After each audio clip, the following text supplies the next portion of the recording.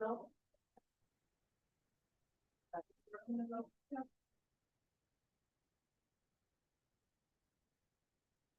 good afternoon and welcome to bill hearings for the House Health and Government Operations Committee.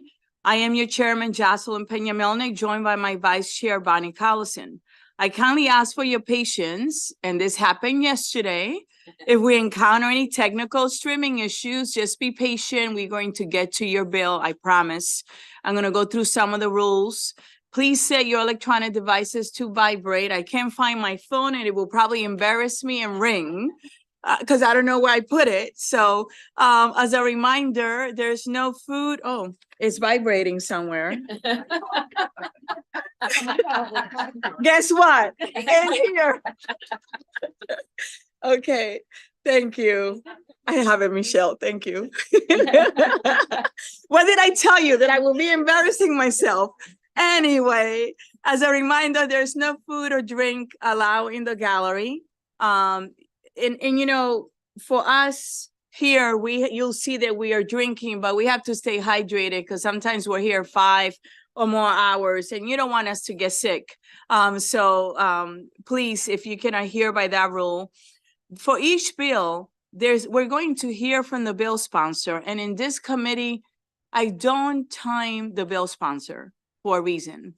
However, please don't abuse it because then you're going to have to make me interrupt you. And I don't want you to do that. Everyone else will get 2 minutes to present. And there's actually a timer that is displayed on the screen and a sound will play when your time has expired. So as soon as you see that, please be kind and wrap it up. Please adhere to our wonderful committee who have been doing an amazing job. Please adhere to our usual committee rules of 1 question and 1 answer.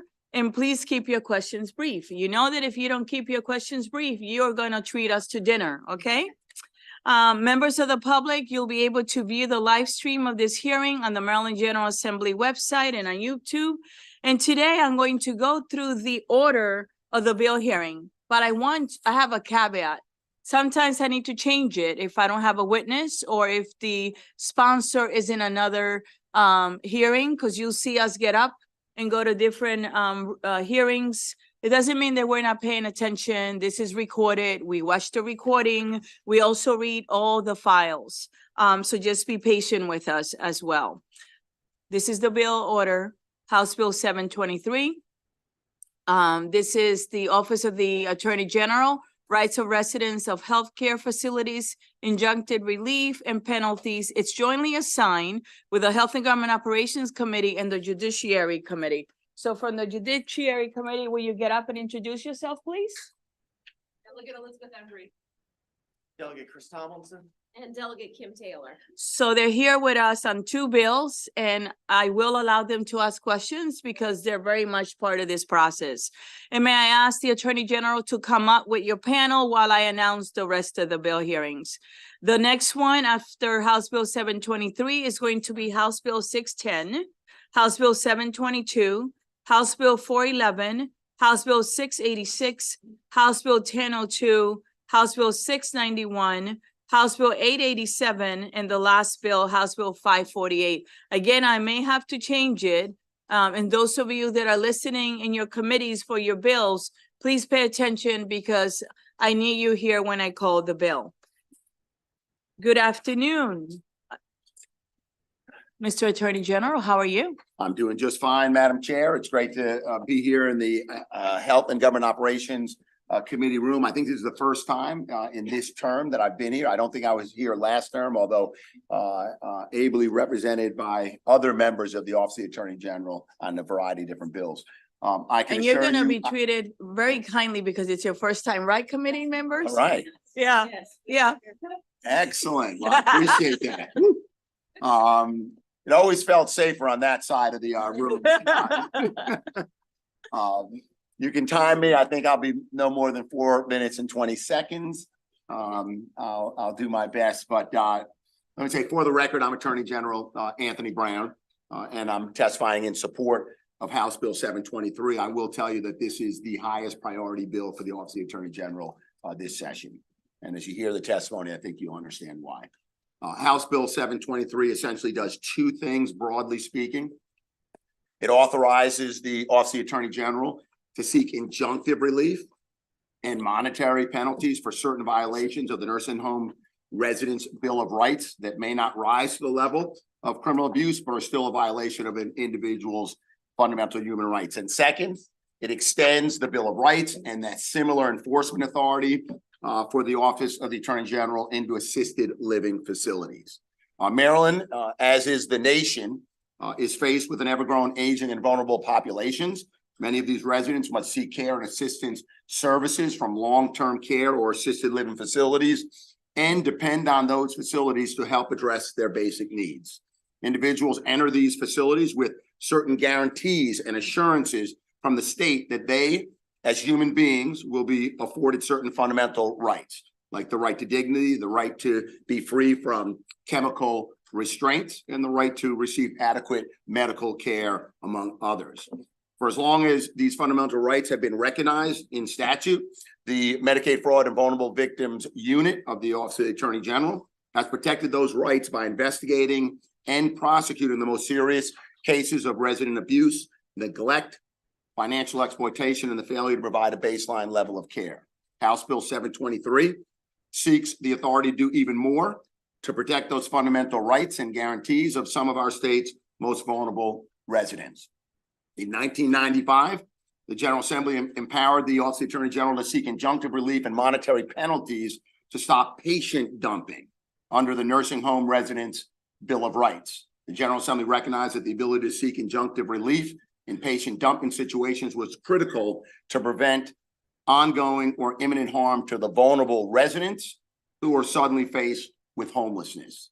The need to address ongoing resident harm quickly and decisively does not stop at patient dumping and is no less critical when addressing other violations of the Nursing Home Residents Bill of Rights.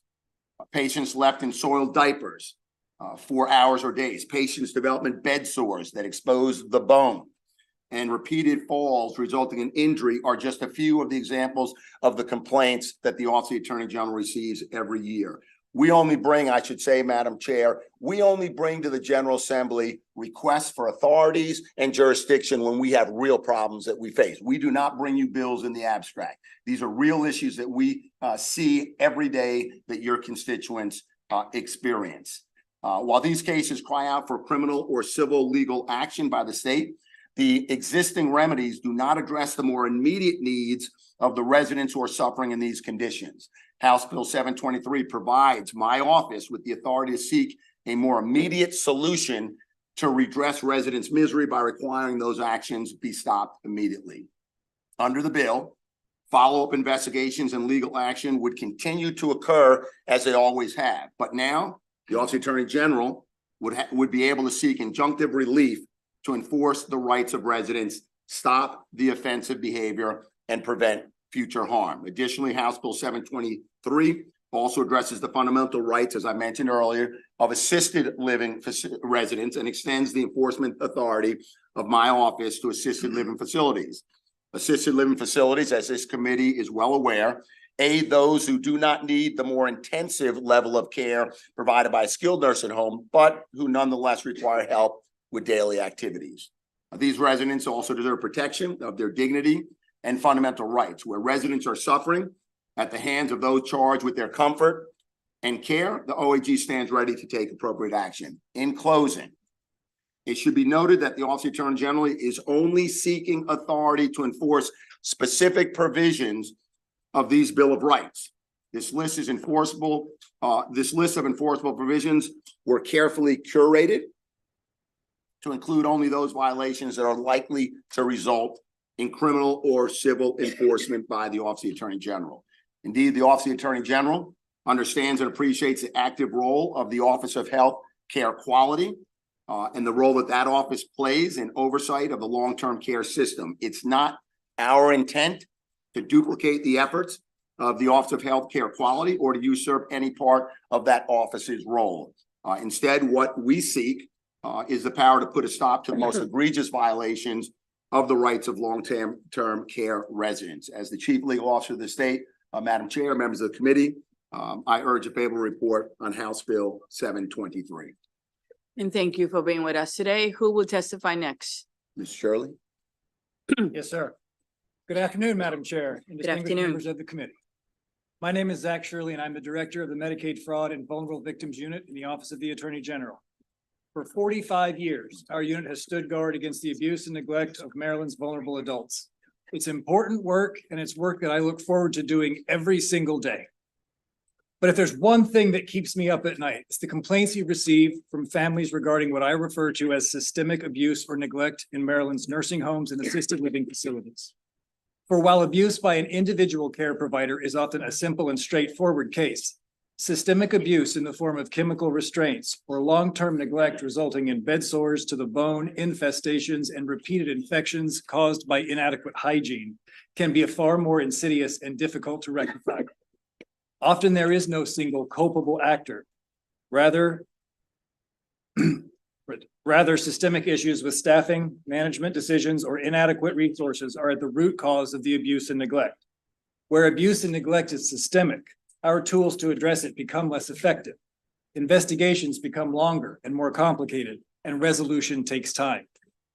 Knowing that in cases like I just described, the victim or victims are still suffering while we develop our case is what brings me before you today. They're unlike crimes such as robbery, arson, murder, where the crime is over while it's being investigated. Systemic abuse and neglect can be ongoing. Our toolbox of criminal and civil enforcement powers can be effective, but they are not immediate. And every day it takes can be another day that the residents are suffering. Notably, our ultimate goal in many of these cases is an agreement by the facility to consent to specified changes with continual monitoring along with a monetary penalty. Solutions likewise available through injunctive relief. House Bill 723 is a faster and more effective method of addressing systemic abuse and neglect in long-term care. It already provides that nursing homes and assisted living residents have certain fundamental rights that are guaranteed. By granting the Office of the Attorney General power to enforce those rights and seek injunctive relief from the courts, we can leverage those fundamental guarantees to more quickly address problems of systemic abuse and neglect. House Bill 723 gives the Office of the Attorney General the power to put a stop to resident suffering on the front end of an investigation while continuing to investigate, develop a case, and craft a solution. For this reason, I urge a favorable report. Thanks very much. Next, please. Jessica Sprague with Legal Aid. Yes, thank you. Good afternoon, Madam Chair and members of the committee. My name is Jessica Spraker and I'm a staff attorney at Maryland Legal Aid. Maryland Legal Aid asks that the committee report favorably on House Bill 723, which establishes a Bill of Rights for the residents of assisted living facilities and creates enhanced enforcement powers for the Maryland Attorney General. This bill will substantially protect Maryland Legal Aid's vulnerable and disabled clients that reside in assisted living facilities, while also permitting the Office of the Attorney General to seek injunctive relief and request civil penalties for violations of basic rights committed to these facilities. Maryland Legal Aid has served thousands of clients that are residents of assisted living facilities across the state and has worked to remedy egregious issues, including financial abuse, theft of property, and private money and public benefits, neglect, substandard living conditions, forced medical and financial decision-making, and many other forms of abuse. In one case, our client, Miss D, experiences several instances of neglect after returning back to the assisted living facility from a hospital stay, where she was left on the floor for hours before anyone helped her while she was unable to get up because she was too weak. A residence bill of rights for assisted living facility residents will bolster the legal rights and dignity of the residents of these facilities, while also reducing the harm that occurs at these facilities throughout the entire state. Maryland has few statutes that protect the residents of assisted living facilities, which are home to many of Maryland's most vulnerable citizens. The creation of a Residence Bill of Rights with the enforcement power of the Office of the Attorney General would help to ensure these vulnerable persons have the best possible care. House Bill 723 will enact law that provides basic rights, including the right to be treated with consideration, respect, and full recognition of human dignity and individuality, the right to be free from mental, verbal, sexual, and physical abuse or neglect, the right to participate in decision-making around transition of care, and the right to manage personal financial affairs. Finally, this bill will create rights to protect residents' dignity and autonomy. For those reasons, Maryland Legal Aid strongly urges the committee issue a favorable report and pass House Bill 723. Thank you. Thank you. So I am going to open it up for questions now from the committee. The first question I see to my left is Delegate Chisholm, followed by Delegate Johnson. Thank you, Madam Chair, and thank you, Mr. Attorney General, for bringing this bill. I'm curious about something. One of the scenarios that I ran into often with COVID was we were getting called by a lot of the facilities that the hospitals were being told to send COVID positive patients back to the nursing homes, back to the assisted livings, and they didn't have a right to send them back to the hospital where they probably should have been treated. And that obviously was a tremendous danger in the security to a very vulnerable population. And I'm happy to share a lot of emails with you about that. If we pass this bill, would that give you authority to try to step in to protect the healthy patients from being subjected to COVID positive patients? Now, God willing, we don't have COVID come back in that way again. But did they have the authority to, and I know Mr. Attorney General wasn't there at that time, but did they have the authority to stop that, or would this give them the authority to stop that if they felt like it was a tremendous health risk to the residents of an assisted living or a skilled nursing home?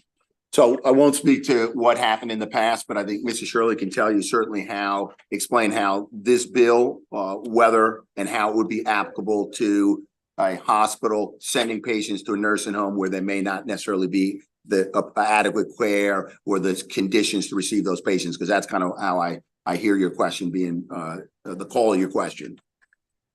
So why don't you go ahead, and the way we work here is the person who can give the best answer, if that person can speak, go ahead. Okay, so certainly COVID was unprecedented. And so I can tell you I was here, but I'll just caveat my answer. Will you by be saying- so kind and get Oh, closer to the sorry about microphone? that. Just move it. Thank you so much. I'll just caveat my answer at the outset by saying COVID was out of the blue and sort of changed the landscape. But this bill is primarily focused on what we are currently trying to prosecute as crimes or as under our civil enforcement action as failures of care. Transfers of residents between different healthcare facilities don't count as patient dumping, so it's outside of our purview. This sounds like the type of issue that the Office of Healthcare Quality would take care of. They're the ones who oversee the regulations. They're the ones who would tell hospitals what rights the individual has during transfer, and whether or not one facility was qualified to take or receive patients. Thank you. My pleasure. We have next Delegate Johnson, followed by Olston. I got all of you. Go ahead. Thank you, Madam Chair, and thank you, Mr. Attorney General, for bringing this bill. It's a much needed bill. We've all gotten the calls and heard the horrifying stories.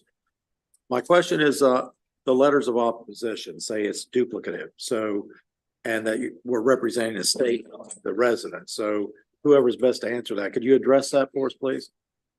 Absolutely. So the Office of Healthcare Quality works hand in hand with our unit.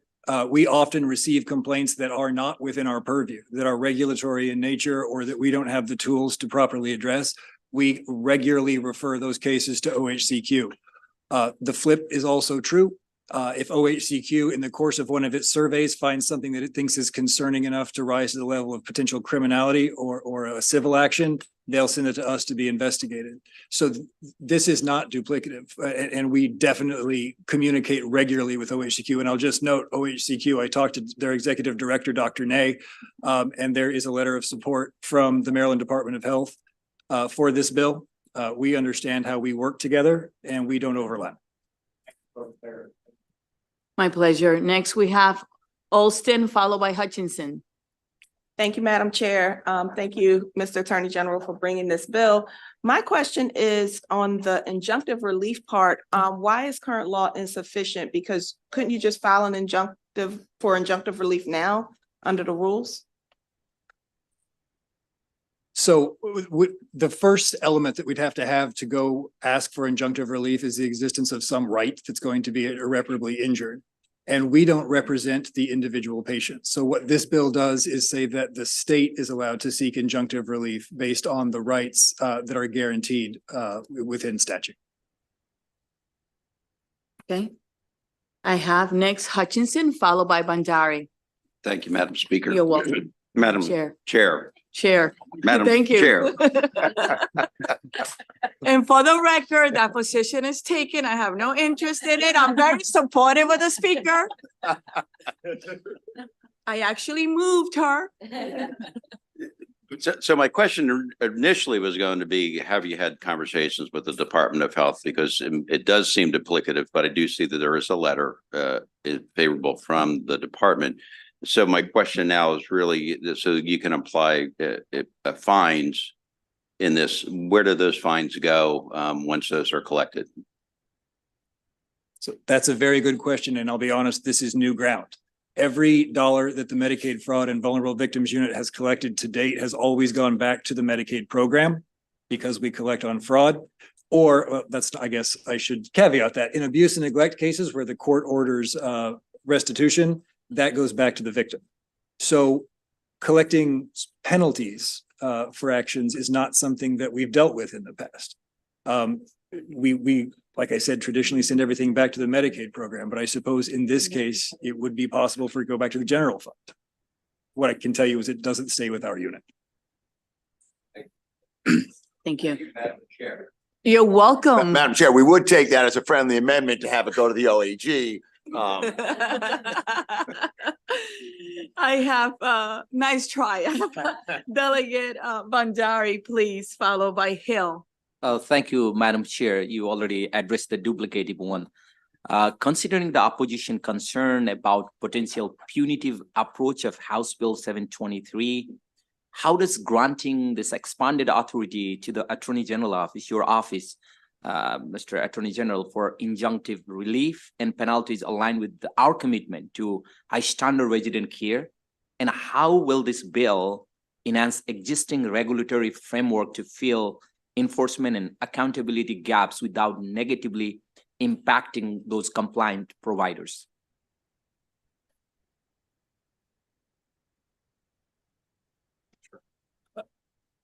So I think that the way that it fits into the existing regulatory framework is as it already does. And I think that it may help to clarify that what we're seeking here is a different cause of action.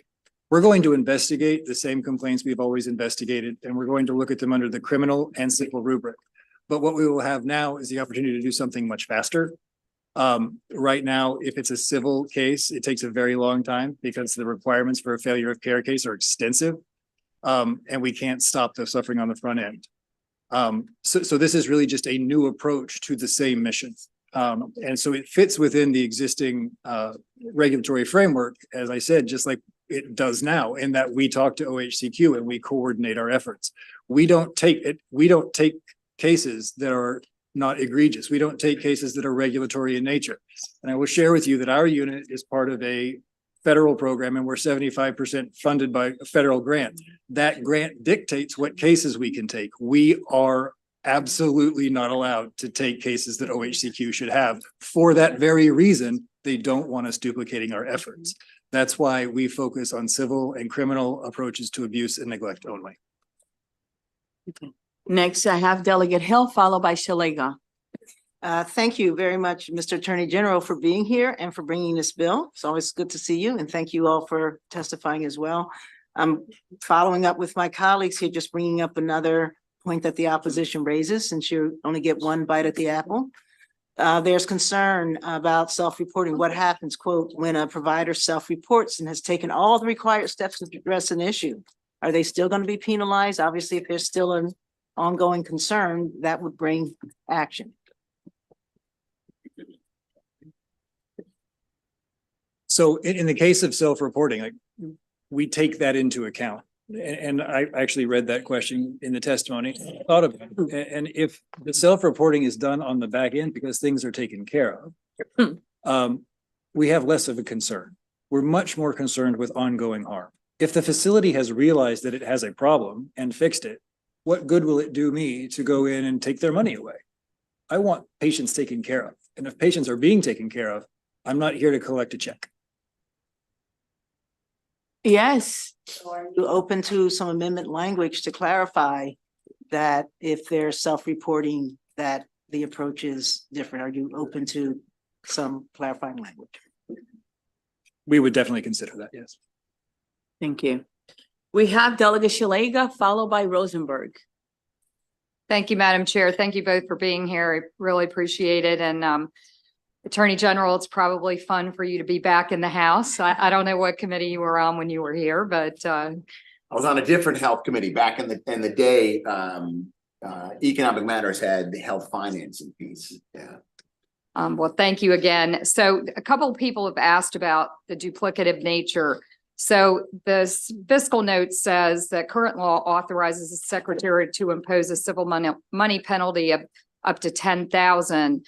And the bill, as I read it, says then this will be 10,000. Does that mean someone in violation would have a $20,000 civil money penalty, or because your bill doesn't strike that other out? So I'm sorry, I missed the first part where you. So it says current law in the fiscal note. Current law authorizes the secretary to impose a civil money penalty of up to $10,000 for each violation, blah, blah, blah. So the bill, as I read it on the computer, says that, you will then be able to impose a $10,000 penalty. So does that mean a facility could get two $10,000 penalties because they're the secretary's fining and then you're fining? Right, and that goes back to our coordination with OHCQ and that we don't investigate the same facilities. It's a very rare occasion that we do, and when we do, they're looking at regulatory issues and we're looking at fraud issues. So in this case, if they've already, identified the shortcoming and they have a plan of correction in place and they've instituted a civil monetary penalty, we're hands off. They've taken care of it. I guess as a written, we could, but we wouldn't. So do you think that perhaps it would help to clarify that for the record? I think that's fine. Okay, and finally, I'm so glad to see you here. While you're here, I would, Mr. Attorney General, on your way out, I've sent you 2 letters from Congressman Harris, myself, and Delegate Arcan about a hate crime, 3 different hate crime violations back last year, and we've never heard back from your office. So I would appreciate it, if you could take this and then answer. To our knowledge, none of the victims have been contacted by your office. Okay. Thank you. Delegate Shalega, will you be so kind, since he didn't know you were gonna ask that question, and give him that paperwork that you have in your hands? I left it Yeah. It wasn't a surprise attack. I had it in my desk, and when I saw you here, I'm like, oh, I get to ask him in person. Yeah, thank you. And then I have Delegate Taylor.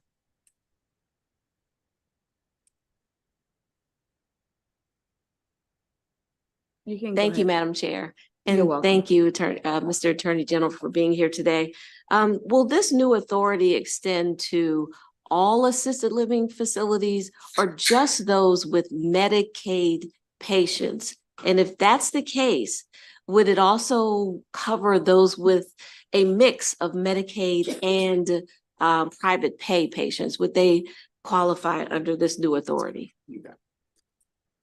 This bill covers all patients in assisted living facilities. I mentioned the terms of our federal grant earlier. Assisted living facilities are fair game regardless of whether or not there's Medicaid funding involved. So any resident within an assisted living facility that's abused or neglected would fall within our mandate. Thank you. I have Delegate Rosenberg followed by Lewis.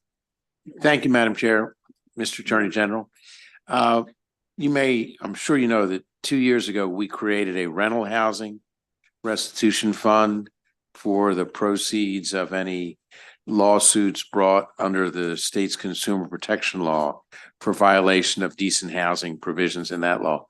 Would you be open to language similar to that so that any proceeds, settlement monies that would go to the state from actions brought under this bill would go to a separate fund or would have to go to nursing home related reform or benefits? Delegate Rosenberg, let me start the answer by saying that as a result of the bill that was passed that created the fund, or really a diversion from the Consumer Protection Recovery Fund in rental cases, that fund benefited with a $3.5 million settlement in the Westminster case, which I'm sure many, if not all of you are familiar with. So we think that was a good result, and establishing that fund made sense because the money was going back to the types of people who are harmed by the type of action that we brought. So in this case, I would say, we want to make sure that it's consistent with whatever the requirements are under Medicaid. And if it satisfies those requirements, and certainly want to work with the committee to see if setting up a fund makes sense. What we'd want to see is that the monies that we recovered go into a fund that are going to address the needs of similarly situated Marylanders. Delegate Lewis, followed by Vice Chair Collison. Thank you, Madam Chair. You're Thank welcome. you, Mr. Attorney General, and your team for being here and bringing this bill. One of the things that haunts me is the growing acquisition of nursing homes nationwide by private equity interests. I know this bill doesn't address certificates of need or any of that, but I'm curious if you might anticipate, or if you're experiencing or perhaps anticipating in the future, more examples of patient neglect and abuse in nursing homes. Is there a timeliness to this legislative proposal that anticipates that worry until we get a grip on the movement of private equity into nursing home care? I'll answer that trend that you see of private equity snapping up nursing homes, especially distressed nursing homes, in order to put together a 5 to 7 year plan to make a bunch of money and get out, is absolutely a reality in this state. We watch that. We monitor who's acquiring nursing homes, but the truth is, at our units level, we see the practical results of that. We see what happens when you suck resources out of a facility, but don't stop taking patients. This bill is designed to force those facilities to stop. And if that means they have to stop sucking money out of the facility to meet the requirements of the law, then that's what they'll have to do. So it only touches on the negative impacts of private equity acquisitions, but it's there. Sure. Thank you very much. I realize, again, it's not the subject of this bill, but I wonder if there might be some value in connecting the trends in reporting in incidents that your unit identifies and making a policy case for better regulation of nursing home acquisition. Kind of a rhetorical question, but if you Yes. had an opinion about it, yes. Thank you. And look, we know that there have been a number of bills introduced in the General Assembly, some of them requiring disclosures of ownership interests. We'd like to work with the General Assembly on addressing this trend in both ownership and the resultant deterioration in the level of care. You're welcome. And if I may, I believe it's Delegate Kerr, if I'm not mistaken, there has a bill addressing this issue.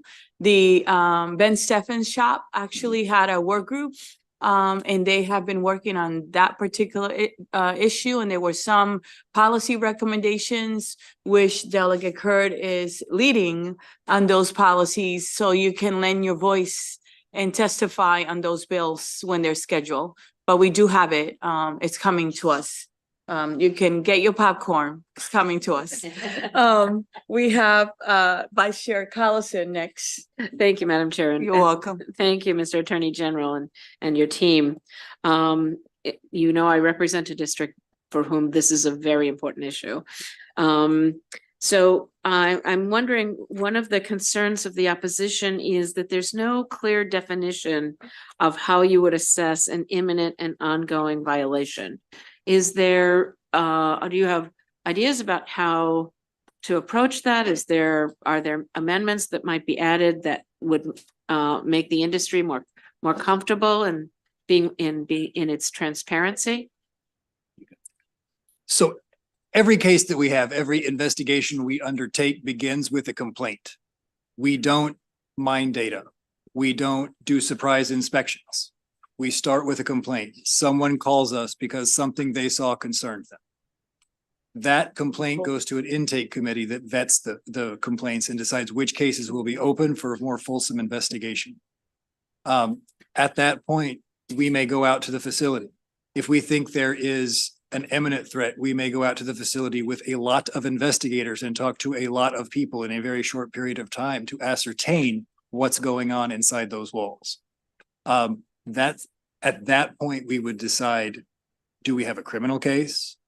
Is there nothing going on here? Or is this something that needs to be addressed immediately through injunctive relief? Okay. I don't see any other questions. Oh, your light was not on. Okay, Delegate Taveras. Thank you, Madam Chair. Hi, I know I'm in the spirit of Delegate Lewis's question, or with regards to these nursing homes that are being acquired by individuals that are neglecting seniors in other locations and in other states, and they're going around. Once they're closed in another state, they just jump around and recreate themselves. Is there anything in place to kind of block that from happening here? If I may, you didn't, I don't know that you were here, but Delegate, there was a work group that this General Assembly put together with Ben Stephen's shop. And actually Delegate Kirk is going to be addressing that issue in a bill. We have a bill to address that issue. Okay, thank you. Any other questions or concern? Seeing none, we are done with this panel. I'm going to go on a favorable panel. If I may ask one question of you though, if you will be so kind, a couple of things, and please get together with, I think there's only one opposition. Everybody else is favorable, and see if you can work it out. I do have to tell the opposition, this bill is going to subcommittee. It's an important bill for this committee. And there's a favorable with amendment as well. If you could take the lead as soon as you hear them testify outside, coordinate and try to work it out. The other thing is, if I can ask the Delegate Shalega, my friend, once you sit, if she can get up and provide you what she has, that will be wonderful. I am going to call now an unfavorable panel. Donna Kaufman, will you be so kind and come up and provide your testimony? And then after that, we will have a favorable with amendment panel, and that will be it for this bill. And to the Judiciary Committee, we welcome you and feel free to let us know if you have any questions or concerns, okay? Good afternoon. Do you feel lonely there? No, it's okay. It's not my first time. As we say here, you are more than enough. Well, thank you very much. I appreciate that. And for the record, my name is Dana Kaufman. I'm here today representing Lifespan Network, and we do have strong concerns with this bill. And I do want to correct a statement that was made earlier. These are not new rights. If you take a look at my testimony, you're going to see that, especially for the assisted livings, each right that is articulated in this bill already exists in the regulations for assisted living, which means that the Office of Healthcare Quality is charged with ensuring that those rights are being complied with through their survey and complaint process. It's also important to note that for especially nursing homes, again, there is a very extensive survey process and complaint process that takes place, but there's also something that's called immediate jeopardy. And if the surveyors come in either through an annual survey or complaint and they find an immediate jeopardy, that triggers a set of actions where the nursing home or the assisted living has to immediately put in an action plan to correct that situation. And they have to then report that and follow up with the Office of Healthcare Quality. The Office of Healthcare Quality also has broad authority in how they will continue to allow that operator. They can, at worst case, they can revoke a license. They can fine. And I will also say, because I know that there was the comment about restitution, both assisted living and nursing homes have civil money penalty funds, where any funds that are, fines that are assessed go into that fund and are used for quality initiatives in both of those industries. It's a grant program. So I just want to make that point. But I think our biggest concern here is the fact that there is no standards or guidelines for how they're going to do this work and how they're going to ensure that it's not duplicative. Are there any questions? Seeing none. Subcommittee. I am very straightforward. We know that it does not really work all the time, and we all have received calls when there have been an issue many, many times. So I would like you to work with the AG's office because it's going to subcommittee. Okay? Yes. Thank you. Oh, you had a question? Okay, I'm sorry. Hold on a minute.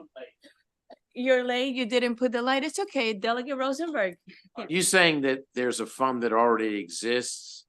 So there wouldn't be need to create a new fund, as I was asking, but that if the bill were to move, that the money should go to this existing fund is what you're saying? Yes, and there's a separate fund. There is one for nursing home fines, goes into the nursing home quality account, and then there's one separate one for assisted livings, and it's a grant program.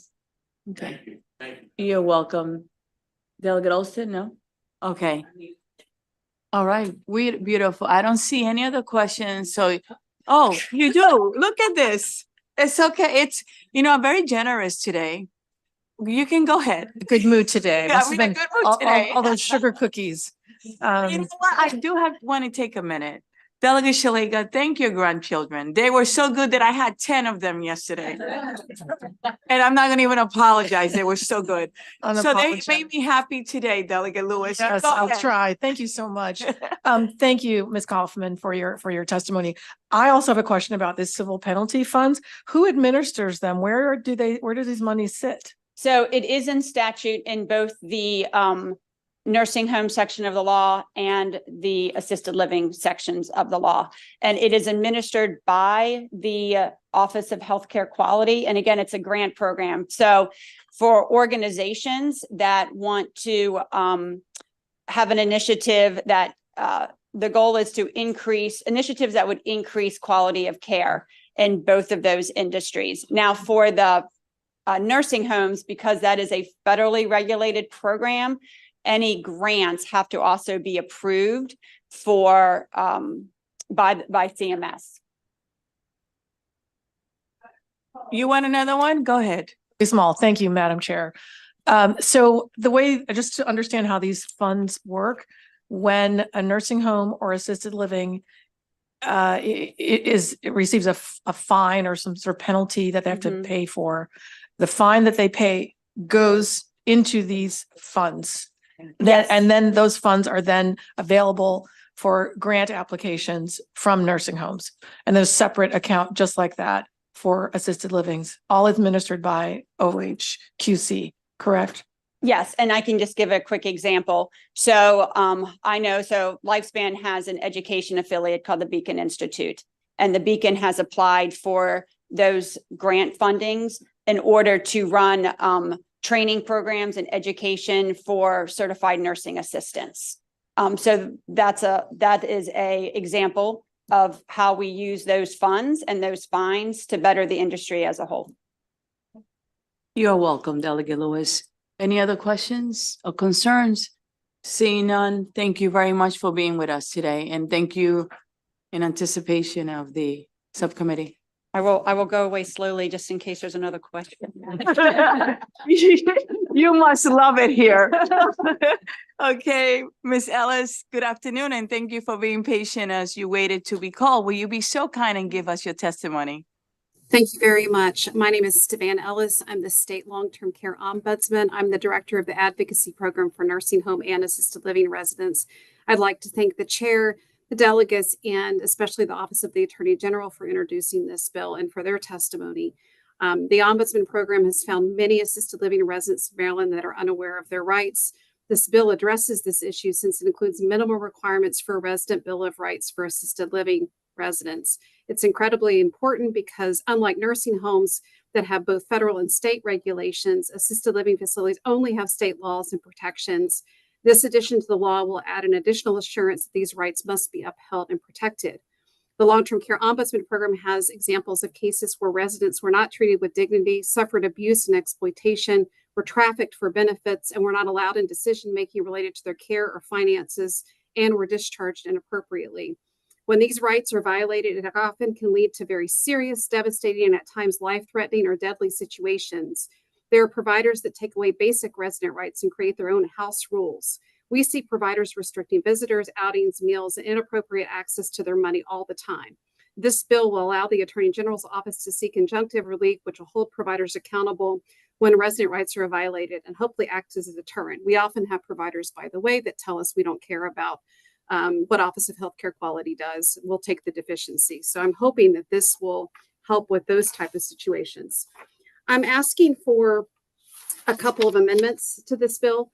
One is because when the two terms abandonment and dumping, resident dumping, because the threat of abandonment and poor discharge planning often causes distress. And when it happens, it causes harm and sometimes death. So I am hoping that those two suggestions will be included for consideration in this bill. I really want to thank everyone for listening to my testimony, and I hope that you'll accept this bill with my amendments. Thank you so much for your time. Thank you for being with us. We really appreciate the work you do for the state of Maryland. Let me open it up for questions, okay? Are there any questions for this witness? You're welcome. Seeing none, if I may just ask you, will you be so kind and make sure you come to the subcommittee, okay? Oh, absolutely. And I also wanted to say, I hope you don't mind, I'm involved in a lot of the other work in the nursing home acquisitions, and I was in part of that group. So I'm happy if anyone has questions for me, feel free to contact me outside of this hearing. You will be a great contact for Delegate Kerr. So he has those bills. So please be in touch with him as well. And thank you for being willing and able. You have a blessed day, okay? Thank you very much. You're welcome. This actually concludes the bill hearing on House Bill 723. We are now going to go to the second bill of the day, House Bill 610, Delegate Morgan, food service facilities, food containing insect flour labeling.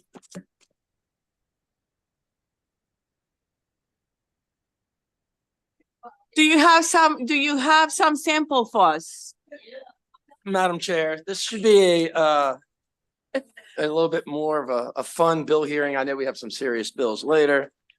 But there are some samples at each of this desk here. So my pleasure to present House Bill 610 to you. You may remember this bill from last year. Yes. Dealt with cricket flour and disclosing it if it was actually sold. Now, the good news is, if you remember last year, the bill did have some opposition due to some interstate commerce laws. And I served you all, I believe, cricket bars last year that were labeled. Well, the cricket bars and food of that nature would be outside this bill. But what you're eating right now would be inside this bill. So basically any bakery, or really you find these things in health food stores, gyms, smoothie shops, would have to disclose this is what it is, which is cricket flour.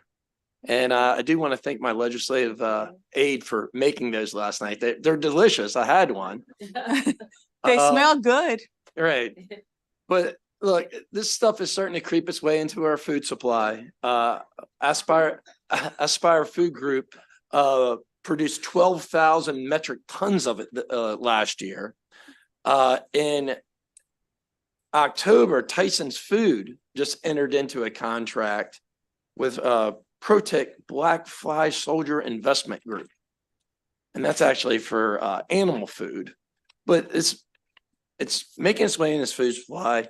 Tyson's Food projects that there's going to be a 27% increase in insect protein market by 2028. So as this thing is making its way into food supply, I just believe that it should be disclosed. And I have to say, like I There's no opposition for the bill. And it treats the disclosure for cricket flour much like we would treat imitation crab meat. Thank you, Delegate, for your testimony. I'm going to open it up for questions now. Are there any questions of the delegate? Delegate Lewis? Thank you, Madam Chair. Even though I co-sponsored this bill, I did so before having eaten a cricket flour cookie. What you are what you eat. Yeah, and I am, yeah.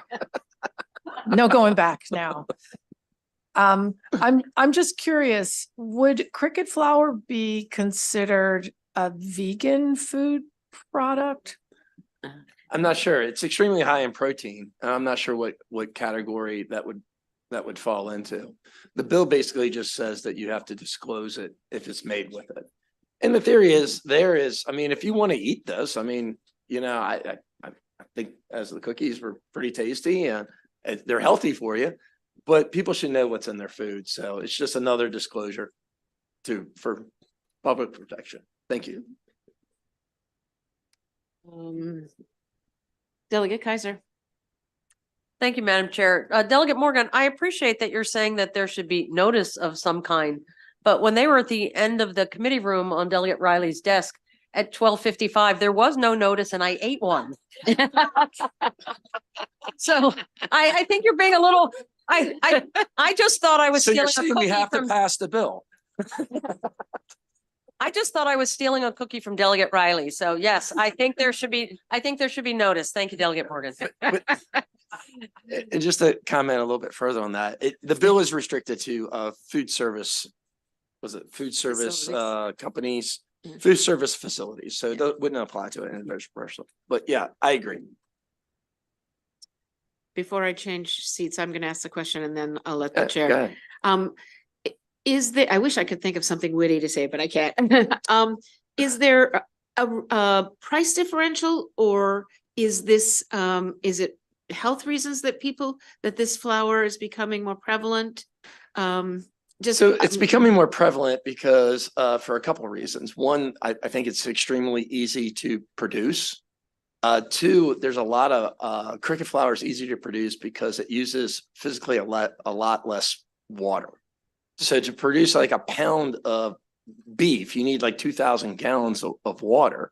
To produce a pound of cricket protein, you need like a gallon of water. And I think it has to deal some with just initiatives that's coming out of the World Economic Forum that they see this as a protein source. And look, it could be a protein source in the future. I just think people should be disclosed what they're having. Thank you very much. Thank you, Delegate. Delegate Riley. Thank you, Madam Chair. Yeah, so the cookie was very good. Thank you. Didn't know I was eating cricket flour, but it was good. So I'm assuming it is probably gluten-free. I would assume so. Yeah, so I would think it was I don't know about the icing and stuff. That was an add-on feature. Right. But yeah, I'm looking at the label right now. Each cookie had 2 grams of proteins in it and 0 fat, 0 trans fat. Very healthy. The product. So right now, because I'm always looking at labels, so to see if it's, sunflower flour, or if it's coconut flour, or if it's oil or vegetable, if it's made with all these things, because there are a lot of gluten-free folks. So yeah, I think it actually would be a plus for the company to actually have it on our labeling, to say that it was cricket flour if it has all those benefits. I agree with you. That's normally how things work, is once they start to get disclosed, people try it and it's not that bad and might even actually help their production of it and the normalization in society. So yeah, there is a benefit of that. Thank you. Delegate Hutchinson. Thanks, Madam Chair. You're welcome. Delegate, I may have missed this, but you said last year there was an interstate commerce issue. How'd you overcome that this year? Yes. So there was some opposition to the bill last year. The retailers were against it. And because if you remember, we had these cricket bars. And look, if it does, there was an interstate commerce portion of the bill that had to be disclosed for labeling if it was on any type of product that you would eat. That part's been kind of stricken from the bill. So basically it's just dealing with food that's being produced. So like those cookies you just ate, if a bakery or gym or some other food facility wanted to sell them, they would have to disclose on them And you should have maybe disclosed that before Delegate Kaiser had some.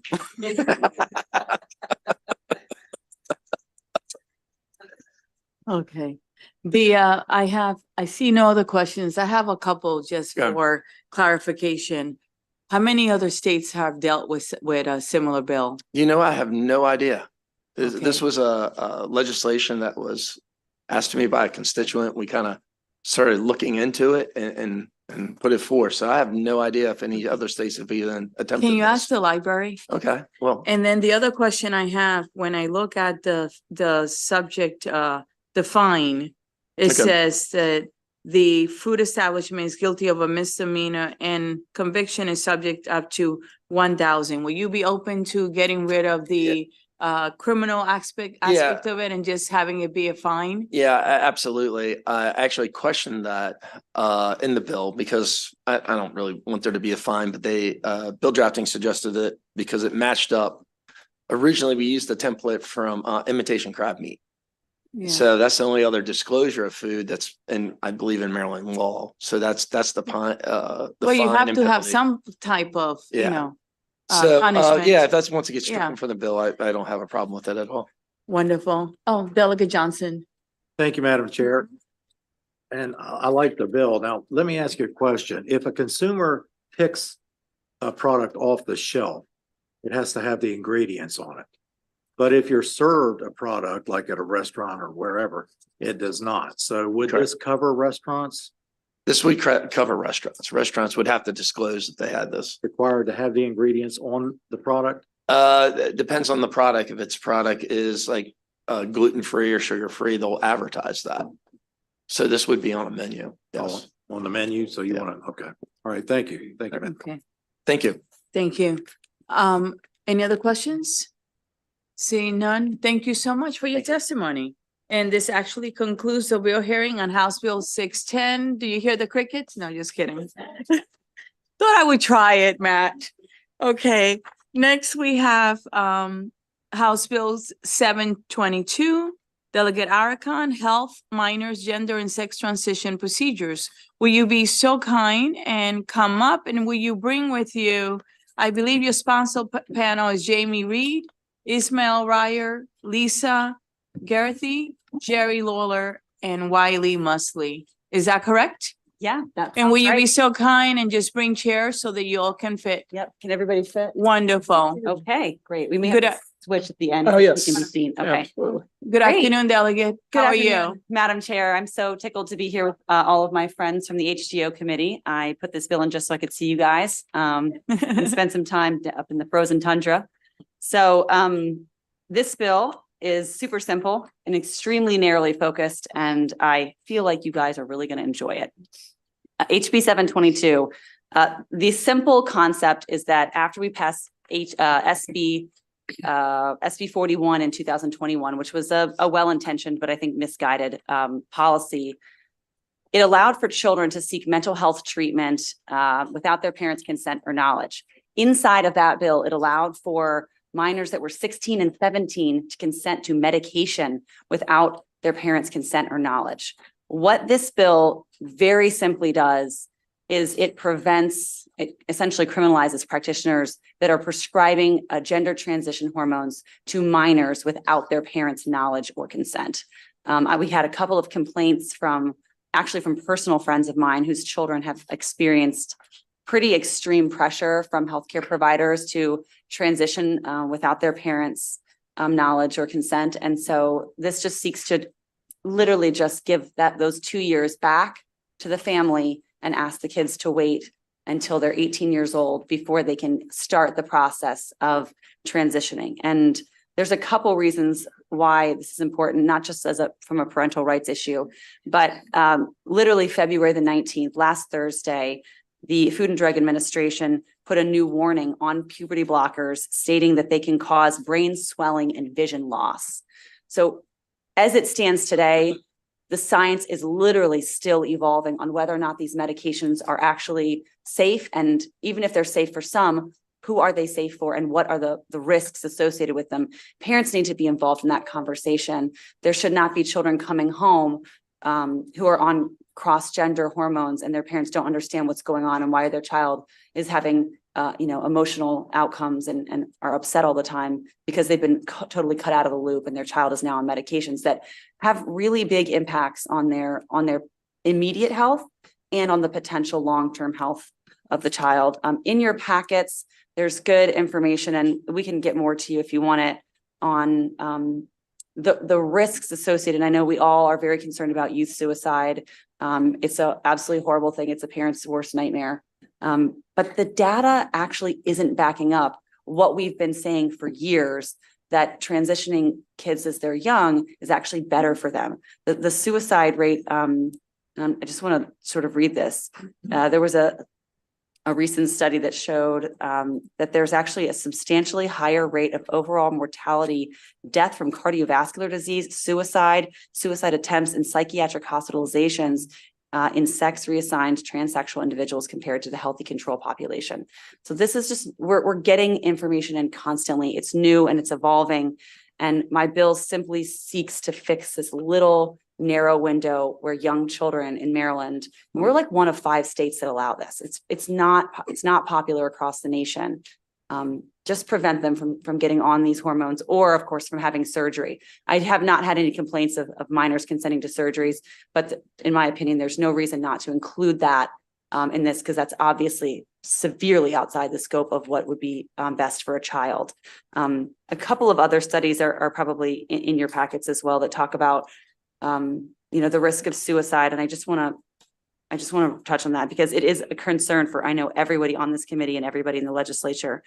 There was a recent study, let's see, from Finland. They have like a nationalized system. So they have incredible data. I'm not advocating for a nationalized system, just saying they do have good data on what does it look like. And they found that that there was 36% of people that were transitioning were actually at risk of suicide. So, we haven't gotten the science right on this yet. It's still evolving. And until we have, something that's really high quality that we can look back and say, yes, this is the real situation. Here are the real risk factors. We shouldn't be allowing for children to consent to these kind of medications or surgeries without their parents' knowledge or consent. So with that, I will turn it over to my panel, and I'll be happy to answer questions. Thank you. Next, please.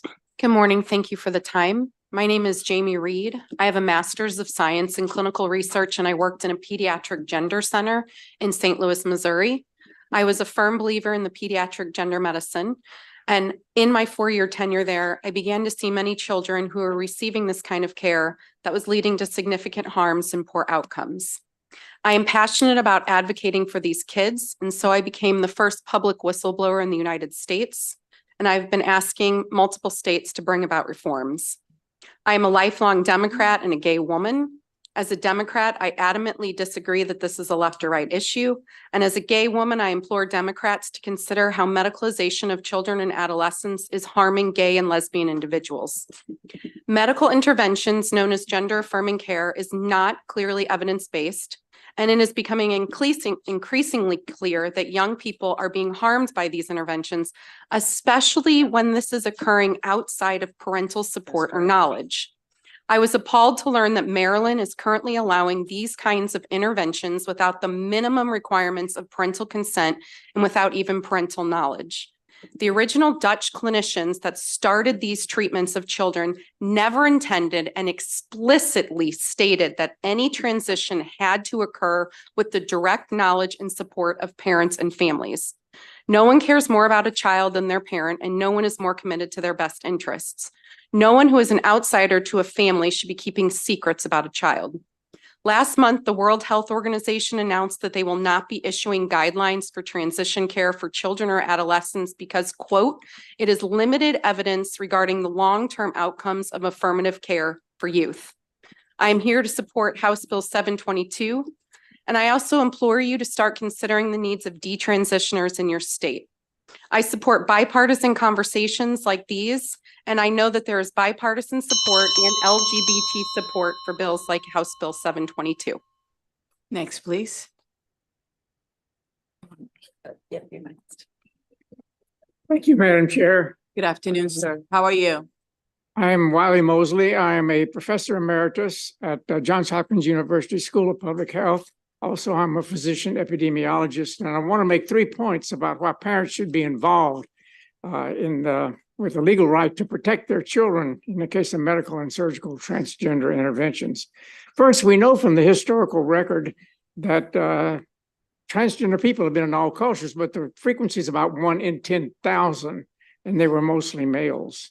In the last 15 years, there have been well-documented exponential explosion of young people around the world declaring that they're transgender. This has increased about 100 to 1,000 times. And most countries most developed countries in the world recognize that this is something different because these are adolescent females and they have used a conservative approach, and the United States has taken a gender affirming approach, which meant medical and surgical interventions. This dramatic increase has the hallmarks of a global epidemic. We know there are social contagions, and based on a report from the U.S. Surgeon General, it seems pretty clear that this rapid increase in gender dysphoria among adolescents is a social contagion. Where do parents fit in this picture? Well, first, minor children are really exposed to the internet, which is bombarding them with information and incentives to transfer their gender. Also, there's schools which are reinforcing this, as well as the pardon, I'm sorry. It's okay. As well as the peers. The point is that a gender affirming physician will accept the child and simply, without the parent's consent, prescribe hormones and surgery. I will note that in other states, surgery has been done on children as young as 11 years old. And my point is that there is a well-documented evidence that gender detransition of individuals has been increasing. There's a website that only had 100 detransitioners in 2019. Sir, It you now have to has start wrapping up. 57,000. Thank you. You're welcome. I gave you some extra minutes there, but thank you so much. Next, please.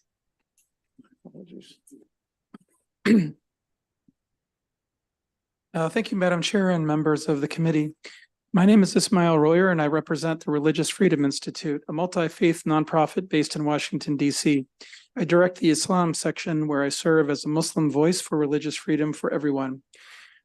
I want to express my unqualified endorsement of the principles in which HB 722 is grounded from a Muslim perspective.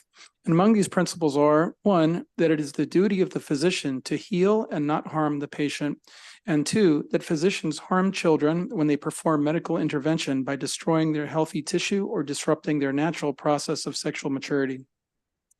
As to the first principle, the Prophet Muhammad said, "Let there be no harm nor returning of harm." This is the most fundamental legal and ethical principle of Islam.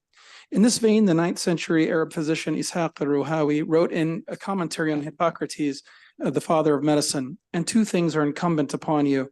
The first is to benefit the patient, and the second is not to harm him. As to the second premise on which HB 722 is grounded, that medical sex transition intervention is harmful, I submit that the sex one is born with is not a disease requiring treatment. So when physicians remove healthy breasts or a healthy uterus, when they prescribe drugs that interrupt the natural process of sexual maturity, they do not heal patients, they harm them.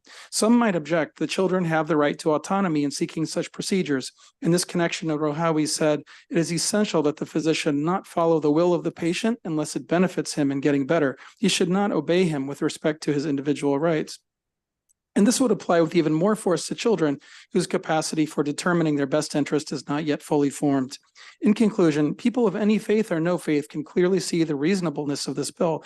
Physicians must do no harm. Medical procedures with the aim of changing the sex of a child harms the child. Hence, physicians must not perform such interventions. I urge your favorable report on House Bill 772. Thank you. Excellent. Thank you for being with us today. We appreciate all of you. Who will be next? Good afternoon. I'm Jerry Lawler. I'm a clinical psychologist licensed in Maryland for 23 years. Maryland law now allows a youth as young as 16 to get gender medications without parental consent. This provides an easy path for internet savvy Maryland teens swept up in gender ideology to find a friendly provider who will allow parental bypass and affirm the youth's subjective feelings that they were born in the wrong sexed body. This can set the youth on a lifelong path of medicalization via hormone replacement therapy and surgical removal of healthy body parts. Growing numbers of detransitioners and lawsuits against providers in the U.S. attest to the fact that impulsive choices made by disaffected teens in collusion with friendly providers recommending experimental treatments can produce lots of regret. I've been seeing youth with gender dysphoria wanting to transition for 5 years. Almost all suffer psychological comorbidities, including anxiety, autism spectrum disorder, a sexual trauma history, or a family dynamic which planted an early message that being a boy or a girl was not okay. Many are gay and just don't want to be. Conventional psychotherapy targeting these issues usually makes the gender feelings remit. There is no scientific evidence supporting the theory that a person can be born in the wrong sexed body. As European nations, where it all started, severely restrict gender medicine following systematic reviews of the evidence, the U.S. is rapidly finding itself on the wrong side of history. HB 772 is a great first step in protecting cognitively immature and impressionable Maryland youth from this latest psychogenic epidemic. I urge the committee to give a favorable report to HB 722. Thank you, sir, for being with us today. We appreciate it. Next, please. Hi, my name is Lisa Garrity. I'm the mom of a 16-year-old daughter who came perilously close to ruining her life by taking hormones and choosing to have life-altering surgery for her gender dysphoria. My daughter suffers from depression, anxiety, and she is autistic. While isolated during COVID, she spent most of her time on the internet, through which she was absorbed into the trans community and soon decided she was a trans boy. Upon her return to school, staff fully supported this dysphoria despite my wishes that they do not. After attending school for 1.5 years, I took my daughter out because she was failing and not attending her classes. Shortly thereafter, she sold her binders, which are used to flatten breasts, and decided that her dysphoria was a result of coping with trauma. Sadly, her depression continued and she was not doing her schoolwork. I had no choice but to send her back to school last fall. She immediately fell back into her dysphoria as she was affirmed by school staff in a myriad of ways. I pulled her out of school a month ago, and I'm happy to report that she is no longer identifying as a trans boy. Her mental health is improving, and she has a GPA of 3.8. We now know that data from European countries shows that affirming a child who has gender dysphoria with comorbidities like my daughter is the worst thing you can do. I feel like the fact that I did not affirm her dysphoria is the only reason that she has not gone further into dissent. My story shows that most lawmakers and school board policymakers harm our children. Please respect my right to raise my child according to my beliefs and support this bill. Because while my daughter is doing better, she is by no means out of the woods. This bill could save her life. Thank you. I'm now going to open it up for questions. And the first one is Delegate Kaiser, followed by Taveras, and then Chisholm. Okay. Thank you, Madam Chair, and thank you, Delegate Erickson. Two things I want to ask that I'll ask you to provide later. You mentioned an FDA study, and I checked the Google machine, as Delegate Chisholm called it, and couldn't find anything from last week.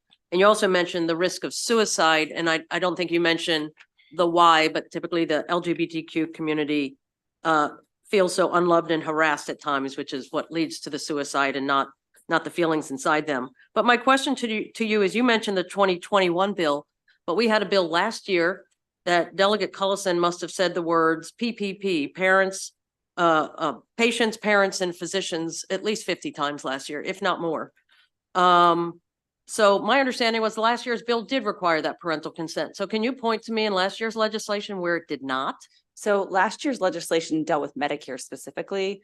This bill that allowed for kids to Okay. consent was just for mental health treatment. And you actually heard a version of it, I think only the Senate version moved, which was SB 41, but it's a totally separate issue. That was just on the reimbursement piece of our code. It had nothing to do with sort of the broader implications of mental health treatment in Maryland. Thank you. Delegate Taveras? Thank you, Madam Chair. Just kind of piggybacking a little bit on the Delegate Kaiser's question. What proof do you have that there is a not even a correlation, but rather a causality between suicide and transitioning? Because I find that, again, as somebody that's very sensitive to the issue of suicide, I think that it's more of a societal impact. What proof do you have? So my bill doesn't specifically deal with suicide and causality. Causality is actually very difficult to establish. So it requires a huge breadth of research. So we don't really have established causality on either side of the debate, which is why this bill seeks to prevent minors from consenting until we have well-established research to show what the outcomes really look like. But there is data. I mean, you should have in your packets this child and adolescent mental health from the BMJ mental health. If you don't have it, I'll make sure that you guys do have it by the end of the day. This will talk a little bit about the suicide thing. There's also testimony that you'll see from Dr. Goonan in your packets, and she goes into some more detail about the latest research into suicidality. But what she's discovered as she's researched and treated a lot of these children who are now detransitioning is that the rate of suicide just broadly for people with mental health issues, that includes many different types, including body dysmorphia, is about 0.03% across the board. So it's not actually increased even for children before they transition. So, yeah, but I can make sure that all the research that we used, I can get to you. Thank you. I have Delegate Chisholm, followed by Kipke, followed by Shalega. Thank you, Madam Chair. You're welcome. Last year, when a bill similar to this went through our committee and our subcommittee, I continued to ask the same question about the puberty blockers. And I was told that somebody could go, a child could go on puberty blockers for an extended period of time. And wherever they started on the puberty blockers, they would then start back up into puberty. Since Jamie or one of the doctors want to answer this, did you ever have any experiences where somebody was on a puberty blocker for a long period of time, and you can establish whatever that period is, and then came off the puberty blockers and just automatically went back to that point in puberty or maintained a normal puberty period? Sure. Thank you for the question. So the concept is that a puberty blocker is completely reversible, is I think what you're talking about. So if it's used, then you're blocked and then everything kind of just jump starts. First of all, we don't have enough research to show that. There was recently some research out of England that was showing that there are concerns about long-term IQ drops and issues where if you pause the brain in its development, there are certain windows of time where the brain does need to go through certain stages of development. And so that pause might not actually be as benign as calling it irreversible. As for how long patients are on these treatments, in the center I worked in, we were putting natal boys, so children who were born male, on a puberty blocker at Tanner stage 2, which is a specific stage of puberty. They could actually stay on that blocker well into their mid-20s or 30s.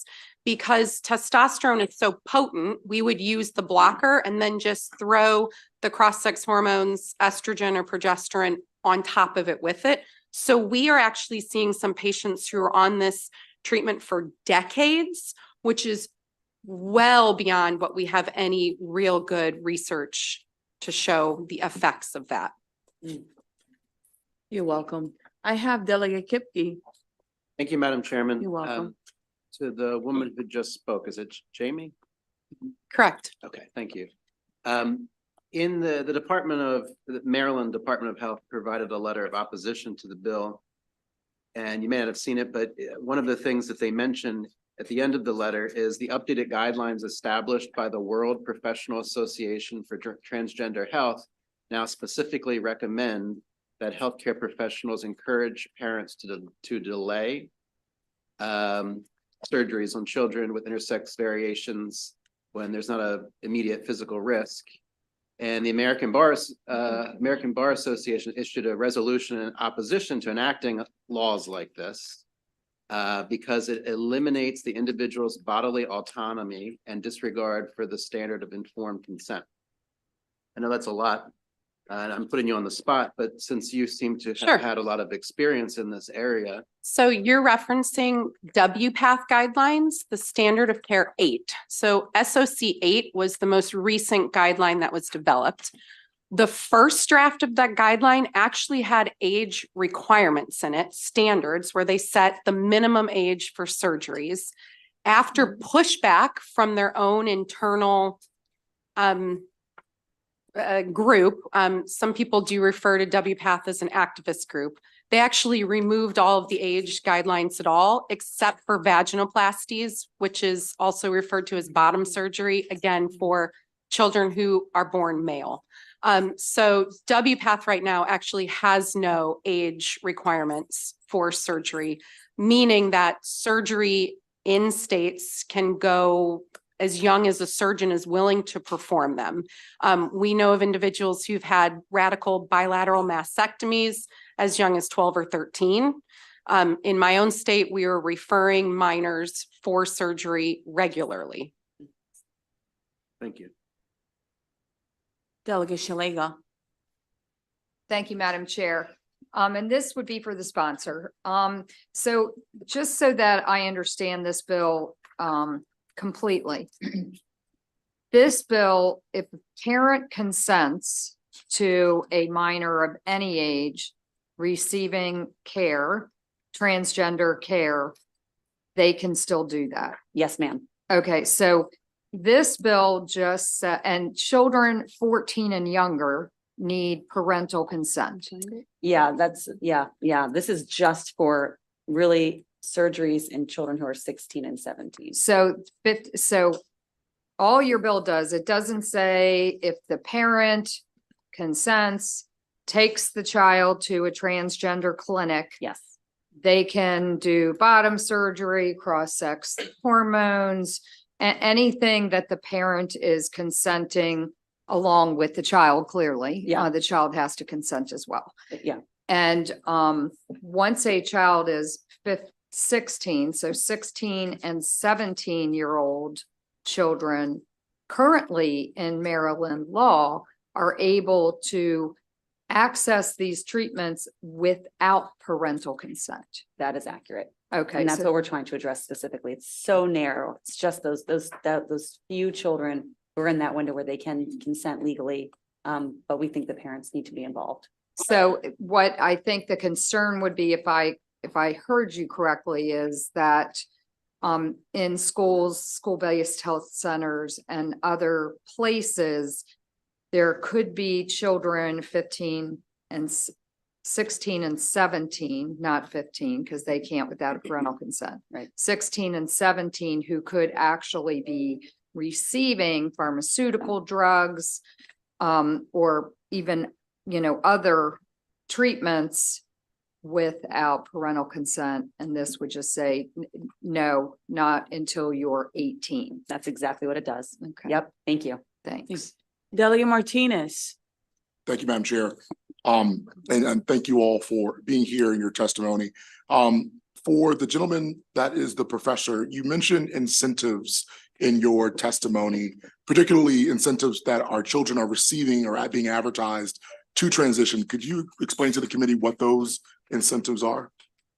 Basically, they are emotional incentives. If you go to the internet, there are well over 100 sites, at least, that I've been able to identify that speak to children about changing their gender and encouraging them, and also peer groups as well. We know from data that children in school, often they're a group of girls who get together and all together collectively decide to change their gender and declare that they are another gender. And so the incentive is social and emotional. There are obviously not financial incentives that I'm aware of or any other type of incentive, but these are extremely powerful when you think about peer influence. Delegate Riley.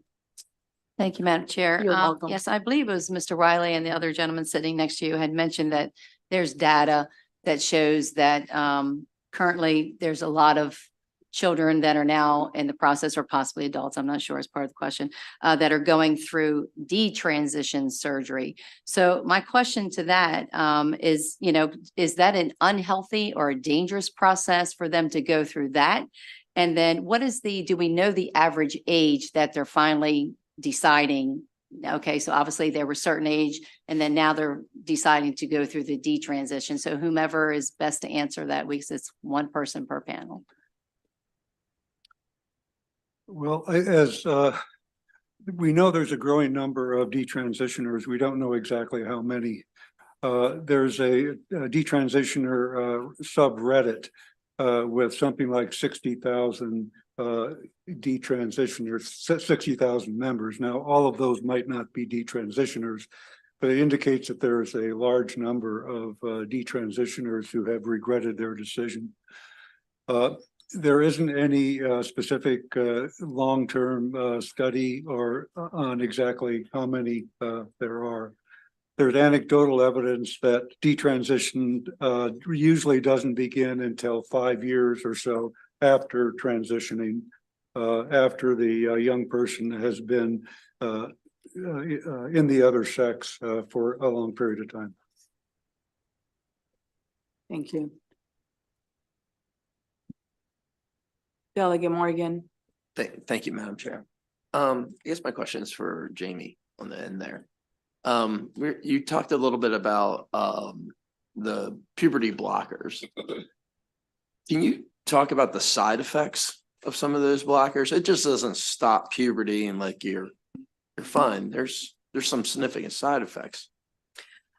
There's significant side effects to all medical treatments that are currently being used to medically transition. So puberty blockers are used to arrest or stop the growth of a child through their natal puberty. I see some of the biggest harms being caused to the boys. So if you have your puberty stopped at Tanner stage 2, this gets slightly graphic, but your penis will no longer grow. Your testicles will not develop. You will not develop the fertility elements necessary if you are interested in having your own biological children later. And what we're also seeing is that we are having major concerns about sexual function for young children who are blocked at Tanner stage 2. So if your penis never grows, your testicles don't develop, you do not ever have the pathways to utilize those organs. The other long-term effect is that it has totally changed what kind of surgery patients are able to access. In the past, we had people who are boys go through puberty, their penis fully develops. The way that we did a vaginoplasty was we inverted that penile tissue. We don't have enough tissue to invert anymore.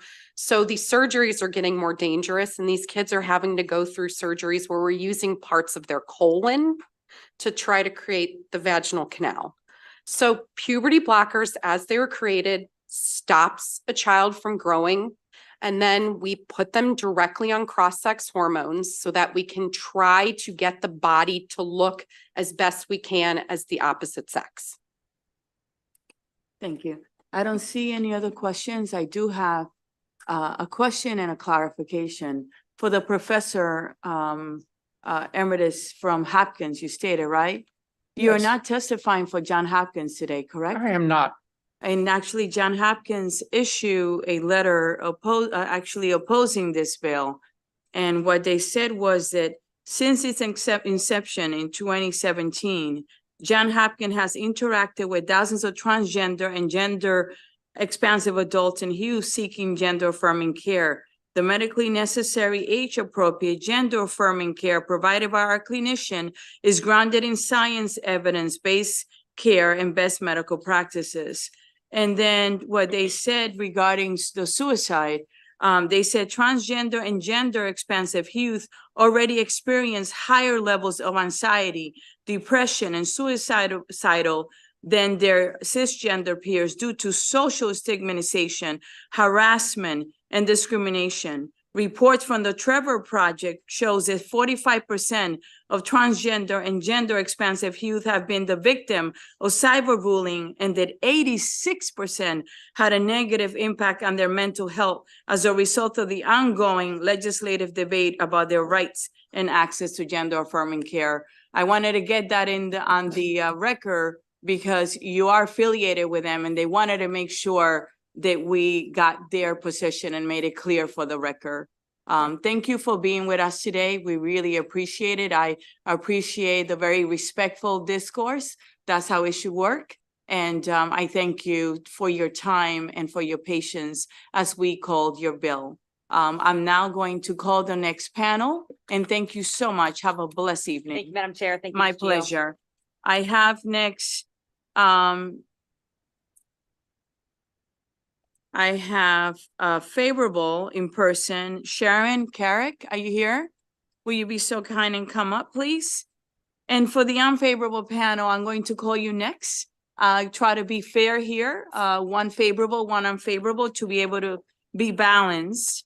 And then I also have Esther Zabo, and I hope I pronounced your name correctly. Are you here? Will you be so kind and come up? And I have Kamala Bryan. No, that is virtual. Those ones are virtual. Yeah, Wiley Mosley already testified. Good afternoon. How are you? Fine. Thank you. Will you be so kind and get started? Yes. My name is Sharon Carrick, and I'm here today as the president of the Maryland Federation of Republican Women in support of House Bill 722.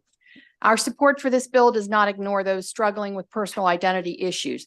Our concern is with allowing minors to make decisions without parental participation that will result in life-altering and irreversible physical changes. Children and teens lack the life experience and maturity to make these decisions. The human brain is still developing until about age 25, which is why juveniles in Maryland under age 18 are not held to the same level of responsibility for serious crimes.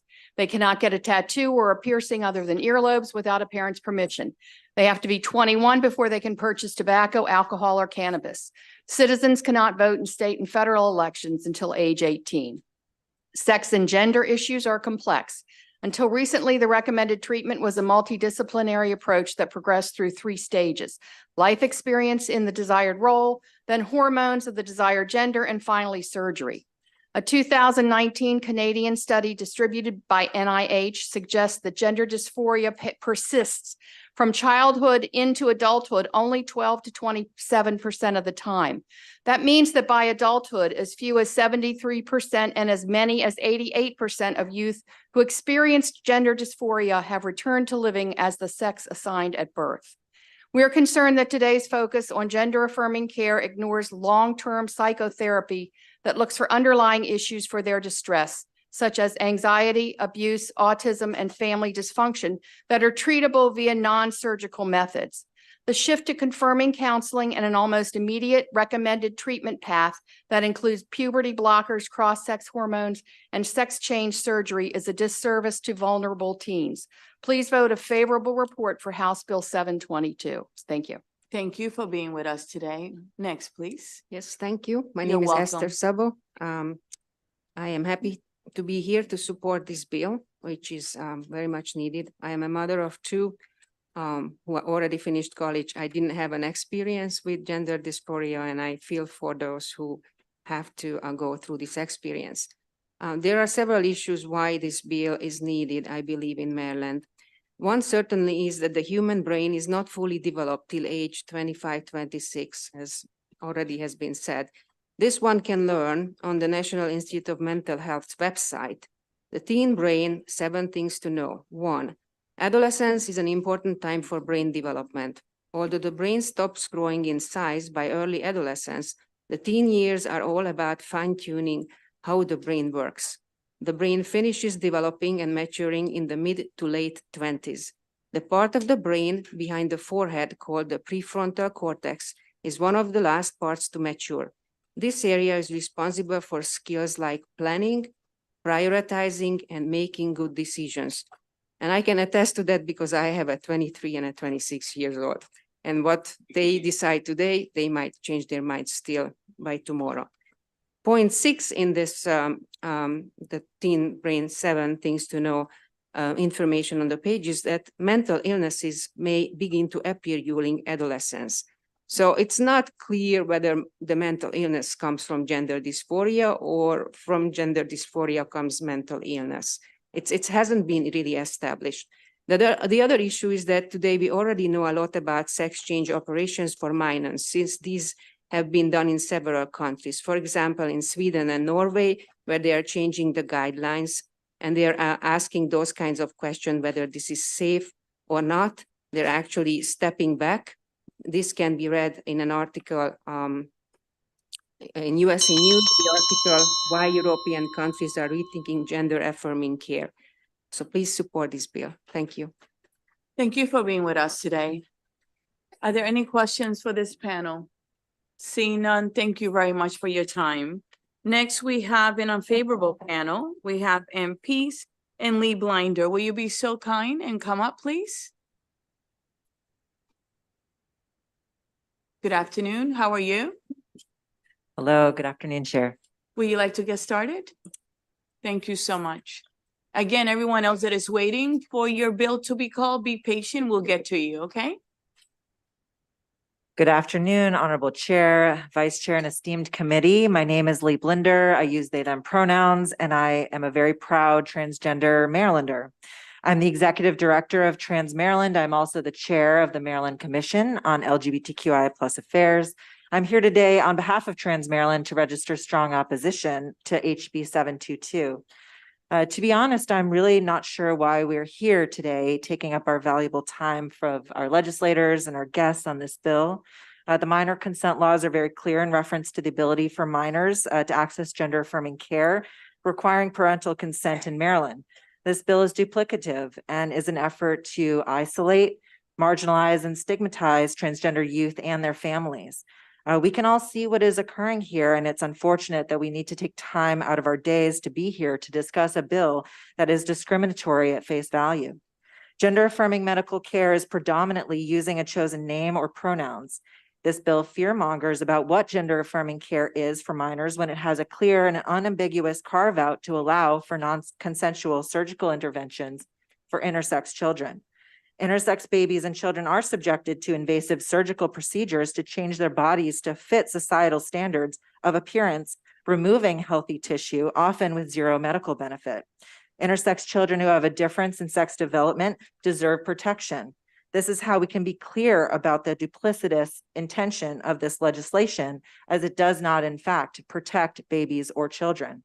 The American Medical Association, American Psychiatric Association, and the American Academy of Pediatrics all back gender affirming care for transgender people of all ages. This care is backed by peer-reviewed science. It's okay if people do not understand the science or are afraid of transgender people like me. This fear will not cause us to go away. We're here and always will be. For these reasons, we urge an unfavorable report. Thank you. Next, please. Good afternoon, Honorable Chair, Honorable Vice Chair, and Honorable Committee members.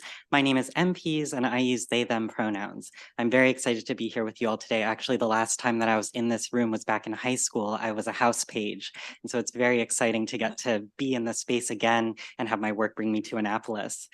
Since then, I've become a doctoral student in counseling psychology at the University of Maryland, a scientist and a clinician in training, and today I am here representing the Maryland Commission on LGBTQIA+ Affairs in strong opposition to House Bill 722. This bill singles out one form of critical, life-saving healthcare that, in accordance with evidence-based standards, already adheres to strict ethical practices of informed parental consent and youth assent in these deeply personal healthcare discussions.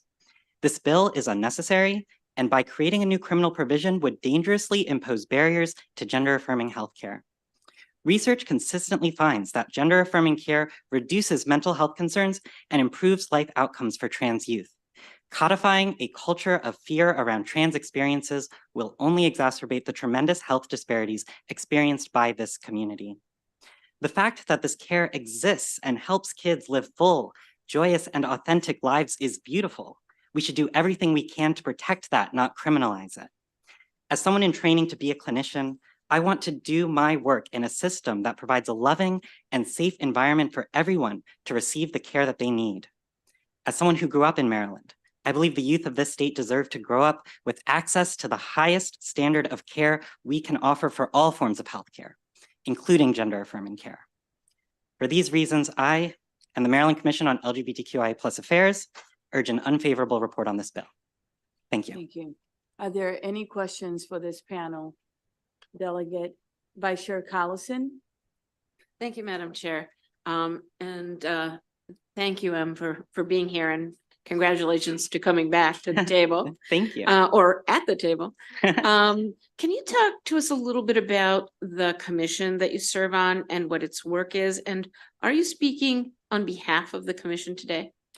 Yes, so the Maryland Commission on LGBTQIA+ Affairs is within the Governor's Office of Community Initiatives. I'm a commissioner on that commission as well as on the policy committee, and I do speak on behalf of the commission today. And so it's composed of various members of the community, and per its the legislation that created it is charged with providing policy recommendations such as this. Thank you, Mayor. Thank you. Delegate Shalega. Thank you, Madam Chair. Thank you all for being here. This bill, as we've just reviewed, would not impede or disallow any minor from having any treatment if their parent consents. Is that correct? Is that your understanding? My understanding is that it creates a criminal penalty that practitioners will have to take into consideration and might impact, the culture around gender affirming care and energy within the state. But that would only be if a minor who's 16 or 17 receives that care without parental consent. So that would, and I'm sure you would, your families are very embracing and encouraging, and they would have come alongside you to make your care even more holistic. But treating this bill does not focus on what you said on your testimony, and I'm just wanting you to realize this bill is only for, as we said, 16 and 17-year-olds care without parental consent. So do you then think that children that are 16 and 17 should be able to get cross-sex hormones, puberty blockers without their parents' knowledge? I appreciate the question. I believe that is covered within existing law and ethical principles that clinicians adhere to. And so I think by signaling out, we need to consider what the larger implications and impact of the legislation would be by separating out something that already follows strict laws and ethical regulations. But it doesn't. That's why we have the bill before us. Thank you, Madam Chair. Just as a follow-up, do you think that the bill is necessary? Who will be the next best person to answer that? Sure. I believe this bill is unnecessary. And why is that? It's unnecessary because we have established, as Em mentioned, established care procedures, ethical guidelines, and laws in this state, and those are very clear. And so when we see legislation and attempts to undercut those by excellent medical advice, strong peer-reviewed science, the science is very clear. And so it is disturbing to see, a bill pop up that is specifically targeting this community. And we've seen a trend of that. And it always brings me some sadness that that's the direction that we need to go in this state. Okay. We have Delegate Martinez followed by Morgan. Thank you, Madam Chair. And for this panel, I hope I get the Terry Hill treatment. I have a few questions. I've been allowing the Terry Hill to all of you. I just wanted to make sure and ask. It's Oh. because of the sugar cookies. That's what There we happened. Go go. ahead. Well, thank you so much, Madam Chair. It's cricket cookies. I got the protein energy. So I want to thank you both for your testimony today. And I had a really simple first question is, why is gender affirming care important? Who's the best person to Well, I think that simply gender affirming care is important because it allows folks within our community to live full and authentic lives as the person that they truly are. And being able to access that care within a society that so readily stigmatizes and marginalizes trans folks of color especially, being able to receive that sort of care and be affirmed within who you are is part of what gives life meaning. And so I think that this type of care for that reason is crucial to the very fundamental existence of and ability for us to thrive. Absolutely. You know, the last panel that came up for the sponsor talked a lot about youth suicide, talked a lot about depression and anxiety that our youth are feeling, particularly those that have gender dysphoria and are just trying to figure it out. Do you think bills like this increase their depression, increase their anxiety when they see this is what the work of the legislature is? Yes, absolutely. There is a growing literature in my field that is looking at various impacts of anti-LGBTQ legislation broadly. And the emerging findings suggest that even in situations where those bills are only heard and do not pass, the fact that that rhetoric is out there increases anti-trans and anti-LGBTQ stigma, and also can increase negative mental health outcomes due to something that people in my field call structural stigma. Okay. And that's my last question. Thank you. Okay, all right. Delegate Morgan. Thank you, Madam Chair. I wanted to stay on the same topic of suicide. One of the things that always bothers me about cutting the parents out, when you cut the parents out of any policy dealing with mental health, how can you ensure the child is getting the proper amount of mental health to go along with the treatment that they're getting for gender dysphoria? Sorry, can you repeat the last part of the question? So how can you ensure that anyone suffering from gender dysphoria or any other thing like that, they're receiving treatment, how can you ensure that the patient is receiving mental health and those needs are being met if the parent is cut out? Because it's not like a child carries an insurance policy. Right. I mean, I think you're speaking to something that's very important, which is access to all types of healthcare, holistic healthcare, and mental health care is certainly a part of that. I think when it comes to legislation like this, again, because of the strict ethical principles and legal structures that are already in place around healthcare more broadly, that is beyond the scope of what we're talking about today. But I do agree that it's important that we support people in all ways. Follow up, Madam Chair. Yes. The scenario that was giving in the sponsor panel was dealing with a 16 or 17-year-old that was being treated maybe through a school-based health center that was getting some type of puberty blockers. And my question is, how do we know if the parent is cut out of the loop and not made aware of the situation, how can the child possibly seek any type of mental health professionals?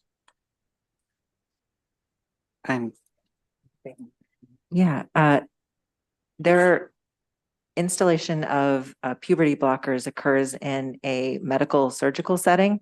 So that is not occurring in a school-based health center. So I apologize that you've received some misinformation about the science. Again, I always encourage folks to talk to transgender people, to talk to our the licensed boards and extensive provider organizations that support this care to better understand it. It's a complicated process. I am trans and I did not understand everything about gender affirming care. I had to undergo that research and learning. It wasn't a part of my education growing up. So I have had a lot to learn, and I think it's a process that we can all benefit from. I have Delegate Kaiser, followed by Chisholm. Thank you, Madam Chair. My question is for Lee Blinder. During the last panel, there was talk of exponential number of people wanting to detransition. I think I've seen prior data saying from 0.02% to 0.2% of all people. And granted, that is exponential. It is a tenfold increase. But I just wanted to ask the question about the detransitioning and how that compares. I've heard that the percentage of people who wish they didn't have knee surgery or knee replacement or heart surgery or something else is well higher. So it seems like this detransitioning talk is like a red herring. So I just wanted you to address the detransitioning arguments. Thank you so much for that question. I think, people are always concerned about people's well-being and receiving medical care, and that's great. We should be concerned about quality medical care and quality outcomes. When we're considering detransition, and even just the number of transgender people who are feeling comfortable to share their identities, I will get for everyone on the committee. I don't have it handy with me, but there was, I believe John Oliver did a little session on a segment on the number of left-handed people increased exponentially after we stopped beating children for being left-handed. And so when we're looking at the transgender community, when folks are feeling more comfortable to share their identity, we're living in a society that's created additional space, then people are feeling more comfortable. It does not mean that there's some sort of drastic increase in the number of trans people. It's just an increase in the number of transgender people like myself that you're seeing in society because we're feeling more comfortable to share that. So as for detransition, when we have more people who are feeling comfortable sharing who they are, then we might have people who sometimes have second iterations of transition. Sometimes people are feeling boxed in and they make a decision that isn't right for them. And the amazing thing about it is we all can make many life-changing decisions every day. And I have friends who have shared their experiences with me. I encourage you all to talk to the transgender community, to get to know us and see that we're really just people. We're a little bit different than you, but we're here and we're open for conversation. Thank you. Delegate Chisholm. Thank you, Madam Chair. You're welcome. Based on your testimony and actually what you just followed up with there, it seems to me that you have more of a concern with anything you deem to be anti-LGBTQI legislation, both here in the state and across the nation, rather than this bill. And this bill is very narrowly focused. It says we must get parental consent. So I'll ask either one of you, whoever wants to answer, are you both absolutely committed to the answer that parents should have parental consent on any gender affirming care, especially how it's written in this bill? So I appreciate your question. And parents are an important part of children's healthcare. We also have transgender people who are parents. So I think sometimes when we're talking about who the parent community is, we forget that transgender people have children. We have sometimes cisgender children and sometimes transgender children, just like parents who are not transgender.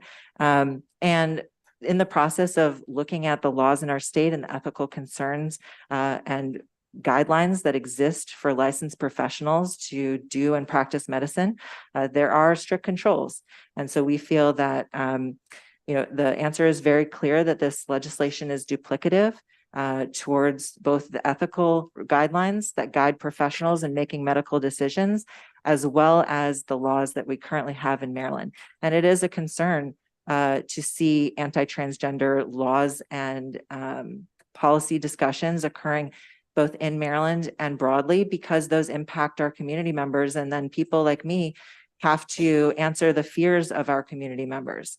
And we do so, without a lot of support and resources. And people are afraid that their government is going to come for them as a transgender person. And we see people facing violent situations. And that is because people are not well understood, which is why I always do encourage people to talk to the transgender community.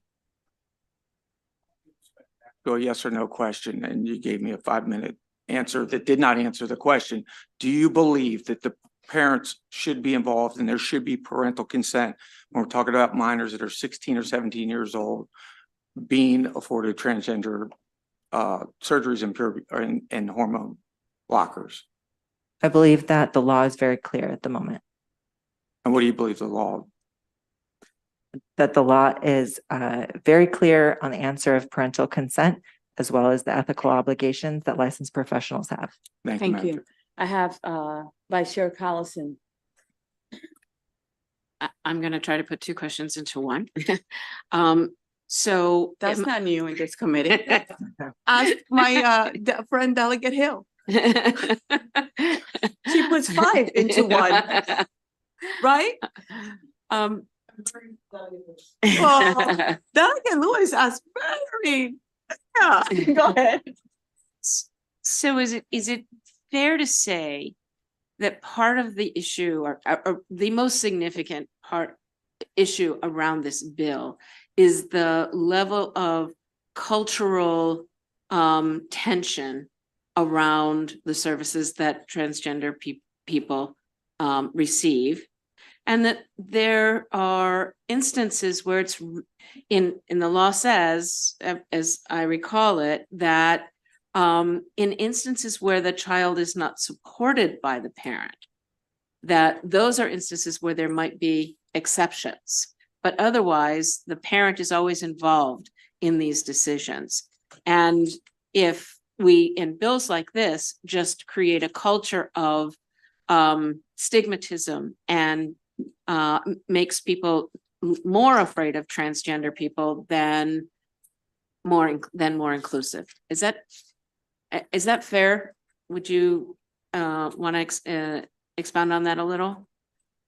Yeah, I believe that's a fair reflection of the main points of what we're discussing today. I think that with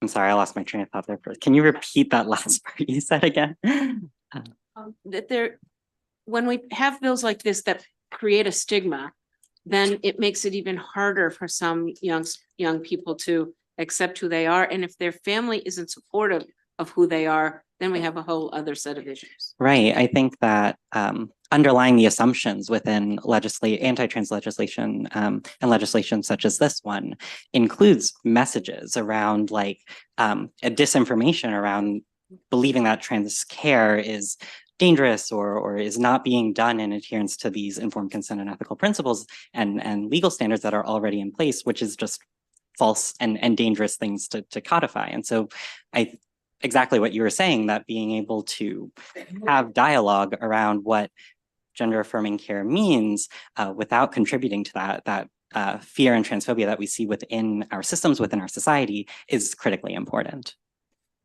Thank you. I think Delegate Hill is the last person. One question, Delegate Hill. And I apologize. Thank you all for being here. I apologize that I was giving testimony in another committee and missed the earlier panel, but I just want to make sure that I'm clear. In 1 second, Delegate Hill, the next bill, Marie Grant, the next bill that I'm going to call it will be 887, okay? Thank you. That what I'm reading here is that rather than this bill saying, which I would still disagree with, that a healthcare provider is prohibited from knowingly and with consent of a parent and guardian custodian of a minor engaging in any medical care to include fixing a fracture, pulling a tooth. It doesn't talk about medical care generally and say that you can't knowingly and without consent of a parent. It says this is a specific thing. You can't do this. Any other thing, the regular laws that we have in the state about consent and age apply, but for this thing, we're going to be real specific and make a special law. Is that part of the objection that you have? Yes, absolutely. That it singles out a form of care that is life-saving, that has evidence-based standards well established by major medical and professional associations. Thank you. Just single something out. Thank you. Thank you. Appreciate it. Delegate Taveras, this is it. Okay? Yes, yes, ma'am. Yes, ma'am. I just wanted to ask, because there is the case of saying that the parents are so important that they need to be included in these conversations. What is the position in the case where parents are the actually abusers and sexually molesting children. So, I mean, in those situations, should we be including them there? Do you have a position on that at all? I mean, that's an incredible, oh, sorry, were you gonna say? Okay. Sorry, I mean, that would be an incredibly dangerous and heartbreaking situation that I think, again, covered within existing ethical considerations and mandatory reporting laws and things like that beyond the scope of this bill are well taken care of by the existing structures we have in place. We do have social services and other agencies. I don't see any other questions. For this panel, I want to thank you for being with us and thank you for being patient as the committee had a respectable discourse, okay? Conversation. Thank you very much. We are Thank you going to all. call the last three witnesses for this bill. And for everyone waiting here, they're virtual. So if you could be patient with us as we bring them up. And remember that things do happen.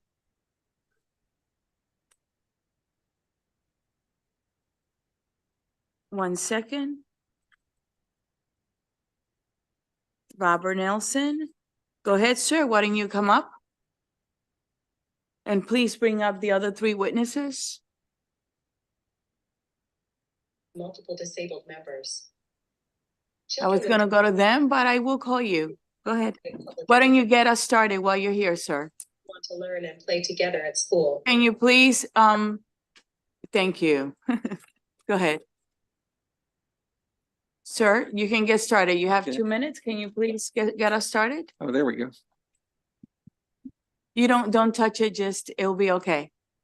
Well, looks like it's over here. No, you can, no, sir, you stay right there. You Okay. can get started. It's okay. It's a little confusing for everyone that sits Well, there. good afternoon, Chair. Good afternoon, sir. How are you?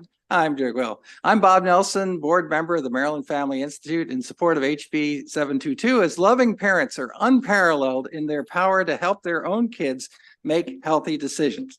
Requiring parental consent for significant and life-altering decisions is in the best interest of our state's minors. Just as our state mandates parental consent for activities like signing liability waivers or entering life insurance contracts, it's only fitting that healthcare providers seek parental consent before undertaking specific medical or surgical procedures on a minor. Our bodies are created to naturally grow and thrive, especially those of adolescents who have everything they need within them to develop into full adults.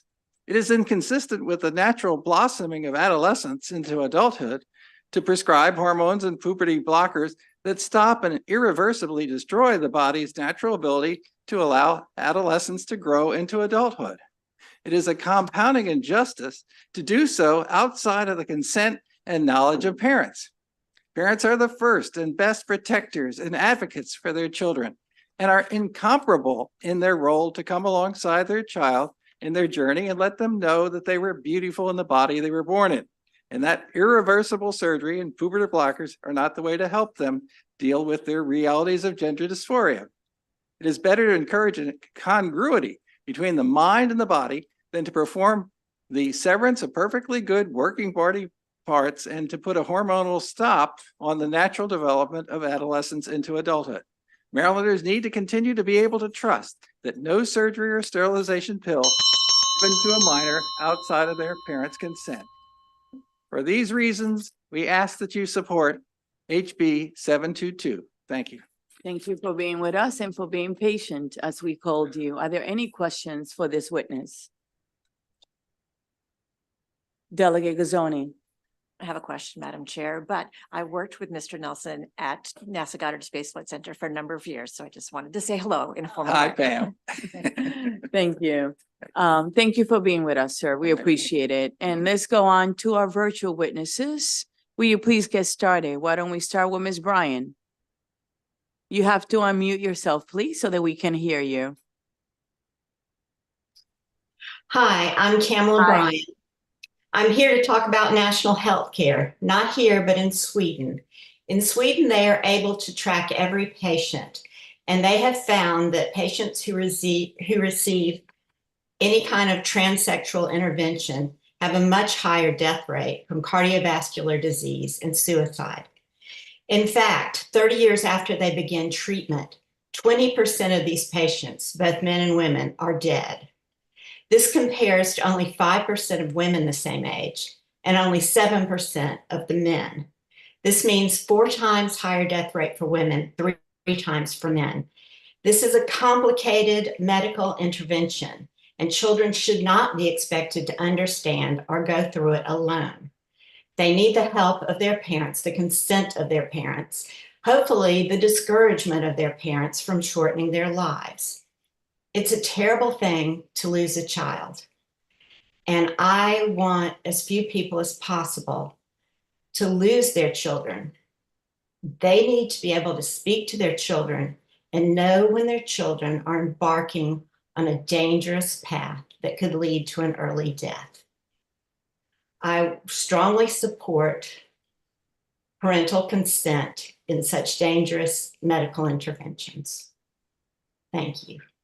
Thank you for being with us today. Next, please.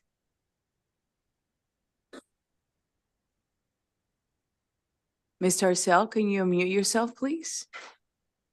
Thank you very much. Hi, thank you. Good afternoon. I'm Emily Tarcell. I'm a licensed mental health therapist and president of Health Choice Maryland. As evidenced by the conversation today, there's a lot of confusion as to whether or not the gender-affirming bill passed last year required parental consent for minors for treatment, surgical and medical treatment for gender-affirming issues. When I asked a delegate last week about it, I was led to believe that it was implicit in that bill, but I'm finding out it's still a lot of confusion. What I think this bill does is make it clear where the dividing line is and when not parental consent is required. And this would tend to clarify any future attempts to eliminate parental consent.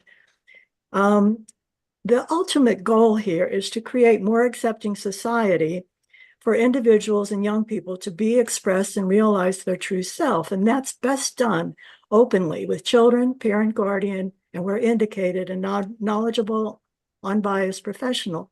So legally validating and supporting parental rights is important and foundational to creating and modeling an environment in which everyone is heard and respected and can work toward solutions together. So I urge you to vote favorable for HB 722 because it clarifies the issue that we've been trying to address today. Thank you. Thank you for being with us today and for providing your testimony. Ms. Capper, will you be so kind and unmute yourself and give us your testimony? Hi, yes, good afternoon. Good afternoon. My name is Jill Capper, and I'm a lifelong resident of Maryland. I'm here to support any bill that aims to protect the future generation, as HB 722 seems to do. It's become increasingly important to support such bills, being that there seems to be a target on our younger population.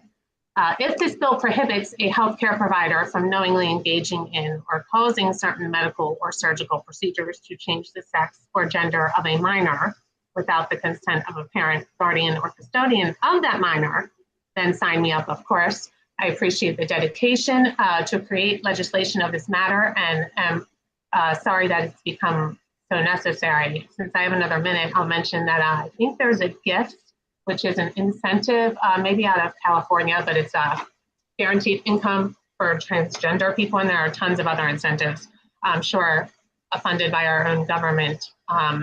And bills similar to HB 691, which we'll discuss later, is just another reason why I think this bill, again, becomes so necessary. And thank you for your time. That's all I have. Thank you for being here. Let me open it up for questions now, okay? Are there any questions for this panel of virtual witnesses? Seeing none, I want to thank you for being here today. We really appreciate your time, everyone, for being patient as we get through these hearings. You have a blessed day. Next, and this actually will conclude the bill hearing on House Bill 722.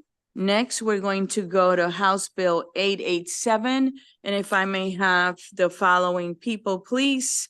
Marie Grant, Jonathan Crum, Peggy Thompson, Kathleen Bahrain, and Mark Lochner. And Mark Lochner is with us virtually. If you can just come up and have a seat, that would be great.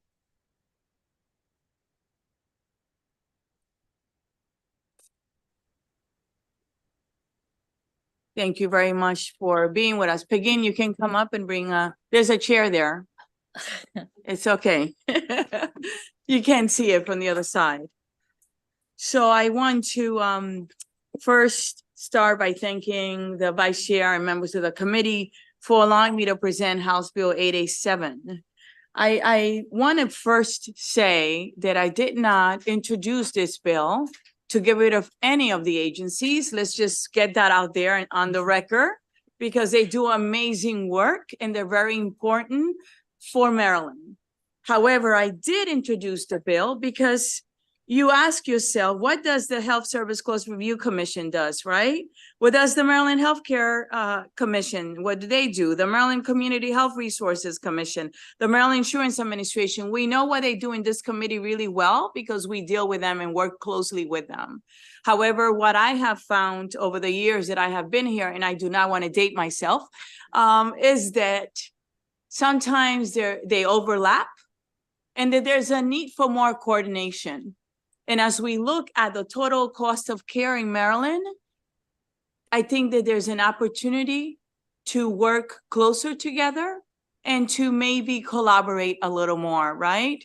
So what the bill does is that it asks the Maryland Department of Health to contract with an independent consultant to study these 4 agencies. And what are they going to do? They're going to examine overlap of the statutory and regulatory duties performed by these 4 agencies, that they're actually independent agencies.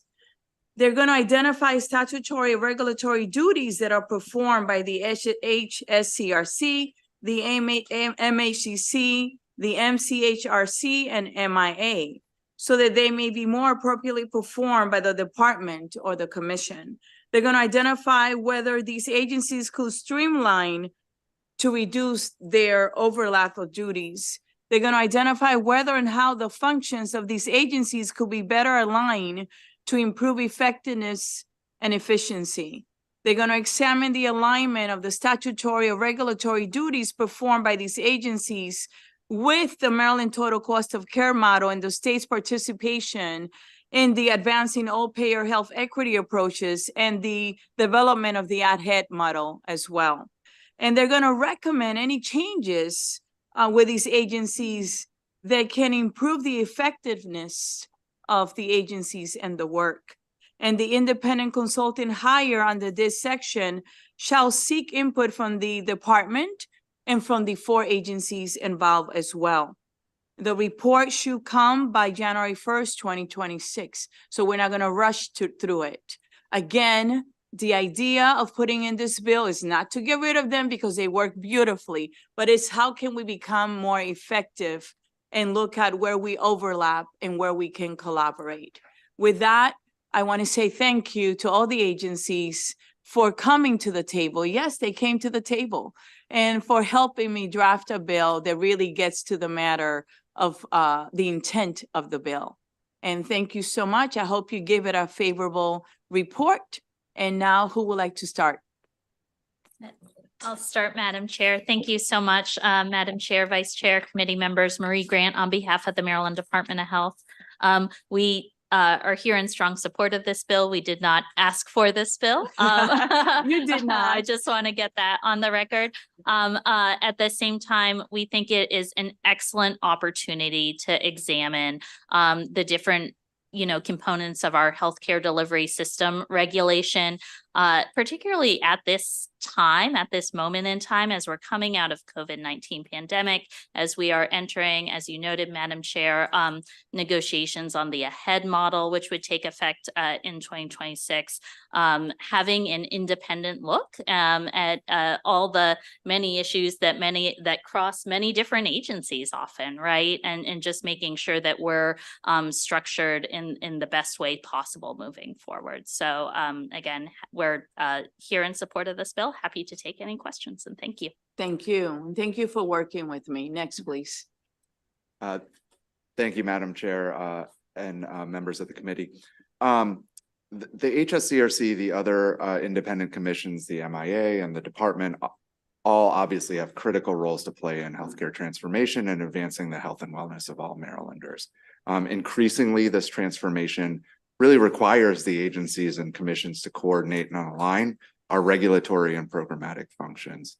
Working together not only enables the efficient operation of our agencies, it also helps to ensure that the healthcare partners that we work with, including hospitals, providers, payers, community-based organizations, are aligned toward improved population health outcomes and total cost of care savings. As the chair mentioned, in particular, CMMI's new multi-state ahead model, which represents our opportunity to build upon the important advancements of the Maryland total cost of care model, will require us really to align all sectors of our healthcare landscape to achieve a common statewide equity-centered population health improvement strategy. So I believe that the commissioners, that the commissions and the agencies are truly working more closely together than we ever have. But an independent study of the functions of the commissions is an important opportunity to, I think, validate and strengthen our approach and find additional opportunities for alignment. So with that, thank you so much for your time, and we urge a favorable report. And thank you again for working with me. Next, please. Thank you. I appreciate Kathleen Borain, the Maryland Insurance Commissioner, and I appreciate the opportunity to speak today in support of House Bill 887. I won't repeat what my colleagues have already said, but I will say that I agree with them. I echo the fact that we have been working far more collaboratively and directly, I would say over the last 12 months than we had previously. And I think part of what that has done is it's helped us to see the areas where we might have duplication of efforts or data, et cetera. So we welcome the opportunity to step back and look at the role that we play with other agencies with respect to healthcare financing in particular, because that is the MIA's particular piece of this, to see where we fit into the broader picture and how we can make sure that everything that we're doing is not just collaborative, but not duplicative. So thank you. And again, I urge a favorable report on House Bill 887. Thank you. Thank you so much for always working with this committee. You're always very responsive. All of you are. Thank you. Next, please. Thank you, Madam Chairman. Peggy Townsend on behalf of the Maryland Hospital Association in support of this bill. This is not the first time this issue has come up over the years. What is different with this approach is that there's an independent consultant, and that's a fresh set of eyes, which I think is going to be really invaluable to making this product a really productive one. So we support hospitals interact with all of these agencies to varying degrees. So we would like collaboration and efficiency. Thank you so much again for working with us. And we have Mark Lochner. Good afternoon, Madam Chair. How are you? I'm doing great. Yeah, I had a COVID exposure close, so I didn't want to kind of sit next to everybody real close. And we so much appreciate it. That's the health committee. It's very nice to see you. Very nice to work with you. It's an honor to work with you and the members of the Health and Government Operations Committee. I would agree with everything said by my colleagues in executive branch, and look forward to working with you. Thanks for that. Thank you so much. And thank you again for always working with us. Okay. Are there any questions for these witnesses? Seeing none, thank you so much for being with us. And this actually concludes the bill hearing on House Bill 887. Thank you very much for your time and all your efforts. Next, we have Delegate Simmons, House Bill 686.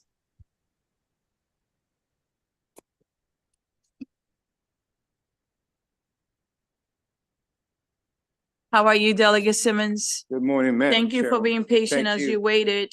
Yes, it's been a lovely experience to be here in such a calm environment. It's like, Well, we are the Health Committee after all. I feel like I just went through like a de-stressor class on how to function at work. So well, thank you. I'm very pleased to have been here in that lesson. Thank you, committee members. For the record, Delegate Simmons here on House Bill 686, dealing with the venue-specific emergency action plan. For the record, I have submitted my testimony in reference to this bill. I will add, in addition, this bill looks at how we can expand the automatic electronic defibrillators for sporting vineyards.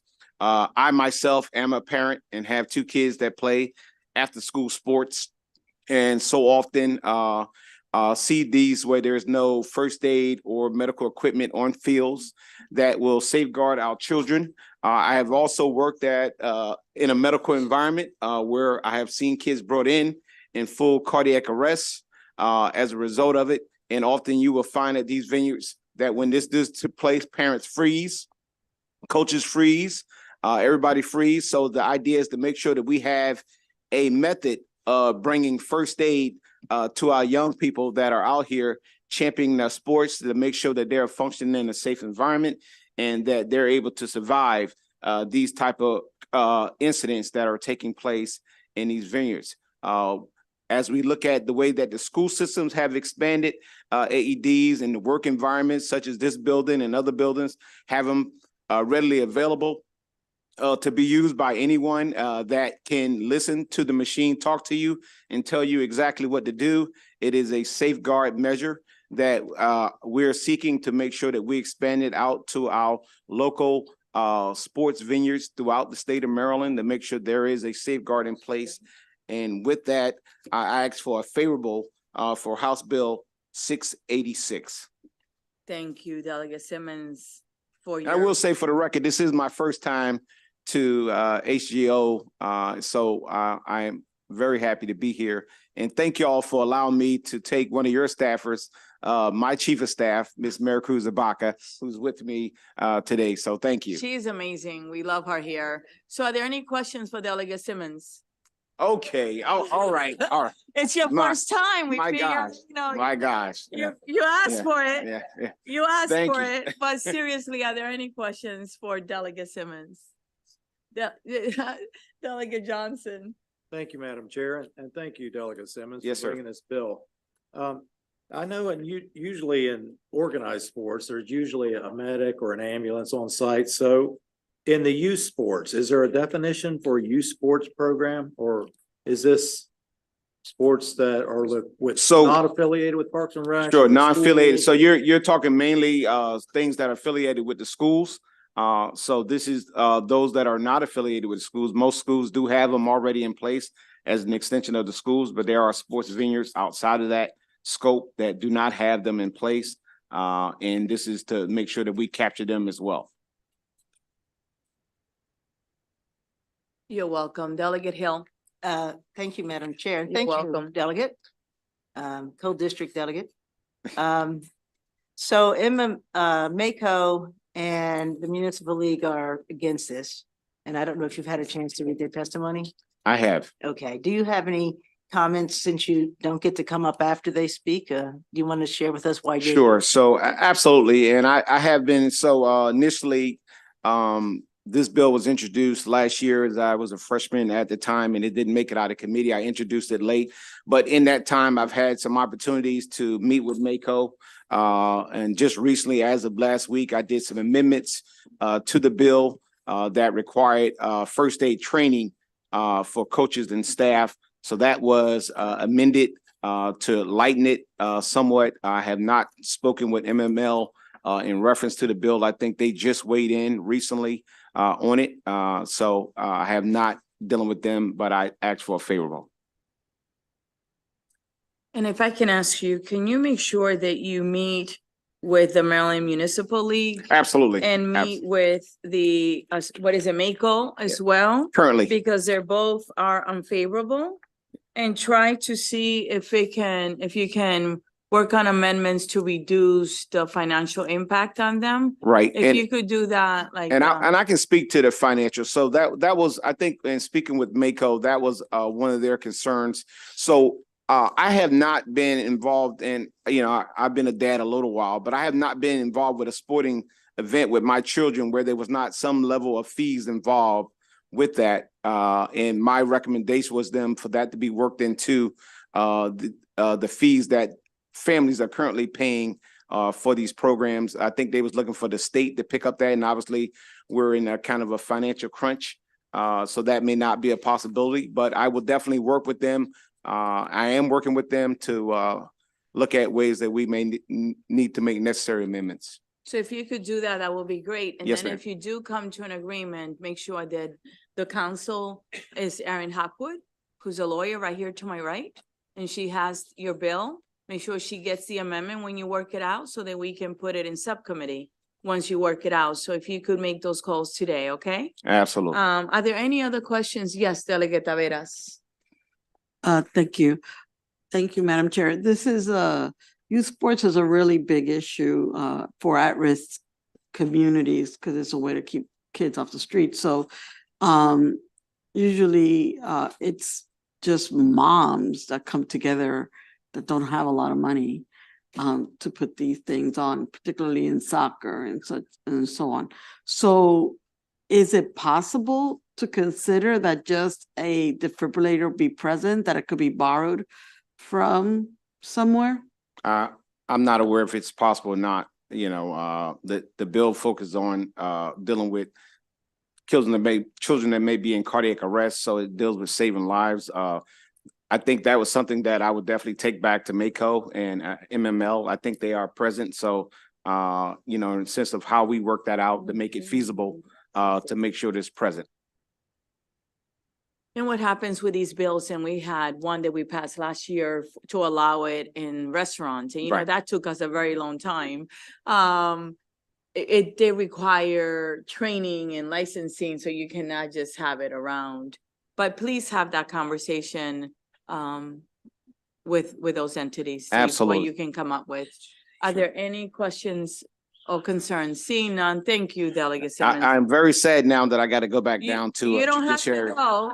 There's still. They're only on the second bill and they've been there for 2.5 hours. So You can stay with us because we have two more witnesses on your bill. yes, I will. Thank you. All right, you're welcome. Only because you're making me. I do have an unfavorable person, Angelica Bailey Tupari from the Maryland Municipal League, and you just heard us. So I hope you're able to talk to the delegate, right? When this is done, but how are you today? Good afternoon, Madam Chair. Very well, thank you. Hello, everyone. Thank you for having me. Our pleasure. You can get started. Thank you. Angelica Bailey Thupari, Advocacy Director for the Maryland Municipal League. We are in very respectful opposition at this stage. And Madam Chair and Delegate Hill, who stepped out, thank you very much for the deference towards MACO and MML. We very much appreciate that and look forward to conversations with the sponsors. We're always open to amendments, even when we are strictly opposed. In this case, I think it probably will take quite a few amendments, but again, we're happy to collaborate. One of our biggest concerns is the focus on venue-specific emergency action plans for each facility, including first aid training for the entire coaching staff for every single sport, the full-blown run-through of the plan by the entire coaching staff, not just once, but every season, and an automatic external defibrillator or AED for every facility. The training can be very time-consuming, could be expensive if local governments are responsible for paying for that training. And for volunteers in these programs, the time commitment here is asking a lot.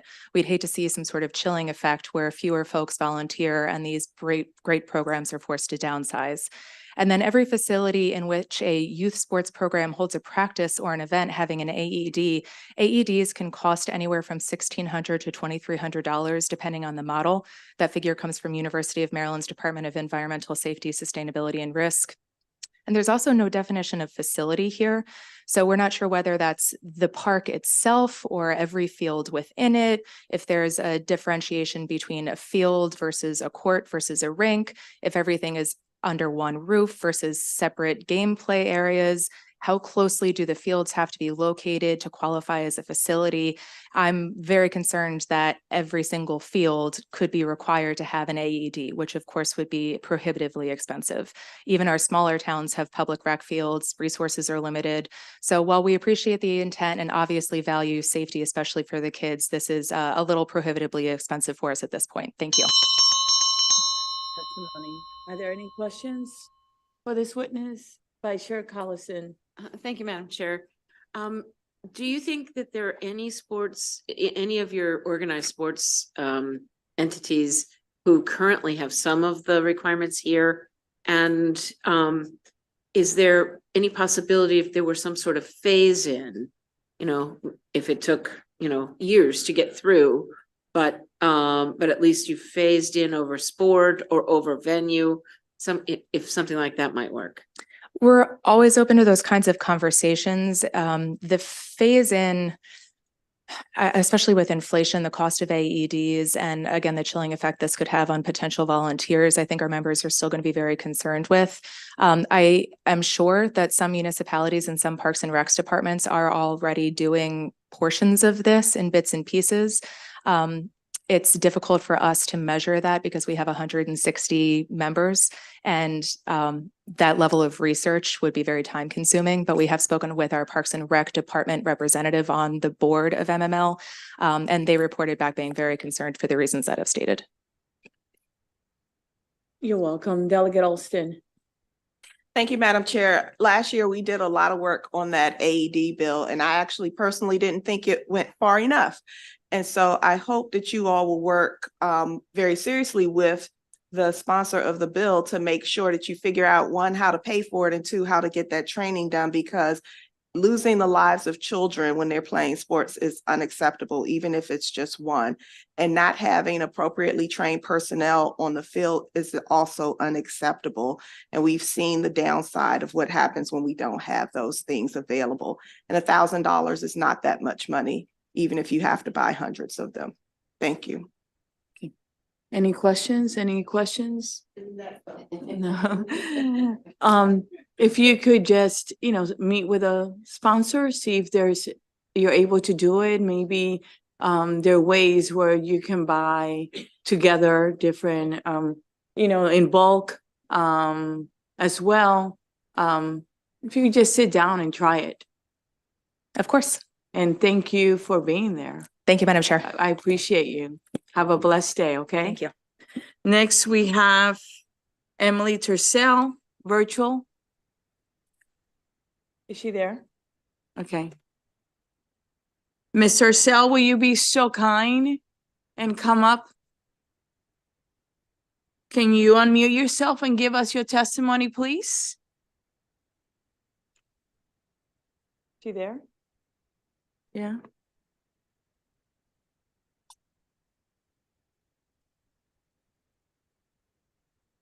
Did she join?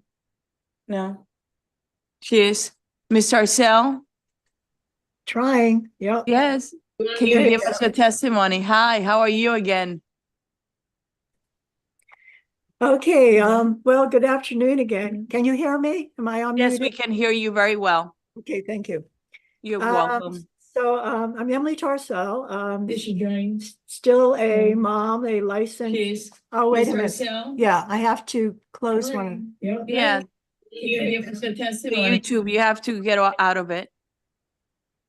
Okay, can you hear me? Thank you. Yes, we can hear you. Can you hear me? Am I on? Yes, we can hear you very well. Okay, thank you. Okay. You're welcome. So I'm Emily. Are you able to turn off Still the a- YouTube, please? Just Yeah. get out of it. Yeah.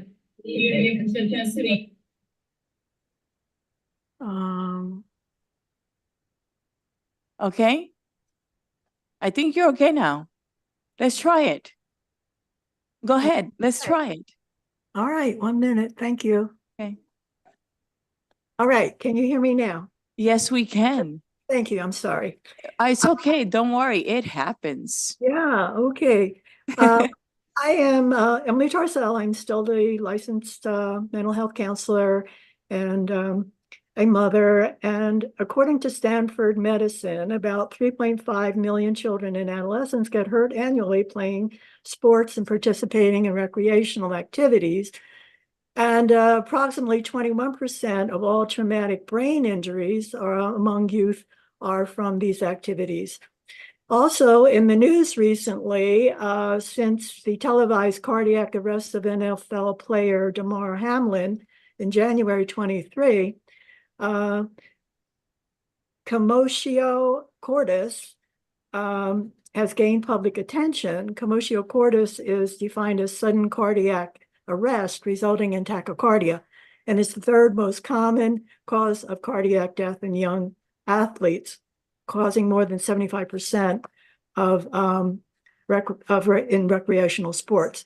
In addition, the National Institutes of Health and CDC acknowledge a causal relationship between COVID-19 vaccination and myocarditis, a frequent cause of unexpected cardiac arrest among young people.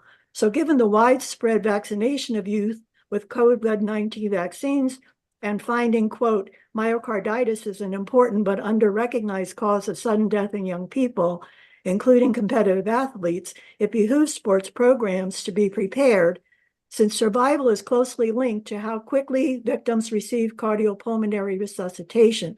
So please support this bill and efforts to move forward to develop emergency action plans for potentially life-saving interventions.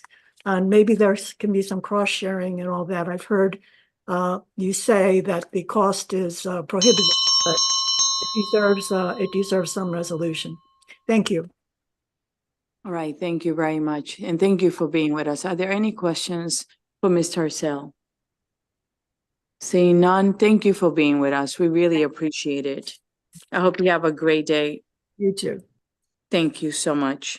This actually concludes the bill hearing on House Bill 686. Next, we're gonna go to a short bill and then we'll get to the bill that our colleagues are here for with Delegate Moon. But I'm going to call House Bill 411, Delegate Kipke, Public Health Opioid Overdose Reversal Drug Standing Orders. Thank you, Madam Chairman. Good afternoon, everyone. House Bill 411 seeks to add a new treatment, a new opioid reversal drug to the standing order. And as the chairman instructed, I've met with the department, but unfortunately unsuccessfully. Recently, I participated in an NCSL opioid policy fellowship. And one of the things I learned there that I was blown away by is obviously we all know about the opioid challenges that exist in our country. And that opioid problem has evolved to a fentanyl problem. And the thing that really troubled me to learn was as things transition from heroin to fentanyl, the deadly nature of fentanyl is very real. However, the potency of fentanyl has more than doubled in the last year. So the product that comes into our country, created in labs overseas, is double potent. And we were all terrified of the prospects of what it was initially. Obviously, we know that people can die from just a small exposure to it, and great precautions are taken because of that. But it's even deadlier now. And there's reasons for that. But as the product has evolved, so has the marketplace as it responds to the crisis. There are new treatments coming to the market for all different ways of combating the problem. One of those treatments that we're seeing new products on the market is for overdose reversal. The arguments against some of these new treatments are they're very powerful. And as a result, people may experience withdrawal symptoms when they're administered. So think about that. There's some that argue that, well, I think most people would want to see those withdrawal symptoms be minimized as much as possible for any human, but certainly we all want to see that human survives. And we all know about naloxone or Narcan that, it's been around now for a long time, and we've talked about it a lot. But because of the potency of the chemical that people are using, you got to use multiple doses of those products, or you can use some of the newer products that are coming to the market that have been FDA approved. And that's what this bill seeks to do. It allows the individual through a standing order to purchase with their own dollars or get through other means a product at a pharmacy that is more powerful, more useful in helping somebody survive. So that's what the bill does, and I appreciate your time and attention to this important issue. Thank you. Thank you so much, Delegate, for your work on this issue. I know you have worked on it for many years. We're gonna date ourselves. So thank you. Next, please. Thank you, Madam Chair, members of the committee. My name is Eric Galley, and I'm here today representing Indivior, the company that makes Opvee, the drug that now has FDA approval. And you'll hear from Mr. White from Indivior later as well. He has the scientific expertise and can answer your questions about it. It's been 9 months since Opvee got its FDA approval for opioid reversal. And as it stands now, 31 states have welcomed Opvee into their fray, into their various systems. And I've included for you a handful of the standing orders from the other states that have occurred. Some of them had already existed because they had already gone to FDA approved. Some of them were specifically done since Opvee was approved. And as you'll see, I think you have them electronically, you will see they're nothing spectacular. They don't force anything on anybody. They simply say that a prescriber can prescribe this drug if the prescriber feels that it's appropriate, is really all that it says. And I think you also have a letter of information from the sheriffs where they're saying that they want this. They would like to have this. There are people on the ground who would really like to have this additional tool. Because I think that we all agree that we're not going to just stay with one medication forever as the science evolves and new medications get approved from the FDA. We don't want to just stick with the old system and never do anything new. We do think that Narcan will continue to be the dominant on the market, the dominant medicine on the market for this thing. However, as new medicines come in with slightly different indications, there will become reasons where certain entities or certain people will want to obtain them. We're just asking that those people not be denied. Thank you very much. Thank you. Look at that timing. Let's see if you could do that. Next. How are you? Good afternoon, Delegate and Madam Chair. My name is Stephen Thomas. I'm a professor in the Department of Health Policy and Management at the University of Maryland School of Public Health, I'm missing the hat. where I direct the Maryland Center for Health Equity. One of the officers told me I had to take it off. But throwing me off there. I don't see the hat. Go ahead. You know, the history of Narcan dates back to the 1960s when it was first developed as an opiate overdose drug. You know what? A lot's happened in 64 years. A pandemic, all that we've learned about our capabilities. And the other thing that we've learned with all the capabilities is the power of social media. And I was testifying last night and I got a text, and here's how it read, from a dear friend. Last week I was in court.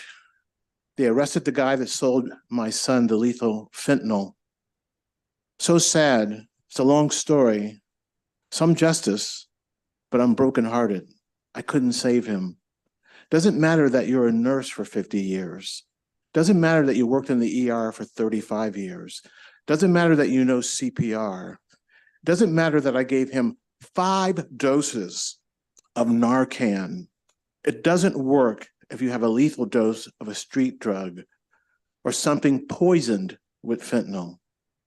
I've tried my best. Just sad. Now I go on to adjust to the loss. That's a mother who needs tools. And I think at the end of the day, this is simply a question of more progress and innovations now available to us. We need all tools in the toolbox.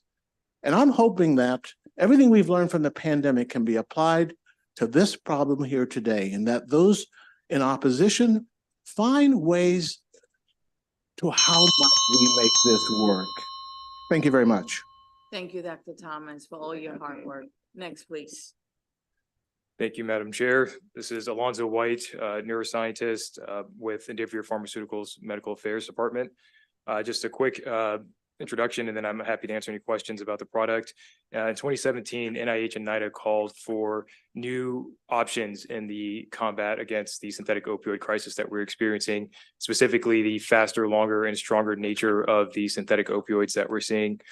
Opvee nasal spray was actually designed and is utilizing the same nasal aptar delivery device as currently available reversal agents. And so the idea behind that was that the training required for bystanders who are in an emergency situation delivering these reversal agents not to have to think too much in that situation about how to utilize this new device relative to what they're currently utilizing in these situations. Additionally, the side effect risks are similar based on what we currently know, with the potential for withdrawals in persons who are opioid dependent being a primary concern. The last difference here is that the pharmacoprofile of the reversal agent is different than that of the naloxone products, where the active ingredient is nalmefene, and that is the innovation that was developed in partnership with the federal agencies to help combat the synthetic opioid crisis. So a lot of the same, with one major difference, the active ingredient nalmefene. With that, I'm happy to answer any questions that you may have about the product.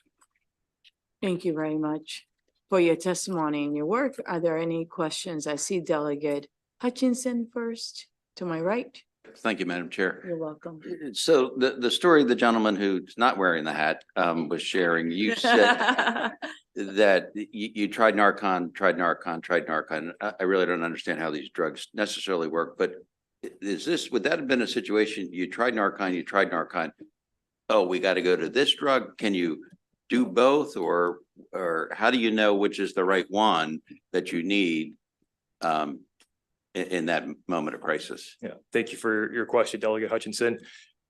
The idea with OPVEE is that it should serve for any suspected opioid overdose where there is a natural or synthetic opioid. So in the situation that Dr. Stevenson was describing beside me, unfortunately, that time span, it sounds like after multiple doses, after a certain point, the onset of the overdose is beyond bringing someone back, unless you have specific emergency care personnel available. So in a bystander situation, you're asking which product would you use and when. The idea is not to utilize our product after having tried 4 or 5 Narcans. The idea is to utilize the product that you have. Our product is designed and has an FDA indication for overdoses caused by natural or synthetic opioids. And so I wouldn't say that you should utilize it only, but it is an option that if you have available, you can utilize right at the start. Wonderful. I have next Delegate Lewis, followed by the Vice Chair, and then Delegate Shalega. Thank you, Madam Chair. Thank you, Delegate Kipke, for this bill, and to all your panelists, including Dr. Thomas, who's incognito today. But I really appreciate the intent of this bill. I'm curious about a couple of things. First, the potential fiscal impact. But I think rather than go that direction, let me ask this question. Apparently, the Medicaid formulary, that is the list of drugs that can be Medicaid reimbursed in Maryland, already includes another brand of opioid reversal drug called Cloxado, which sounds like Klingon for something. Never heard of it, but but the point is just that there will be more reversal drugs coming on the market. Is your intent just to open up the formulary for Medicaid opioid reversal drugs, and just not specifically to recommend a particular product like OV, but any emerging medication? Yes, the legislation was written for all FDA-approved opioid reversal drugs. We have a chance to we're just learning about this new emerging product. Is that so? Yes, that's correct. OPVEE is the first new non-naloxone product for opioid reversal, but it represents a oncoming ton of options for opioid reversal that are in development as well. All right, Delegate Lewis. All right, I'm trying to multitask here. I have next, I think it was the Vice Chair and then Shalega. Go ahead. Thank you, Madam Chair. And thank you all for being here. So I'm looking at the fiscal note, and is your product Cloxado? Is that the product? Our product is Opvi, which is a nalmefene nasal spray. Kloxxado is a different branded product with naloxone active ingredient. Is Opvi, do you know if Opvi is on the current Medicaid formulary? I am not aware of that. The fiscal note delegate says that MDH advises that with the exception of that Kloxxado, all FDA-approved opioid overdose reversal drugs are on Medicaid's preferred drug list. So I was just checking if it's already on the list, makes it easier for us. We can look into that and Okay. make sure. Okay, thank you. Delegate Shalega, thank you for your patience. Thank you very much. To the sponsor, to Delegate Kipke, I'm sure you've seen the Department of Health's letter in opposition. What can you tell us to address some of their concerns? Two things. One, I forgot to mention that there is an amendment. The chain drugstores were concerned that there might be some penalties involved if they didn't have the product on the shelves, and that was never the intent. And so there's an amendment that council has, and all of you have been emailed, that resolves that language. But as I stated earlier, there is a friction in this area, people with different perspectives, and you'll see that I'm trying to find it quickly. In their letter, they speak to the idea of the unpleasant nature of someone that is experiencing an overdose and then is treated with, it can even happen with Narcan, it can happen with any of these products, but they have unpleasant withdrawal symptoms. And the greater amount, I believe, of certain products, the more potent they are, there is the potential for that to take place. However, as I said earlier, and I certainly respect that, but when you have the just incredibly deadly, potent products that, fentanyl, carfentanil, all these chemicals that are in abundance in our communities, you have to treat it with the right tool. And so, there will be new treatments on the market. The technology continues to advance through research. And as these products come on board, it's, I believe, appropriate for individuals to seek out what's most appropriate to help save lives. So, that's my response, that I certainly respect the individuals that are concerned about the withdrawal symptoms, but, I want to make sure that the tools are available to help people survive. Things they mentioned was they think it would be confusing to the community. Someone else could address that concern of the Department of Health. There's a lot that's confusing to the community. We learned a lot of that during the pandemic. But you know what? They arose to the occasion when we communicated in plain language and provided them the tools to act on the scientific information. There's a lot that's happened in 64 years. How might we think about thinking differently? That's what we're faced with right now, because synthetic opioids are the future. Why wait? Let's prepare now. Thank you. I don't see any other questions of this panel. Thank you so much for being with us today. We really appreciate it. We do have an information in-person oral testimony. Actually, I'm favorable. Elisa Lord, are you here? Yes. Will you come up, please?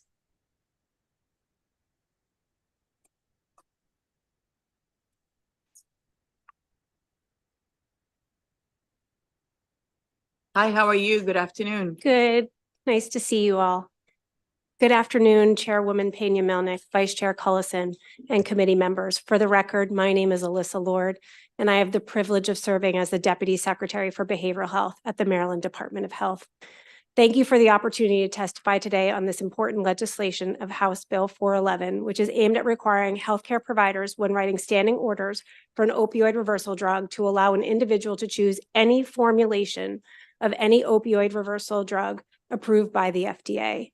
MDH is dedicated to addressing the overdose crisis in Maryland and is actively providing overdose reversal medications via a statewide standing order, which includes all formulations of naloxone and technical support for pharmacists on how to educate individuals who access naloxone via the standing order on how best to utilize the medication. Additionally, through the Overdose Response Program housed within the Center for Harm Reduction Services, MDH provides overdose reversal education, technical assistance, and distributes naloxone to community-based organizations at no cost to those organizations. Naloxone is a well-known opioid overdose reversal medication with a long-standing history of safe use in community-based settings. MDH has provided years of public health education to the community around appropriate administration of this formulation in conjunction with the activation of the emergency medical system. The effectiveness of MDH's overdose education and naloxone distribution strategies, as described above, reflect best practice standards based on a large body of evidence within the scientific literature. HB 411 would require MDH to include novel formulations of overdose reversal medications approved by the FDA, which lacked evidence of efficacy in community-based settings. New OORDs, namely nalmefene hydrochloride, have recently become available. However, in the case of nalmefene hydrochloride, clinicians have expressed concern. That being said, the current formulations of overdose reversal medications MDH provides via standing order and through ORP have decades of scientific evidence. And given these dynamics, MDH believes HB 411 will not be helpful to the state's efforts to reduce overdose mortality and may create more harm. Thank I'll you. leave it at that. That was pretty fast. I'm going to open it up for questions now. Are there questions? I see Delegate Alston, then Delegate Hutchinson. Thank you, Madam Chair. You're welcome. I think he was first, though. Let's see. He was Oh, there first. you go. Go ahead. Thank you. So I'm just a little concerned because I will tell you, as someone who's lost a family member to overdose, I wouldn't care what the drug was if it was going to bring them back. So I'm not clear on why the Department of Health would be opposed to something like this. And you mentioned evidence of efficacy. Wouldn't that need to be present in order for the FDA to approve a drug? Because these drugs are approved by FDA, so they have to have some evidence of the efficacy before the approval. Is that true? So as it pertains to the efficacy, what we're talking about is the role that naloxone has played for years in showing its efficacy in a community-based setting. The dollars and time that have been invested in educating communities so that there has been significant naloxone uptake to stem the tide of additional opioid deaths. There is recent literature that has come out about OPVEE, as evidenced in the American College of Medical Toxicology and the American Academy of Clinical Toxicology, which is basically saying that there's more research that needs to be done on additional opioid reversal drugs such as nalmefene hydrochloride to ensure its efficacy in a community-based setting, as it's not been studied as such. You want another one? You're gonna have to bake some serious cookies. Go for it. I'll buy some. You have to shut up judiciary, okay? And with the state trooper. And with the trooper, Go okay. ahead. I understand what you're saying. I think the concern, however, is that often it sounds almost like we're pitching for one company to be the sole source provider of life-saving medication when there could be other medications out there. And it's just reminding me of the COVID vaccine that we didn't have years to study. We didn't know what the true efficacy was going to be. And we all shot it in our arms with a hope and a prayer that we would live. And a lot of us lived, right? And now studies are coming out about that. Isn't it better to be alive to deal with the results so that we all can figure out, and the great scientists that are out there can figure out how we can live with it, than to say, no, let's poo-poo this one away because we're not sure if it's going to work? Because that's what I'm hearing. I hope that's getting lost in translation. Yeah, so as previously discussed, there are other opioid reversal medications that are covered under the formulary. What you're hearing is that we think that there's additional studies that need to be done in community-based settings before deploying en masse. Okay. I have next Delegate Hutchinson, who waited patiently. Thank you for being a gentleman. Go ahead. But we got cookies out of it. Oh, we got cookies out of it. That was worth it. Tomorrow. Okay, go ahead. So thank you, Madam Chair. So truthfully, I'm surprised and a little disappointed that the department is against this this drug. I just heard a gentleman sit there and say he tried Narcan, and it didn't work. But this drug potentially could have worked to save a life. I guess my question really is, why wouldn't you want to have all of the best tools in the toolbox to help with this incredible, epidemic that we have right now? It's not that we don't want all the tools in the toolbox. I think that, as we have stated, what we are looking for is additional information before we put more clinical tools in that toolbox.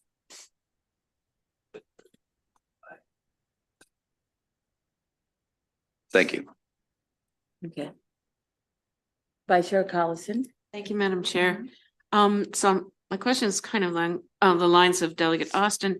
So you have multiple drugs in your formulary for this purpose, but yet I only hear about naloxone being used. So, I mean, why aren't we using the other drugs as well that we have on the currently on the formulary, and being willing to, at some point, get more information about new possibilities just by, if they've been approved by the FDA, then, get the information by actual utilization.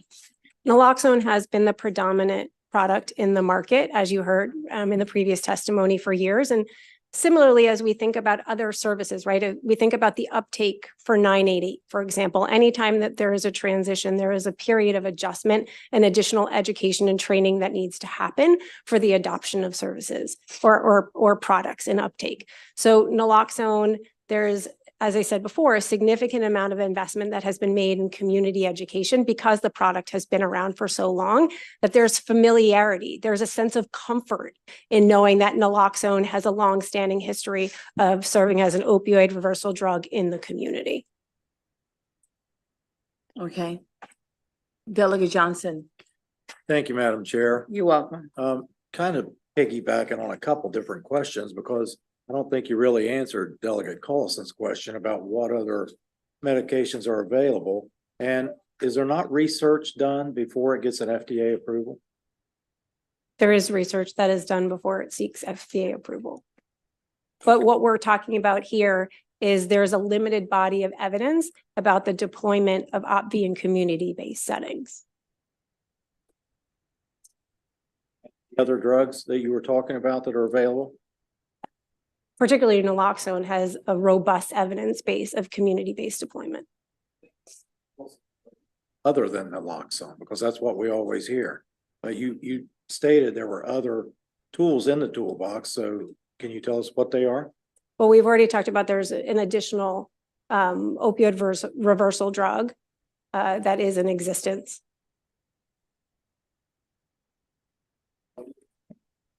I butcher the saying every time. So I think, although Delegate Lewis isn't here, refer to it as Klingon, which is not the correct. Okay. Any other questions? Seeing none, thank you so much for being with us, and thank you for your work, all right, and for being patient as we ask these questions. We have Ann Seacock. I don't see Ann here. She had an information. And then we have our last witness for this bill. It's a virtual oral favorable with amendment. Can you please bring the person up? The person is not there. For the record, that person was Kashina Cross, and she's not there waiting. So this actually concludes the bill hearing on House Bill 411. We do have one bill that only has 2 witnesses, and I'm gonna call it, and then we're gonna go to Delegate Moon's bill, okay? And that is the next bill hearing will be House Bill 1002. Can you come up if you're here? Maryland Department of Health, Office of the Attorney General, Investigative Authority. And for that bill, I have Zach Shirley and Shelly Martin and Maura Hogan. If you can come up, please. And that is it for this bill. Then we're gonna go after this bill on House Bill 691, Delegate Moon, so that you can be ready. And thank you for your patience, Delegate Moon. Good afternoon. How are you? Good, Madam Chair. How are you? Good. Thank you for being patient as well. And everyone else that is waiting, we appreciate it, okay? Can you give us your testimony? Absolutely. Good afternoon, Madam Chair and distinguished members of the committee. My name is still Zach Shirley, and I am still the has Director not of the changed. Medicaid Fraud Okay. and Vulnerable Victims Unit. I'm joined today by Ms. Shelley Martin, Director of the False Claims Unit, also in the Office of the Attorney General. Since 1979, the Medicaid Fraud and Vulnerable Victims Unit has been charged with investigating and prosecuting fraud by healthcare providers in the Medicaid program. During those 45 years, we have recovered millions of dollars for the Medicaid program and purged the Medicaid provider roles of, among others, unscrupulous doctors, nurses, dentists, and medical equipment suppliers. Most recently, you may have seen on the news, our unit convicted an unlicensed dentist of fraud and recovered $8.5 million for the state. In 2010, the Medicaid Fraud and Vulnerable Victims Unit also began pursuing fraud under the newly passed Maryland False Health Claims Act. This act opened new avenues to pursue fraud by companies whose schemes spanned nationwide and often involved patient harm on an unprecedented scale. Under the False Health Claims Act, the Medicaid Fraud and Vulnerable Victims Unit is able to recover up to $3 for every $1 fraudulently obtained. Last year, in just one case, we recovered close to $1 million from a single medical equipment supplier who billed Medicaid for adult diapers that were neither requested nor delivered. But fundamental to any successful fraud investigation is the review of records, medical records, pharmacy records, death records, records of prior complaints and investigations, and Medicaid payment records. These records tell the story of a fraud scheme, sometimes through what they contain, such as repeated and unnecessary medical testing, but also sometimes by their conspicuous absence despite excessive billing for services. Records are the bedrock of our work. This brings me to House Bill 1002. House Bill 1002 creates a simple change, but also creates a world of efficiency. For while the False Health Claims Act has been a remarkable tool in our efforts to combat fraud against the state's health plans, it does not provide us with subpoena power. A subpoena is a legally enforceable demand that compels production of the very records I just discussed. But at present, we cannot make that demand. Instead, we use a system of discovery demands traditionally used in litigation as provided in the False Health Claims Act. These demands are enforceable, but their use creates confusion and delay in our investigations and interactions with providers and their counsel.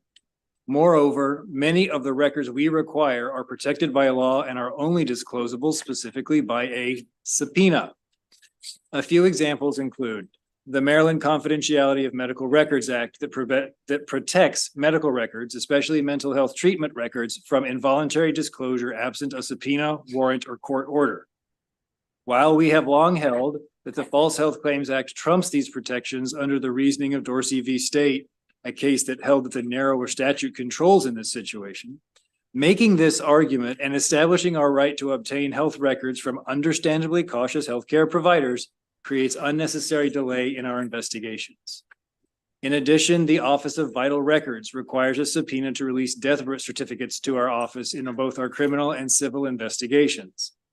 The Office of the State Long-Term Care Ombudsman, whose federal confidentiality provisions require a court order to disclose complaints absent a resident's consent that cannot always be obtained in the event that a resident has passed away, and the Adult Protective Services and the Office of Adult Protective Services, who cannot release records to our office about past investigations absent a court order.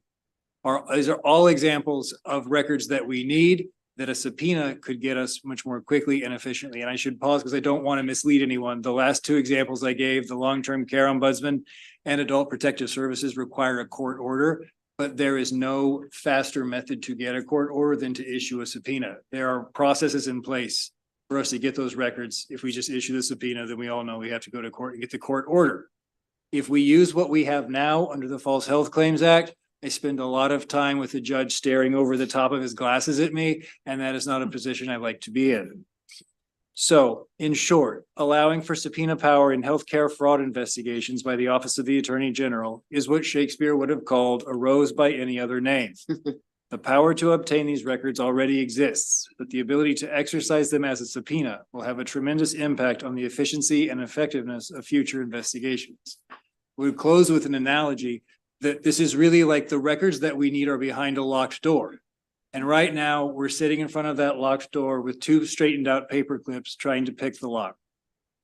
What this bill will do is just hand us the key. So I would ask for a favorable report. Thank you. Thank you. Shelley Martin? Thank you, Madam Chair. As Zach said, I'm the director of the False Claims Unit in the Attorney General's office, and I enforce the General False Claims Act. And when the False Claims Acts were passed, the General Assembly created this new procedure in which our office obtains records by means of a discovery request as if we were in litigation, even though we are not yet in litigation.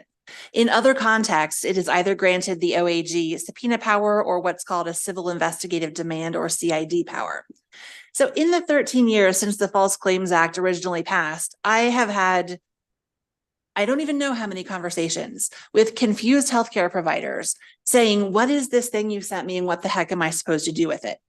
It's a new procedure. It is not understood by healthcare providers or their counsel, and they are understandably nervous about providing confidential records under this new thing that isn't a subpoena and that isn't really recognized in other places in the law. So this amendment or this bill, it won't expand the type of records that we can get, but will simply simplify how we get them and make it less confusing for the healthcare provider community when they are receiving record requests from our office. Thank you. Is Maura Hogan here, please? Maura Hogan? Was information. Then I will open it up for questions. There's got to be a lawyer in the room someplace. I'm looking at one. Delegate Alston. Go ahead, Delegate Rosenberg. She's turned it over. Quoted Shakespeare, I can't resist. You know where I'm going, I assume. Didn't he also say first thing, let's kill all the lawyers? Touche, sir.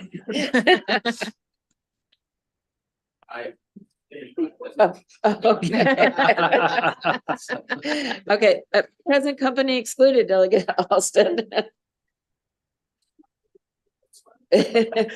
Okay, so my question is, what other areas would you be able to get this subpoena power without first opening up a case?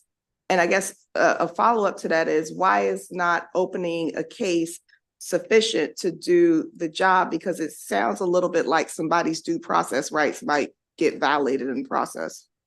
Right, and I think it's important when I say a case, I'm actually talking about an investigation. And we investigate before we go across the street and file an actual court case. Right, and so the subpoena power that we're looking for is an investigatory subpoena that exists in other areas within both the OAG or in the Maryland Department of Health. For instance, we work closely with the Office of the Inspector General for Health. Many of our cases come from them. They investigate them initially. Once there's a credible allegation of fraud, they send it to us to run to ground. They have subpoena power. We need to be able to get to these records to find out if there's wrongdoing. We don't want to accuse anyone of wrongdoing unless we know. And I remember my first day on this job, the man who was the director then brought me into his office and he said, it's a big deal for the state to sit someone down and accuse them of fraud. So you make real sure you know before you do. And I was scared already, but I was more scared after that. And I took that to heart. So what we're trying to do is develop evidence to know if we should go across the street to the courthouse and file a complaint. And we want to do that on the front end.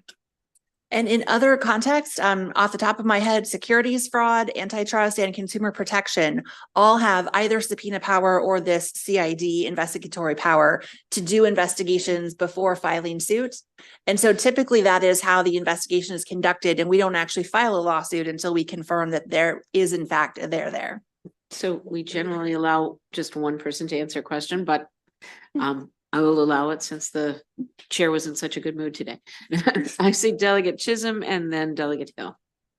Thank you, Madam Chair. I just have a quick question for my own benefit. Does the IG have subpoena power? So the Office of the Inspector General for Health, is that the IG you're referring to? Yes, yes. Something, wouldn't they have already subpoenaed the same records that you would be looking for, or does that typically not happen?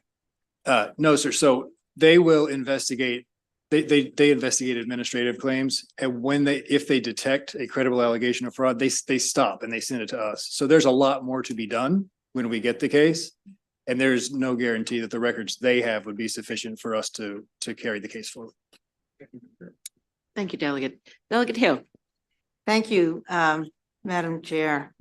So can you help me to understand with the bill that we had earlier, there seems like a lot changes, and I'm not clear where, I'm not clear if we did both of these bills, the office would have a lot more investigatory power and more access to information before there's a clear finding for charges. And so I guess the question is, can you give me a landscape that describes what you can do now? And if we pass both these bills, what you would be able to do? And what happens if someone refuses to respect the subpoena under this bill? Yes. So I think there's a lot to unpack here. So let me back up. We do 3 different types of cases. We do abuse, neglect of vulnerable adults, which is what the earlier bill was about. We do healthcare fraud, and we do opioids.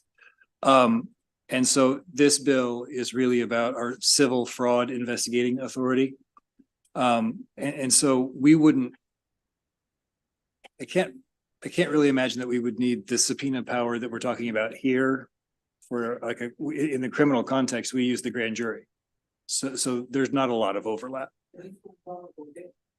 Is fraud. Well, that's the which title seems like it overlaps with, so you would use it in this unit that's renamed, but it's only for the fraud part and not for the vulnerable victims part, which the earlier bill talked about vulnerable victims essentially in nursing homes and assisted living facilities. Right. Okay, I understand. So I think the distinction that we need to make is between our criminal cases and our civil cases, because in the criminal cases, we wouldn't need investigatory subpoena power because we use the grand jury. On the civil side, we do civil fraud cases under the False Health Claims Act, and that's it. And so we are sort of beholden to getting records through the methods that are provided for in that act. And when we're not expanding that power, there are no records that we could get with a subpoena that we can't now. We just have to work a lot further for it. Okay. Any other questions from the committee? Thank you very much for being here today and for your testimony. And that concludes the bill hearing on HB 1002. And we will go to the next bill, which is House Bill 691. Right. And we have been joined by members of the judiciary. Will you please introduce yourselves? I'm Delegate Kim Taylor. You can sit up here. Delegate Chris Tomlinson. Delegate Elizabeth. Okay, so this bill has been jointly assigned with HGO and Judiciary, and this is House Bill 691. Delegate Moon, who waited patiently, and thank you for being so patient. And it's basically the title, Legally Protected Healthcare, Gender Affirming Treatment. And will you please get started? Thank you, Madam Chair and HGO colleagues. So this bill is, as mentioned, titled Legally Protected Care, Gender Affirming Treatment. But don't be confused. This is a very, very simple bill that would properly be retitled Legally Protected from Out-of-State Punishment. That is the heart of this bill, protecting people in Maryland, both residents and patients, from out-of-state prosecution for procedures and healthcare that is legal in Maryland. That is all this bill does. It would purport to stop out-of-state criminal and civil judgments, subpoenas, investigations, extraditions, and warrants, along with some of the collateral professional consequences, like if another state were to try and suspend your professional license in Maryland under some reciprocity for gender affirming treatment, that would not stand. So again, this bill simply adds gender affirming treatment to what this committee and this body did last year with reproductive rights, which is to just say we are not going to be in the business of having our state facilitate and cooperate with out-of-state prosecutions and investigations and access to our medical records for people who are engaging in legal activities here, no matter what you think of those legal activities. I'll just point out a couple other items here just for your background. The Attorney General obviously did a similar executive order. This bill is much more expansive, clear, and puts into law things that are much more difficult to reverse than, say, if there was a simple change in gubernatorial administration.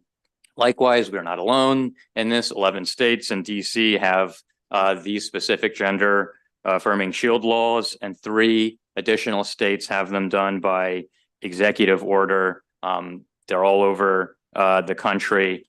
And lastly, just to put a fine point on this being not a theoretical exercise, this law, if we don't pass it, would expose our residents, patients, medical providers, caregivers, and dare I say parents and their decisions to being overruled by politicians in other states that have come to different conclusions. In Mississippi, they specifically did not exempt parents who are making decisions for their children to engage in treatment.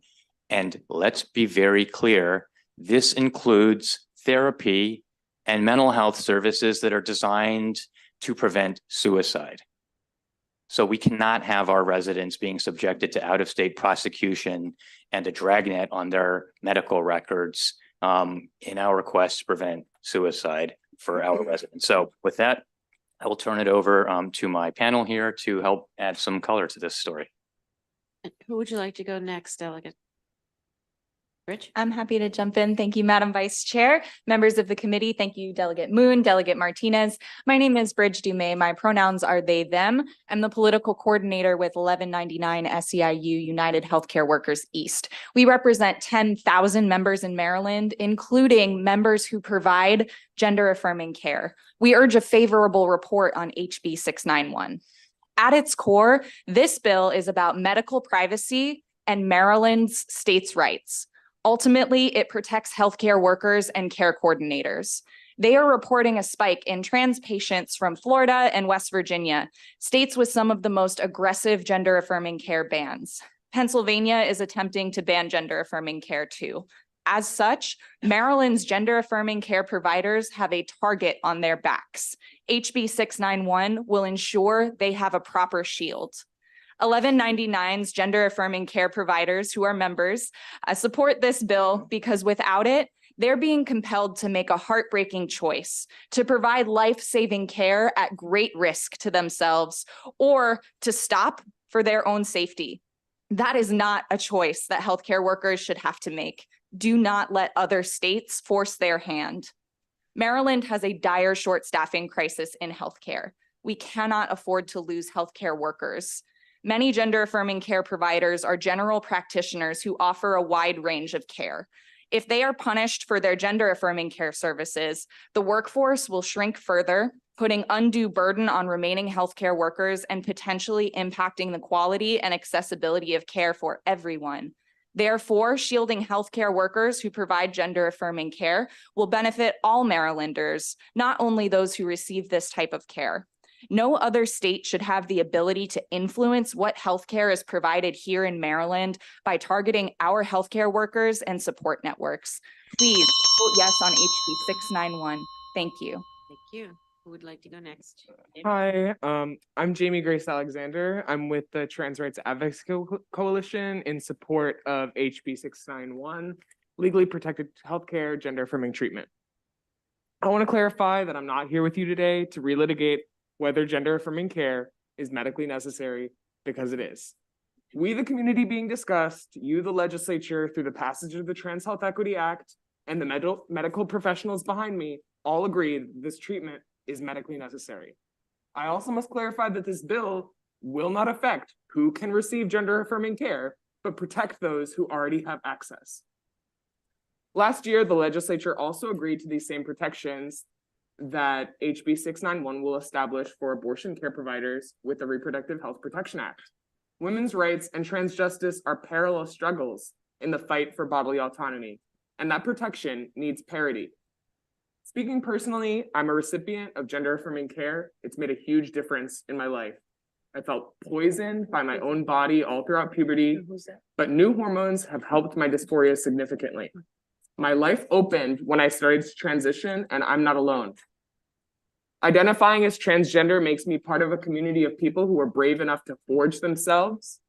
Many studies have measured that hormones have a significantly positive effect on trans individuals' psychological functioning, emotional well-being, social functioning, and quality of life over time. If you need a number, a 73% drop in suicidal ideation out of the baseline 82% trans individuals who have seriously considered suicide. So pass HB 691 and ensure that our community gets to see those positive improvements in the future. The Trans Rights Advocacy Coalition urges a favorable report on HB 691. Thank you. Thank you for being with us today. We appreciate it. Who is next? Chair, Vice Chair, members of the committee. My name is Michael Huber, Director of Maryland Government Affairs for Johns Hopkins University in Medicine. We urge a favorable report on this bill. We submitted written testimony under the signature of 4 clinicians from Johns Hopkins Medicine. I'm here today to draw your attention to that testimony and really only emphasize 2 points. The first is that gender affirming care is evidence-based, age-appropriate, medically necessary, life-saving healthcare. And the second point I would like to emphasize is that the concerns that this bill seeks to address are not hypothetical. 23 states have sought to ban gender affirming care in some form or another. Recently, the Texas Attorney General has been taking action requesting otherwise protected medical records from other states in a couple cases. And so Johns Hopkins University Medicine urges a favorable report on this bill to protect clinicians and patients in the state of Maryland from that type of overreach. Thank you.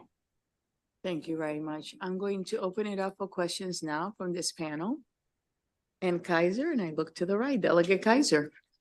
Thank you, Madam Chair. I'm going to make this super quick, Delegate Moon, but rapid fire, a few questions. It seems like Maryland has gone on the record saying to trans people that we love you. Is your bill essentially announcing that to the rest of the country? I think that's fair. And are you also suggesting that Maryland ignore the requests from other states' AGs and similar professionals? I think that's also fair. And Madam Chair, this will remain short. Are you concerned that we'll become a sanctuary for those in need of necessary health care immorally prohibited in other states? No, I've actually gained constituents this way, looking for a welcoming state to live in.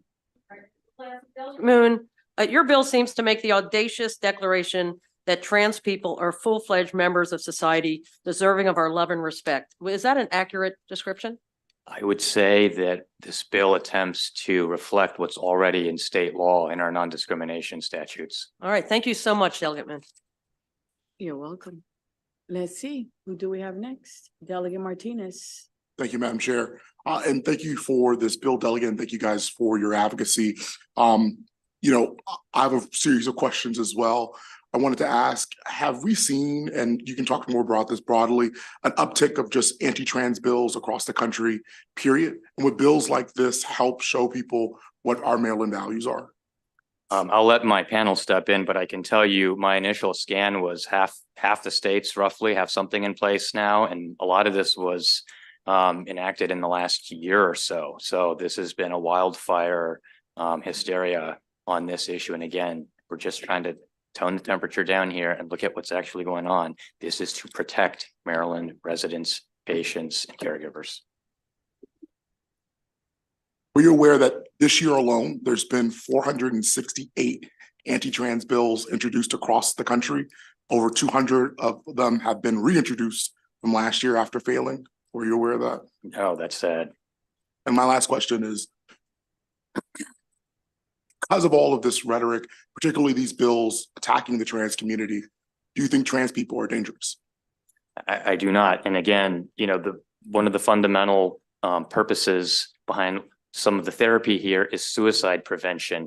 And again, I think a lot of this is swimming us in the wrong direction. So here in Maryland, we're trying to make a difference. And Delegate Morgan, Thank you, Madam Chair. you're welcome. Question for the bill sponsor.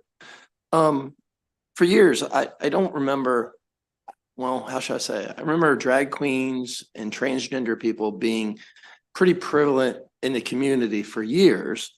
But I don't really think many people started caring until it was about, laws started coming out to really affect the children.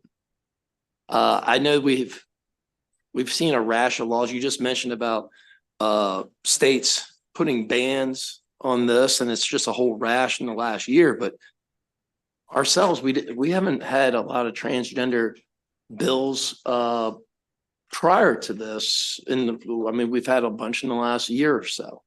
So how can you tell which comes first, the chicken or the egg on that scenario? And two, I guess this bill would impact anybody that's in the state of Maryland, including children, correct? so this bill impacts yes, it impacts more than just children. And it specifically is including caregivers in there. But no, I wouldn't say this is a recent phenomenon. We've been dealing with this sort of distortion, misunderstanding, and dare I say discrimination for quite some time.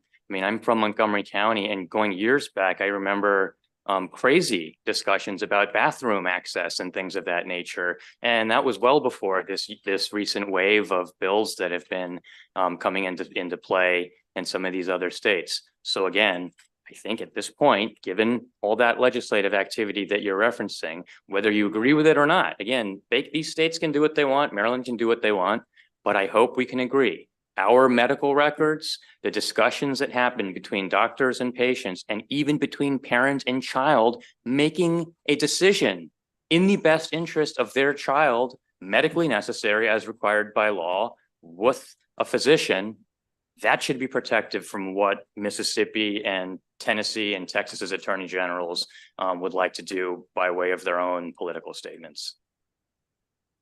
You're welcome. Delegate Hill. Thank you. Thank you for this bill. And I think you kind of stated, but I just want to make sure I'm clear. I know a lot of people talk about states' rights, meaning the states get to make their own laws.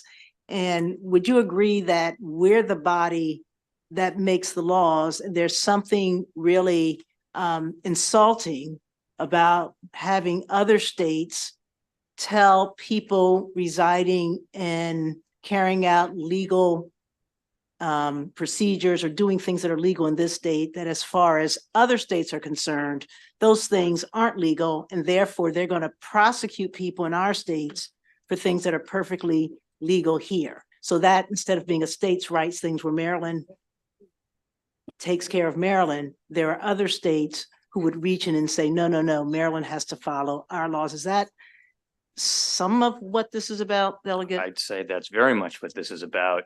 And frankly, even if the states can agree not to mess with each other's residents, patients, and whatever, we don't want the medical data migrating between states for the purposes of these investigations and law enforcement actions, again, for behaviors that are perfectly legal here. And, I'm not sure if this was contemplated, but now that we do have other states that are requesting some of this data, I think we ought to move swiftly to codify protections.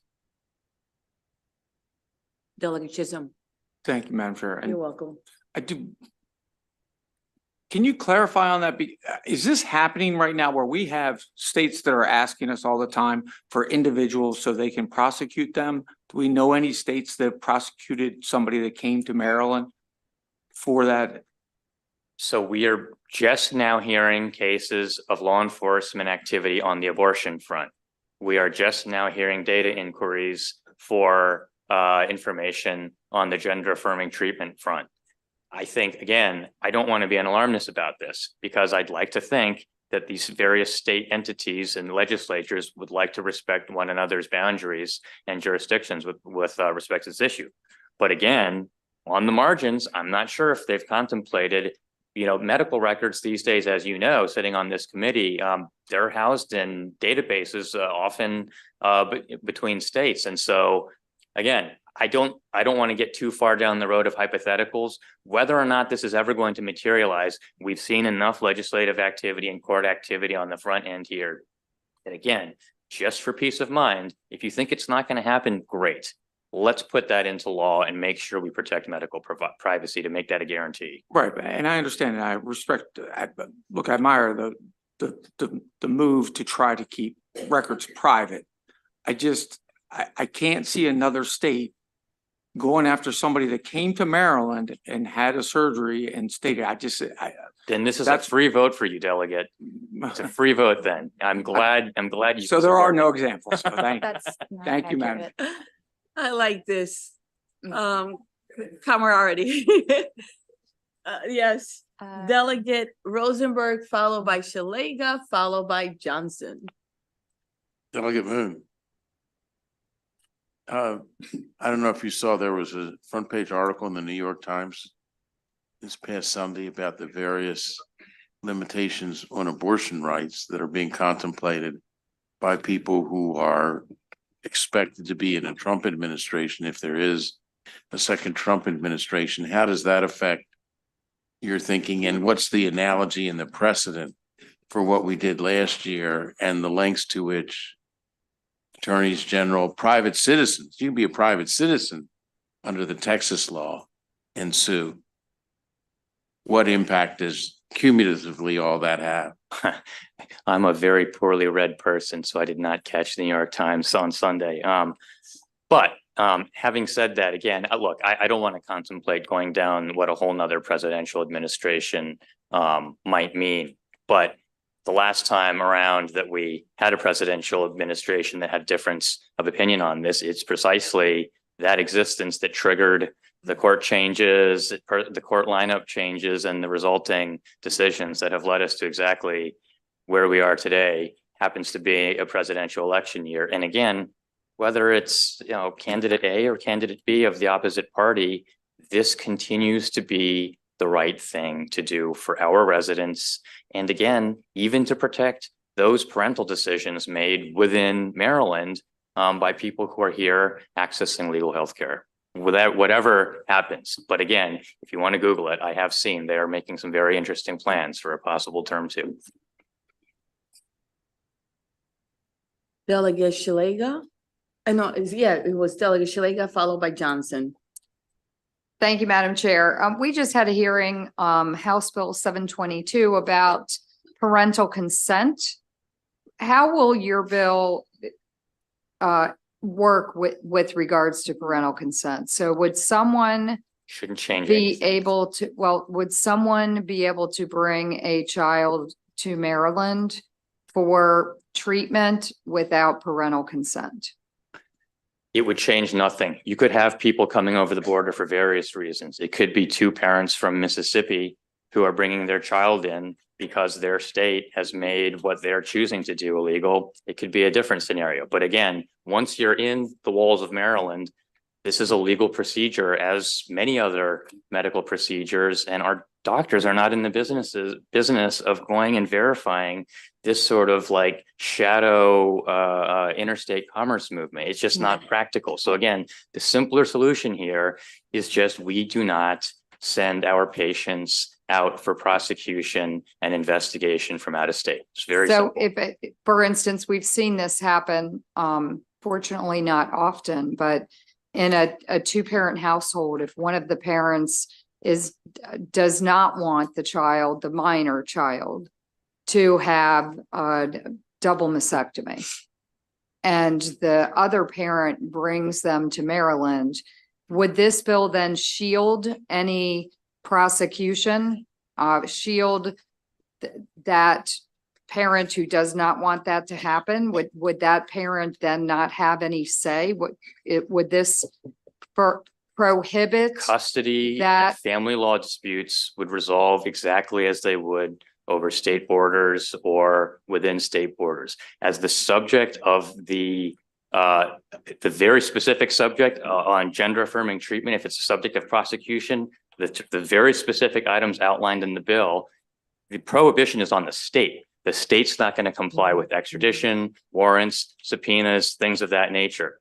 As to what that parent chooses to file in the court in Tennessee or Mississippi, we can't control that. So you're saying that a parent, pick one of the states you just mentioned, that that out of a two-parent household, one parent could do nothing then to intervene once that other They parent could and child intervene got in a here. custodial dispute as they would with anything about the children's religion, the children's, whether they're doing sports, it'd be exactly the same. This would not be treated differently than that. Delegate Johnson. Thank you, Madam Chair. You're Thank you, Delegate Moon, for bringing the bill. And forgive me if I missed it, but are we required as a state to hand over medical documents, medical records? I mean, if there's a court order, you mean? That would be that's one of the circumstances that would be contemplated in the bill, is that if the request is for specifically gender affirming treatment records from out of state, no, it would not be respected in this bill. If the state actor would not comply with that request. Okay, all right. Thank you. Thank you, Madam. My pleasure. Delegate Gazoni, followed by Olston.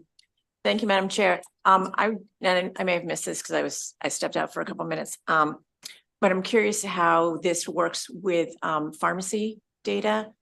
Because obviously there are large pharmacies that are nationwide, and CVS is kind of everywhere and Walmart is kind of everywhere, and how this plays with that. If you could, please. I might defer to my panel on this one. Pharmacy data is sort of out of my depth of scope. Or hopefully one of the folks behind me can answer that. Yep. Delegate Olston. Thank you. This bill, it almost feels like we're going to have to keep revisiting this with some of our healthcare decisions. And I'm wondering if we need to craft it to be more broad, because we have reproductive rights, gender affirming care. We may or may not have death with dignity.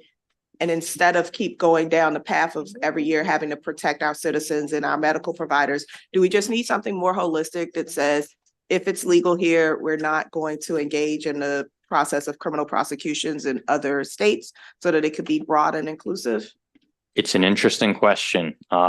When folks tapped me on the shoulder to work on this bill, I started going through in my head the exact same question, like what exactly are the medical procedures that might be swept in and something like that. And I think you've nailed the three that would come to mind already. So that's a very difficult question to answer. That's sort of a policy strategy question for this committee and the body. I think it's a valid question. When you only had the one procedure that you were trying to shield, a single law might have made sense. You go to two, and if you're up at three, certainly it invites that question. But three is also manageable to do on a one-to-one basis. So while I do invite that as a conversation, I would say, you could do that after passing this bill.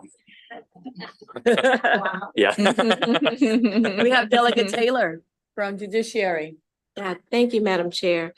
Delegate Moon, or probably you're the best to answer this question.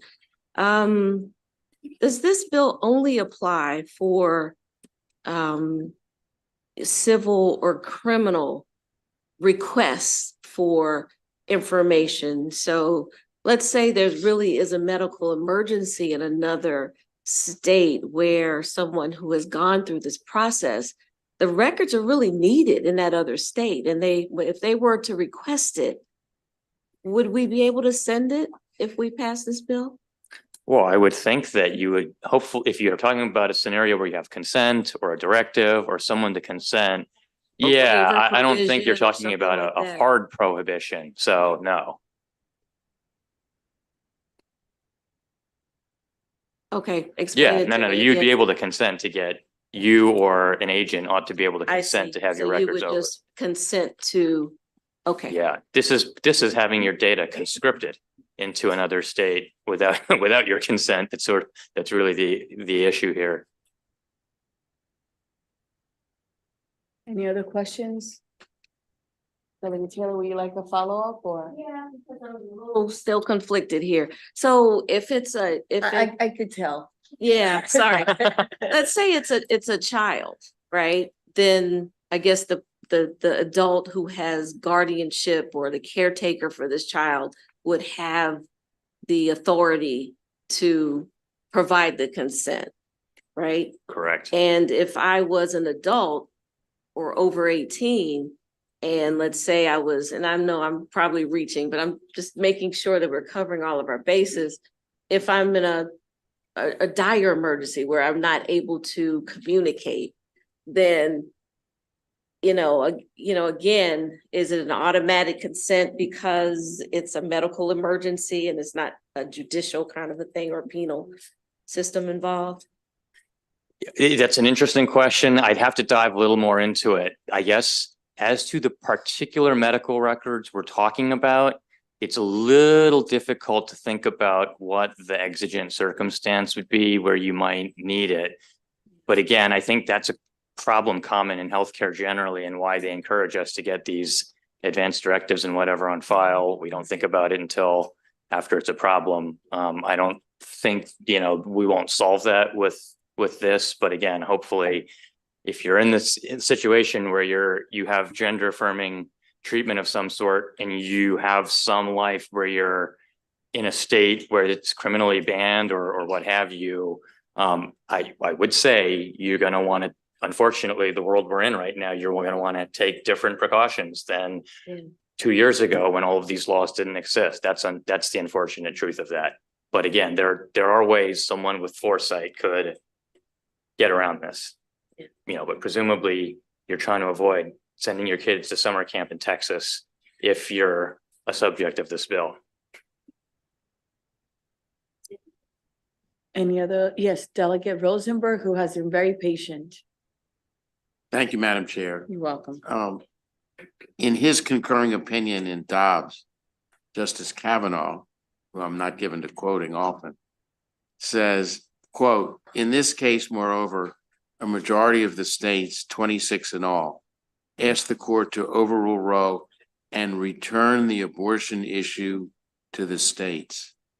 Doesn't your bill return or keep this issue of this healthcare to the states and protect individuals and who are receiving gender affirming care and providing gender affirming care from the long arm of the law of other states? Yes. Any other questions, concerns? See none. All right, thank you very much for your testimony. We really appreciate it. We're gonna go next to Pam Casemeyer, Robin Elliott, Matthew Duzzik, Janae Tyler, Joel Emmons,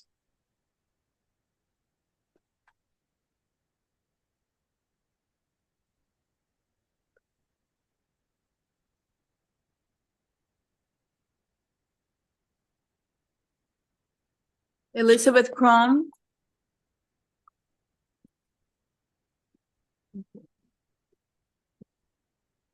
Lee Blinder. Can you pull up a chair, please? Will you be so kind and get started? And thank you everyone for being patient, okay? Madam Chair and members of the committee, good afternoon. And for the record, my name is Joel Edmonds, and I'm here in my capacity as a nurse practitioner at the Planned Parenthood of Maryland, where I do provide gender. Can you affirming get care. closer? Because it's tough Sorry. to hear you. I have always felt very proud to do this work in our wonderful state, and I'm so lucky to be a Maryland nurse practitioner. The Maryland General Assembly has been a longtime protector of reproductive health, which allows for nurse practitioners to provide this essential and necessary care within the state. Patients are beyond happy and excited to be receiving the care I provide.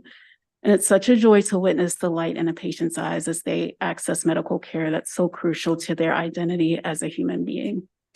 One of the best parts of my day is hearing that a patient who has recently started on hormone therapy has finally begun to feel comfortable in their skin. Last year, this body protected the abortion care I provide to patients. Reproductive health care is multifaceted, and that protection should not stop at abortion care. Until those protections are extended to my role as a provider of gender affirming care, neither my patients nor I are truly protected. I am also a part-time instructor at the Johns Hopkins School of Nursing, where the next generation of nurse practitioners are learning how to provide this essential care. So it's very important that they are protected too. The healthcare decisions my patients make in consultation with me are not the business of legislators or attorney generals from other states. Maryland needs to protect my and all transgender patients. In addition, Maryland needs to protect my fellow providers who have always practiced and consistently with Maryland law. Adding gender affirming treatment to the definition of legally protected healthcare does just that. And for this reason, I urge a favorable report on House Bill 691. Thank you for your time. Thank you. Good afternoon, Robin Elliott here on behalf of the Women's Law Center of Maryland in full support of this bill. Just wanted to add one of the aspects that is so important with the shielding bill, and we've heard a lot of discussion about people coming from outside of our state into our state. It's also to protect access here in Maryland. When providers are afraid of prosecution or administrative penalties, that affects their ability to deliver care to anyone, whether it is a Maryland resident or an out-of-state resident. And so that's why we strongly support the bill.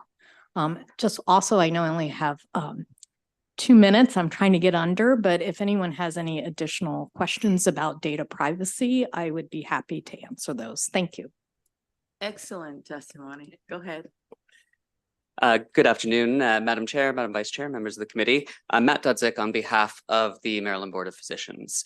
The Maryland Board of Physicians is the regulatory body charged with protecting patients by ensuring that all medical care provided in this state is safe and effective. So as the agency that is responsible for investigating and disciplining physicians, I want to confirm what the sponsor, Delegate Moon, said. HB 691 does not in any way limit our ability to take action against inappropriate medical care, including in the sphere of gender affirming treatment. All medical care in Maryland must be appropriate and must meet the necessary standard of care. Unfortunately, care that is considered safe and appropriate both here in Maryland and throughout the medical community at large is under attack in other states. And nowhere is this more clear than in the space of gender affirming care. As the board has watched states across the country outlawing or restricting gender affirming care, regardless of whether or not it was deemed medically necessary or medically appropriate, regardless of whether it met the standard of care, we've grown increasingly concerned that out-of-state entities will attempt to use the board to attack medical professionals here in Maryland. While the governor's executive order does provide some protections, expanding legally protected healthcare to include gender affirming care will prevent issues such as automatic sanctions via the interstate license compact. So HB 691 allows the board to once again focus on what is most important, which is protecting patients. For this reason, the board urges a favorable report on HB 691. Thank you. Thank you for your testimony. I really appreciate it. Next, please. Good afternoon, Madam Chair, Madam Vice afternoon. Chair, committee members. My name is Johnny Tyler. I am the Director of Operations. I'm Director of Programs for Maryland Safe Haven. We are the first and only trans-led organization providing housing in the state of Maryland. At our drop-in center, we host an on-site clinic where our clients are connected with life-saving gender affirming care, where we are here to protect today. Just 6 months after the governor's executive order, Maryland Safe Haven is already housing clients who have fled their states and countries seeking the protections that is offered here. We've received dozens of out-of-state inquiries from LGBTQIA+ adults and parents of the LGBTQIA+ community interested in relocation. These people and the brave healthcare providers who serve them and support networks like Safe Haven are in desperate need of ensurement of the protections of our community as promised. Anti-trans rhetoric has real world implications. Next Benedict, a non-binary student in Oklahoma, died after being beaten by other students in a public school bathroom. Oklahoma had recently passed the anti-trans bathroom ban. It is also determined that the fire last year that destroyed the gender-affirming care clinic in Georgia was a result of an arson attack. Maryland Safe Haven itself has been a target of vandalism and online hate. Our community is under the real and serious threat of violence, and it won't end with us. I encourage you to look into the looting at the Institute of Sexology in Germany of May 6, 1933. On behalf of the community, we ask for a favorable report on this bill. Thank you for your time. Thank you. Lee? And can I call Pam Casemeyer up to this panel as well? Please just pull a chair up or trade seats with someone.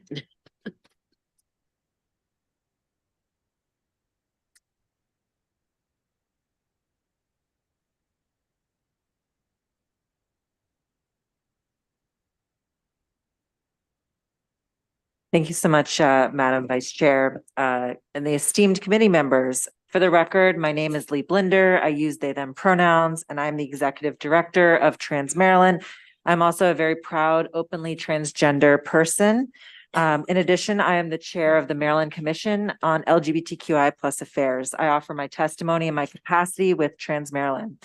Trans Maryland is a multiracial, multigender community power building organization for Maryland's trans community.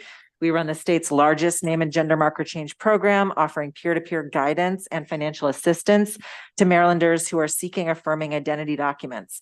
In that capacity and here today, in front of you all, we're representing thousands of transgender Marylanders and their loved ones who have detailed to us the barriers that they face in accessing gender affirming care.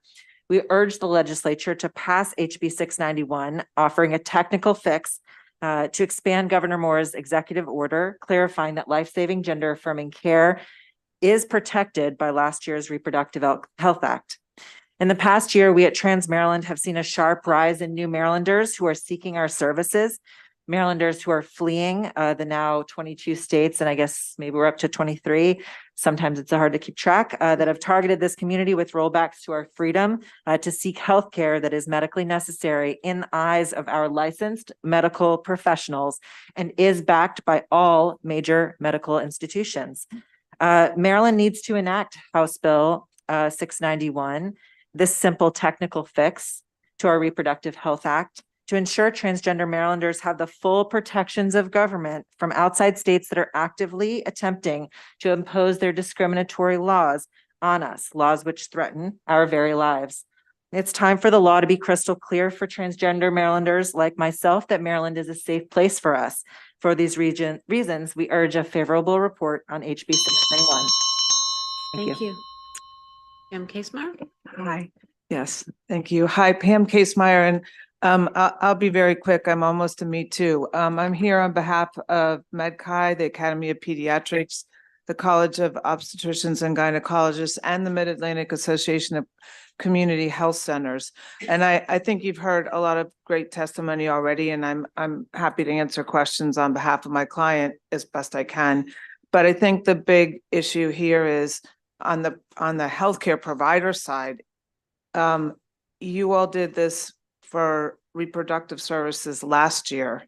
The same challenges, the same risks, the same legal issues arise for gender affirming care that you dealt with last year for providers. And if you want, we have enough access to care issues already. You don't need to create additional concerns on behalf of providers. This may be only, they may provide this care, they may provide a lot of other services too, but if they're afraid of their care, of what they're doing in Maryland is going to subject them legally in Maryland to challenges from other jurisdictions, they won't be providing the services, and therefore we strongly request a favorable report. Thank you. I am going to open it now to questions. Any questions for this panel? Delegate Bagman. Thank you, Thought you were Madam going to Chair. get off easy. Thank you very much, Madam Chair. And I think this question is either for Ms. Kaesmeyer or Ms. Elliott. But I know we've been saying we're speaking in hypotheticals, but we're not. You know, we did do this last year for our reproductive access, as you said. So we can understand what the possibility is. Can you either of you speak to the impact on the OBGYN provider community in states that did not have these protections, and what that might look like for not only our ability to provide gender affirming care in the state of Maryland, but our overall healthcare provider community?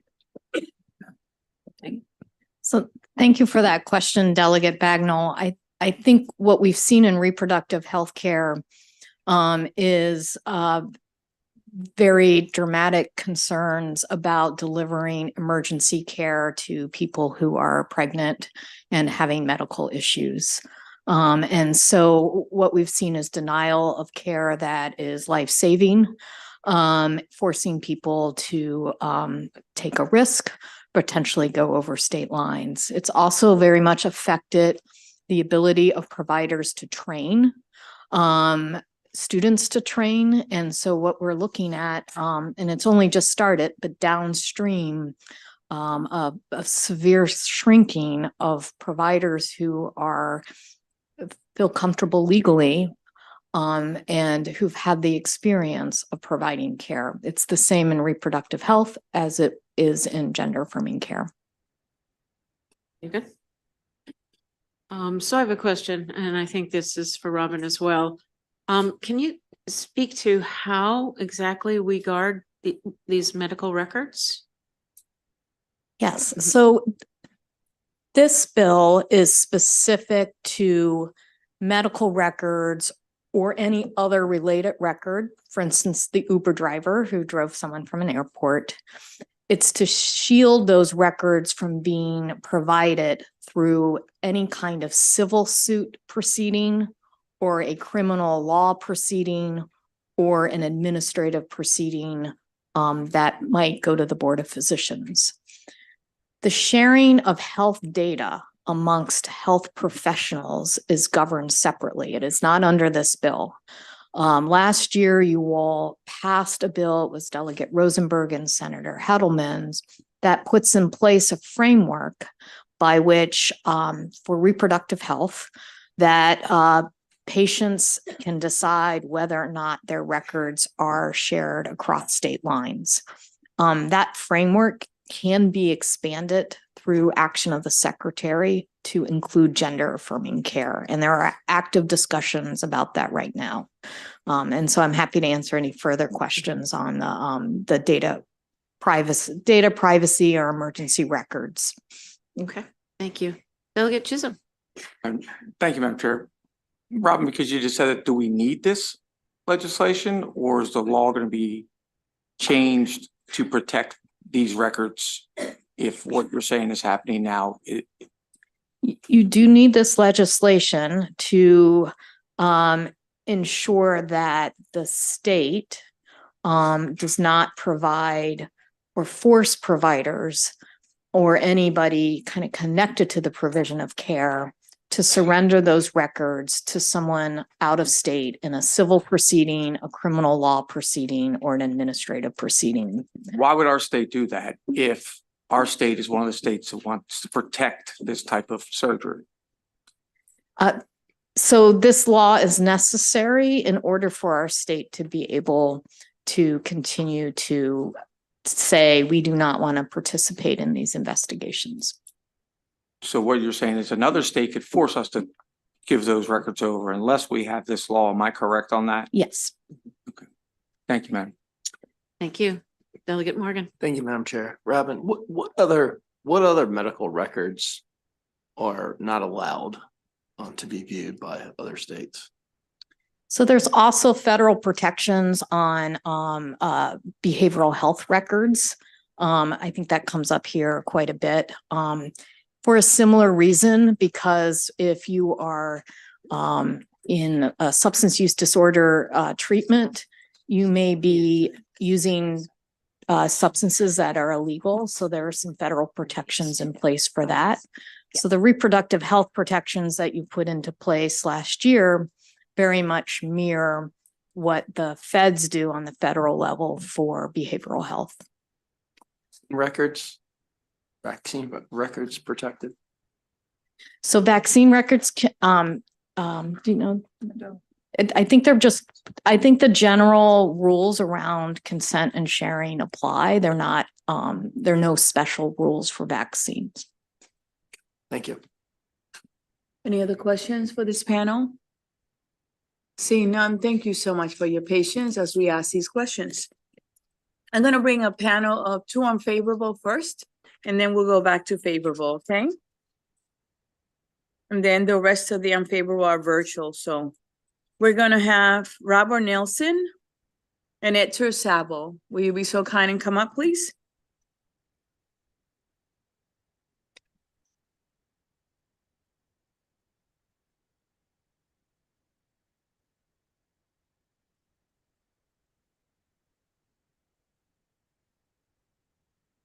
How are you?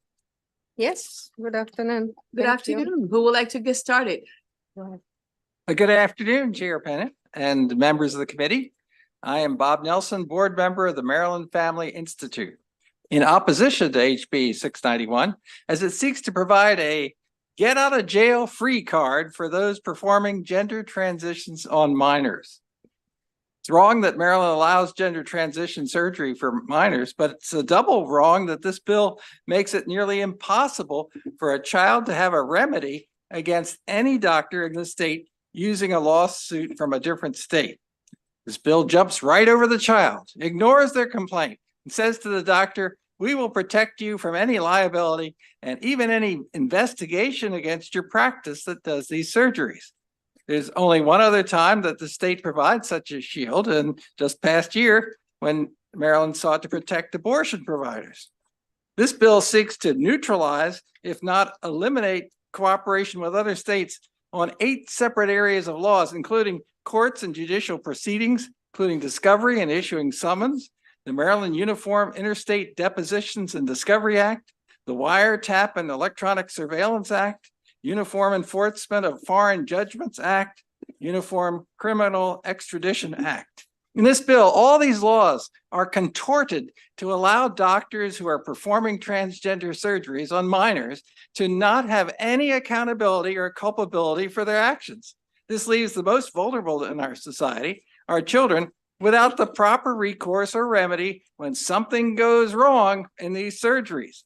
We must ask ourselves, is it worth the moral and legal implications for the state to condone this practice and to double down and to protect practitioners even against claims that may arise from children?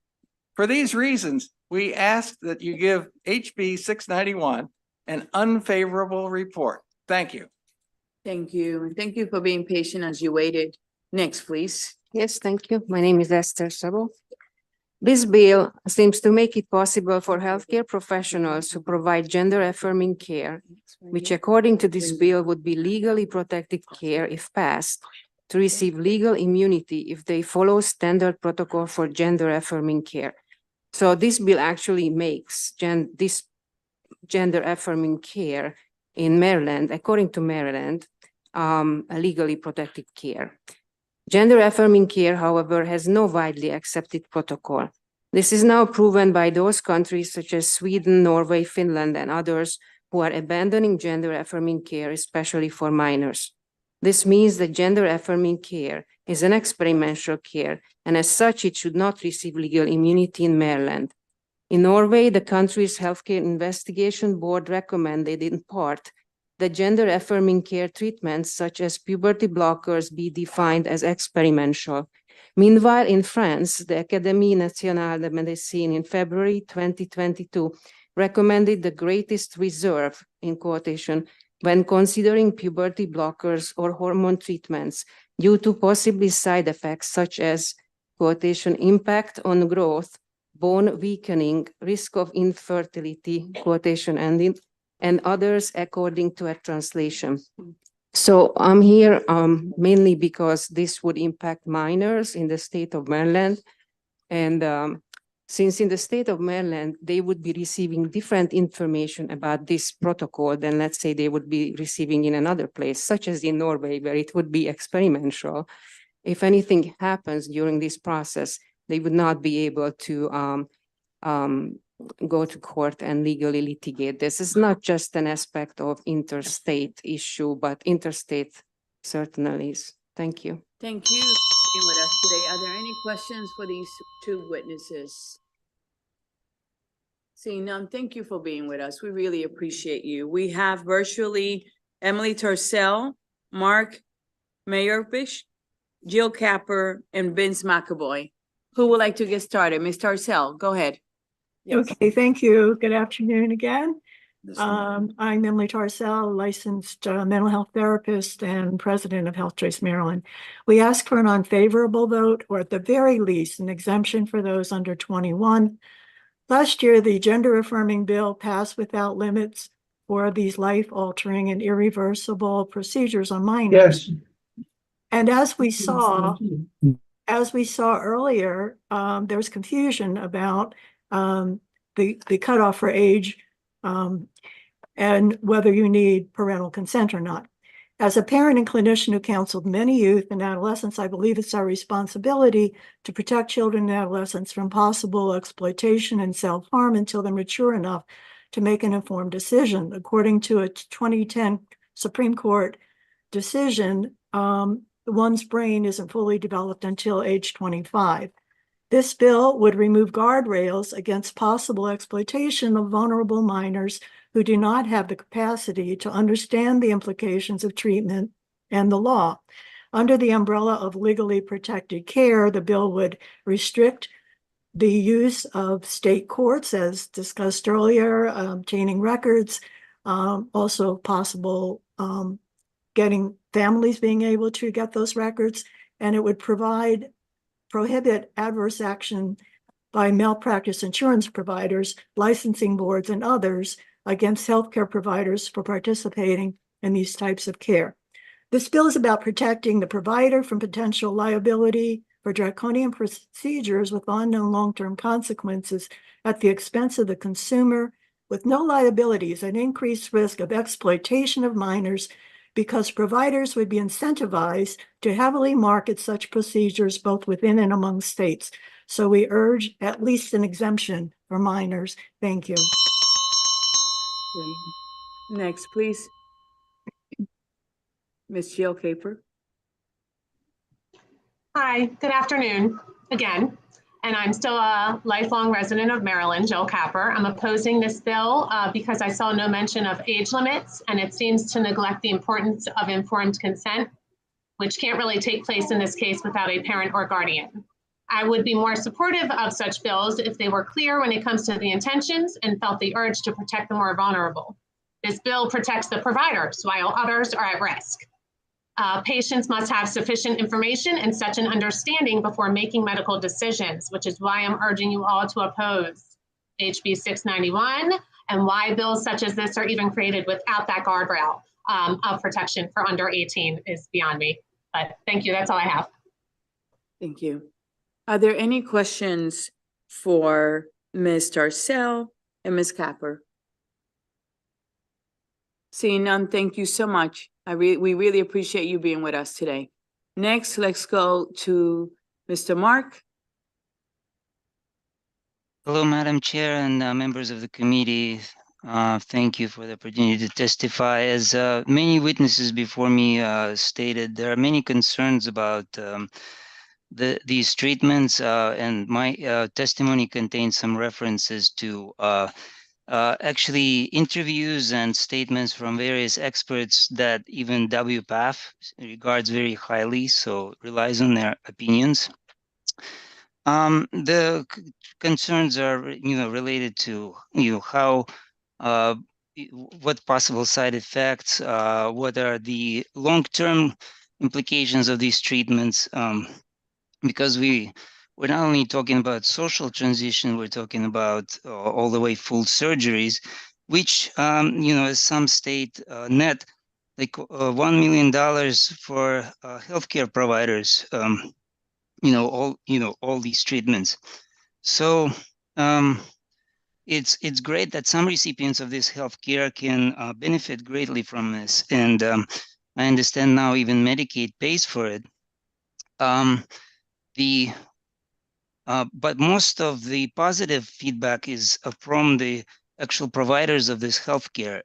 And so the concern is also that there are multiple attempts to conceal these treatments from even the parents, even in our states. But specifically, this bill targets the recipients of other states. So, why do we have to shield providers from these, from any responsibilities? They are already mostly covered by, various laws that allow these kind of treatments. And if you listen to detransitioners, there's multiple issues with these treatments. So why do we need to protect residents of other states? That's beyond me, because why don't you care about the patients themselves who go through these treatments? Thank you. Thank you for being with us. Are there any questions for this witness?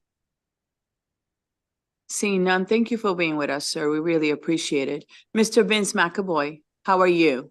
Hello, Chair. How are you? Thank you so much. I'm doing well. Thank you for asking. Excellent. And I better get started. I see the clock's rolling. The problems with, yes? Yeah, go ahead. The problem with these bills is that the door always swings one way, and this has resulted in situations we've seen nationally, such as the James Younger case with Texas and California, the Virginia Maryland case involving the teen Sage, who was trafficked right here in America, right here in Maryland, due to legal malpractice by an OPD lawyer. This case is now being held by the Child Parents' Rights Campaign. Their headquarters are in Georgia. Right about now, I'm sending you an email that I sent last year, and I'm going to reference for the rest of the testimony stuff that we heard in our Lauren Erickson's HBS 22.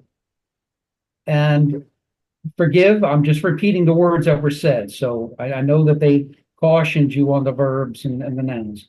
That's a social contagion. The Jamie Reed, the lesbian whistleblower, told us that she can't believe that this is being done in Maryland, that there's no evidence to this being born in the wrong body nonsense, that cognitively immature and impressionable youth are being coerced into these lifelong damaging mutilations. And these are sometimes children who've been molested. Those with comorbidities were listed, talked about earlier today: body shape, overweight, ADHD, autistic. In other words, we're taking the vulnerable. This is exactly what our state is supposed to protect, the vulnerable. This is parens patriae. We heard that penis and testicles won't grow, and now we're going into dangerous situations. That's the word she used, dangerous, where they're using parts of the colon to protect the vaginal canal. Folks, you've heard about the horrors of this. This bill is wrongful, and you don't have to know the exact details of the harm being done to children to care and err on the side of prudence. You have to wrap it up, please. Okay. I thank you, Chair. I thank you, the Chief Staff as well. It's been helping you. And there are 36 states. They're not oppressing youth. They're trying to protect youth. That's what Maryland should be doing. Okay. Thank you. I'm available for questions. Thank you so much for being with us today. We really appreciate it. And I'm glad that our team has been helpful. They're wonderful. Are there any questions for Mr. McAvoy? Seeing none, thank you so much for being with us today. You have a blessed day, okay? Thank you so much. Let's go to the virtual oral witness. And then if I may bring Heather Forsyth, Tika Torres, MPs, Donovan van der Graaf. I hope I pronounced it correctly. And if you can bring up Elizabeth Crum, the virtual witness, please. And can you get started? And thank you for being patient as you waited. I know we have one more bill after this. I'm thanking you in advance for your patience. We are trying to be engaged and we appreciate your patience, okay? Will you please get started? Yes. Good afternoon again, Honorable Chair, Vice Chair, and members of the committee. My name is MPs and I use they, them pronouns. Again, I'm a doctoral student in counseling psychology at the University of Maryland and a clinician in training. And today I am again here representing the Maryland Commission on LGBTQIA+ affairs in strong support of House Bill 691. This bill is a top priority for this commission. You've heard this many times today, but it bears repeating that gender-affirming healthcare is life-saving and life-giving healthcare. In the 2022 US Trans Survey, 98% of those who received affirming hormone treatment and 97% of those who received affirming surgery reported being more satisfied with their lives. Few treatments provide such dramatically positive outcomes, making denial of access to this care unethical and cruel. To that end, the bill provides critical protection for practitioners who provide gender-affirming care, ensuring that we can fulfill our ethical obligations to provide the highest standard of care without fear of reprisal. The same survey that I mentioned earlier found nearly half of trans people in the US have considered moving states due to anti-trans legislation. As we face that alarming reality nationwide, Maryland has an opportunity with this bill to become a state that rejects transphobia, protects our health records, and provides a space for trans people to thrive. For those reasons, the Maryland Commission on LGBTQIA+ affairs strongly urges a favorable report on House Bill 691. Thank you all. And thank you. And congratulations on being a doctoral student. That's a lot of work. Thank you. Yes, it is. I know. I have two family members that went through that and it was many, many years. Go ahead. Thank you, Madam Chair. Good evening, and to the members of the committee. My name is Heather Forsyth, and I'm here to express strong support for HB 691 on behalf of the Office of the Attorney General. Our office is committed to defending health privacy for all legal medical care. We strongly supported last year's bill, which provided legal protections for women and their healthcare providers engaged in reproductive health care. This bill seeks to shield another population that is similarly threatened by out-of-state actors who seek to criminalize medical care that is legal in Maryland. Gender-affirming care is legal in Maryland. Last year, in passing the Trans Health Equity Act, the General Assembly recognized that gender-affirming care is medically necessary and ensured equitable healthcare access for individuals who are transgender and gender diverse. However, as you've heard, nearly half of states have introduced legislation to limit or attack such care and impose penalties on patients, parents, and providers, including loss of licensure, civil penalties, and criminal lawsuits. I want to be clear, this bill does not require that anyone receive or provide gender-affirming care. It does not change the type of care that is legal in Maryland. It does not ask you to pass judgment on its merits or to relitigate the legality, medical necessity, or standards for gender-affirming care. It does not condone malpractice. It does not allow it. What it does ask you to do is affirm that Maryland patients have the right to access all legal medical care in our state, and Maryland providers may deliver such care without fear of persecution or retaliation. The Attorney General thanks you for your support and asks a favorable report for HB 691. Thank you for your work. Okay, we really appreciate having your expertise in this committee on many different subjects.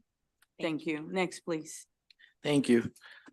Madam Chair, members of the committee, good afternoon. For the record, my name is Tika Torres, a resident of Baltimore City and Patient Access Program Manager at Planned Parenthood of Maryland. I've been coordinating care for transgender and non-binary people in Maryland since 2017. I was on the ground floor of PPM launching its gender-affirming hormone therapy program in 2020.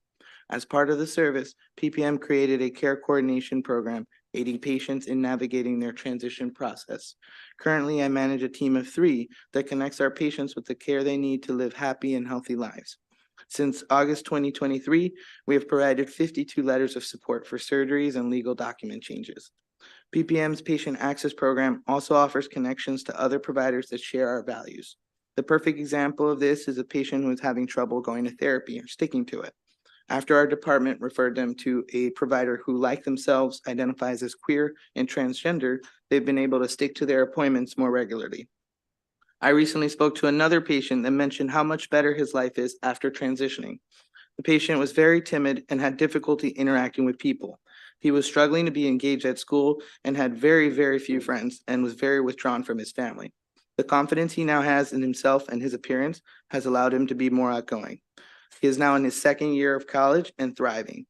These experiences reflect my own. The care I have accessed reflects this patient's experience. Since beginning my transition, I have addressed my anxiety disorder, strengthened relationships with my family, and shared joy, true joy, with the people I felt I was hiding from. I feel safe in Maryland compared to other states like Florida, where I grew up. But the work I do and the person I am is not fully protected from the political climate around us. I could be subject to criminal or civil penalties simply for helping someone follow the same affirming path I have been on for over a decade. I asked this committee to protect me, the providers I work with, and my trans siblings by returning a favorable report on HB 691. Thank you. And thank you for your testimony and thank you for sharing your personal experience and your journey with us, okay? Yes, ma'am. Next, please. Good afternoon, Madam Chair, Vice Chair, and members of the committee. My name is Donovan Vandergrot. I live in District 13, and I respectfully urge a favorable report on House Bill 691. I'm here to give my perspective as a transgender man who's fled a state that passed anti-trans laws and settled here in Maryland. I grew up in Howard County, Maryland, but moved to North Carolina to attend college. When I was 19 years old, North Carolina passed HB 2, which stripped trans people of non-discrimination rights and prevented us from using the correct bathroom. I experienced public harassment anywhere I went. It was humiliating, and I constantly feared for my safety. I knew that despite the love I had grown for North Carolina, I couldn't stay there.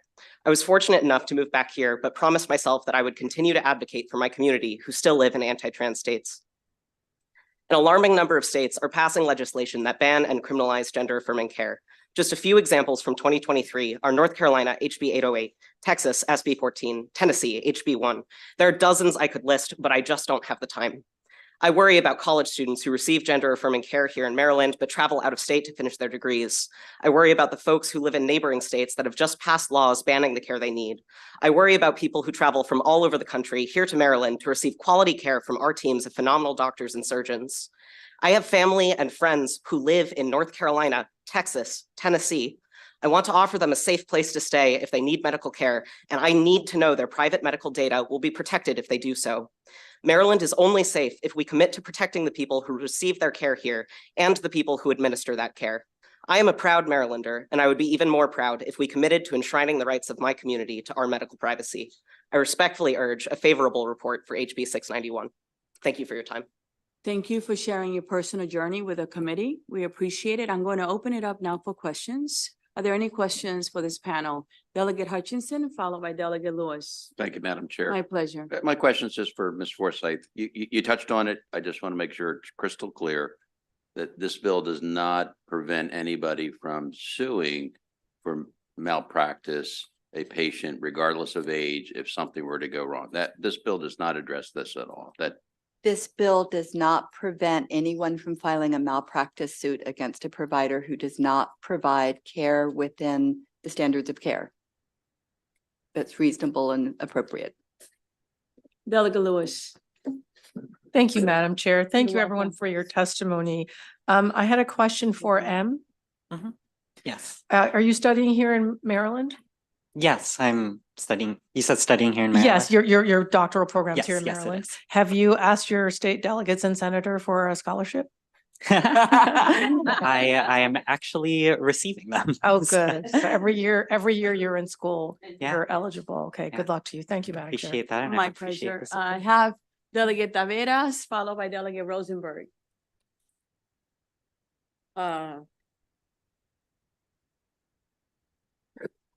Thank you. To the gentleman from Florida, remind me your name, please.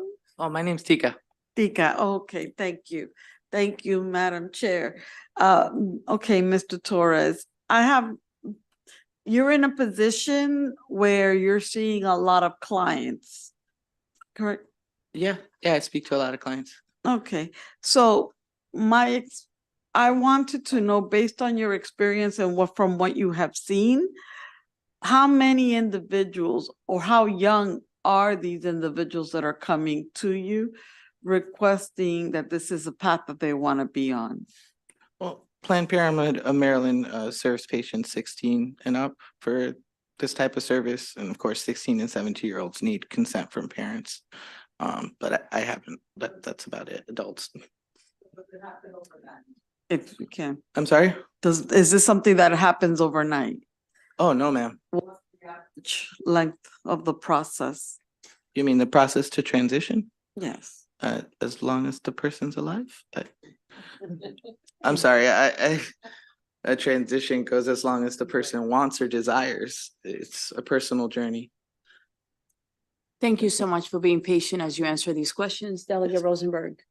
My question or suggestion to the individual who, my apologies for not remembering your name, who was asked to talk to your senator and delegates about a scholarship, also ask them for their vote on this bill.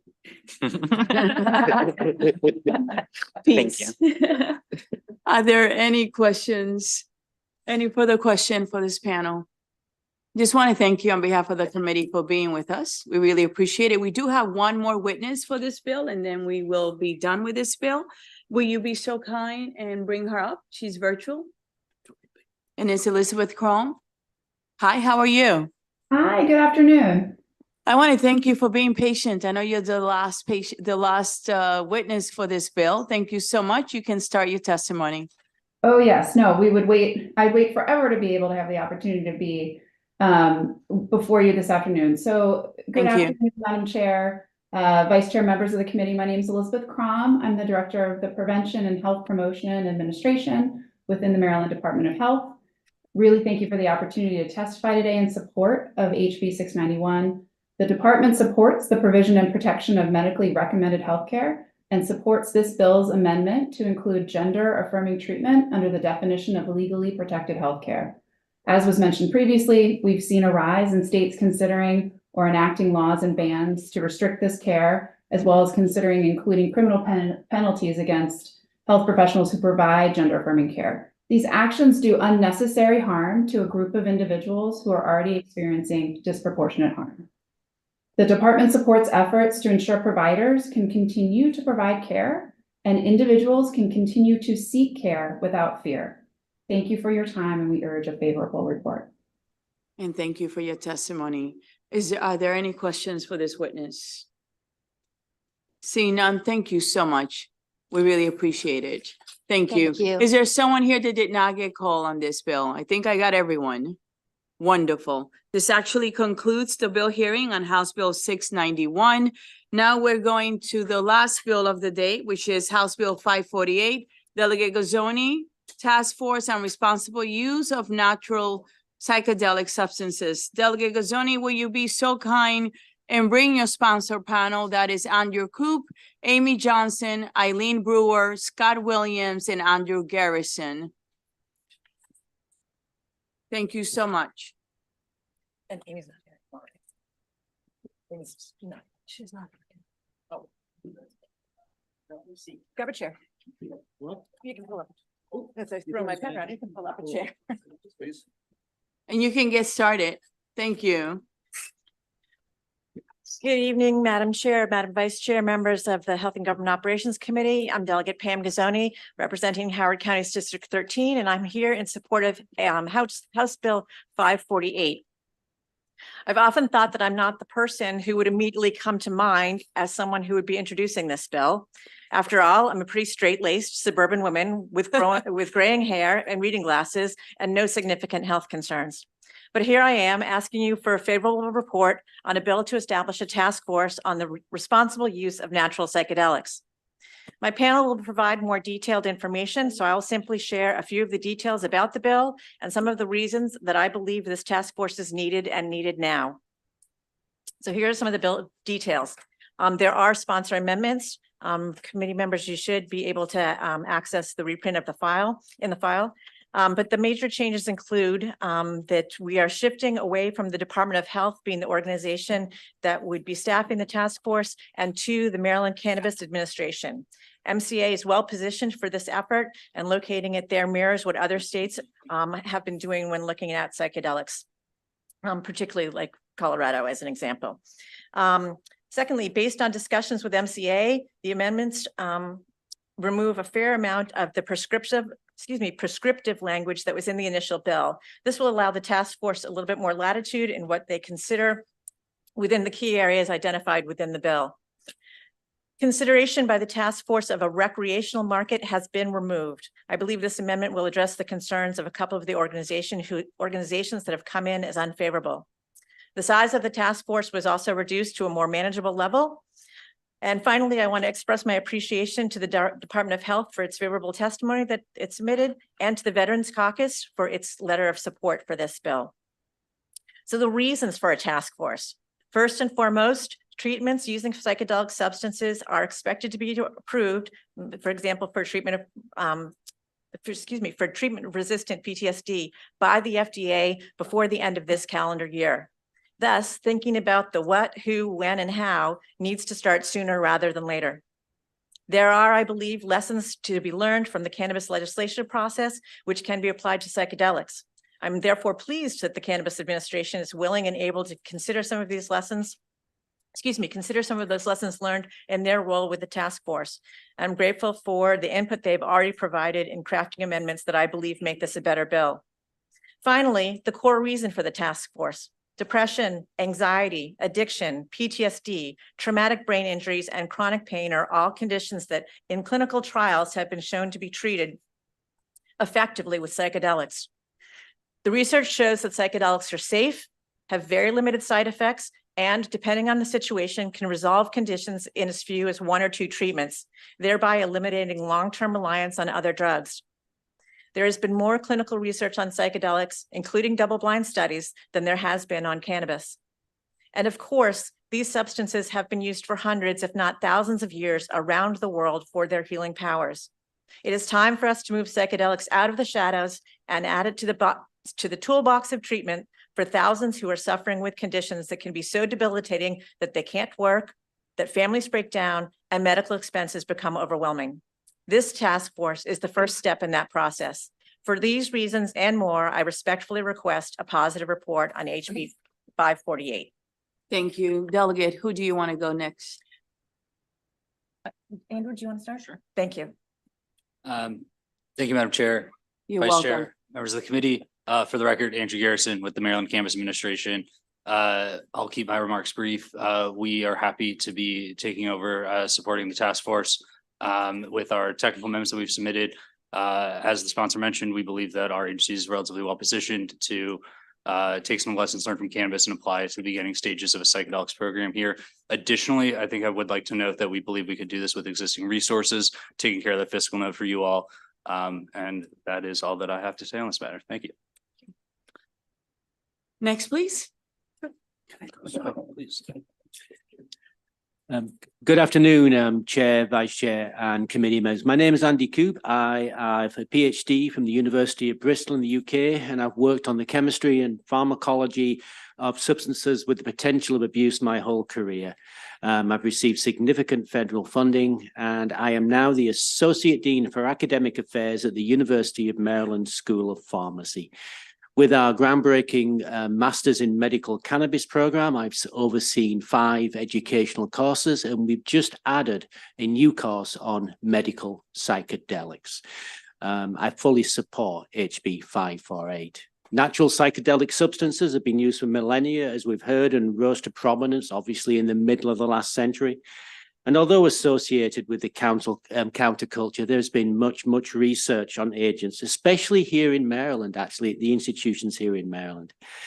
The substances named in the bill have all been shown to be beneficial in the treatment for a wide range of mental health conditions, PTSD, depression, substance use disorder, including smoking, and also for treating chronic pain.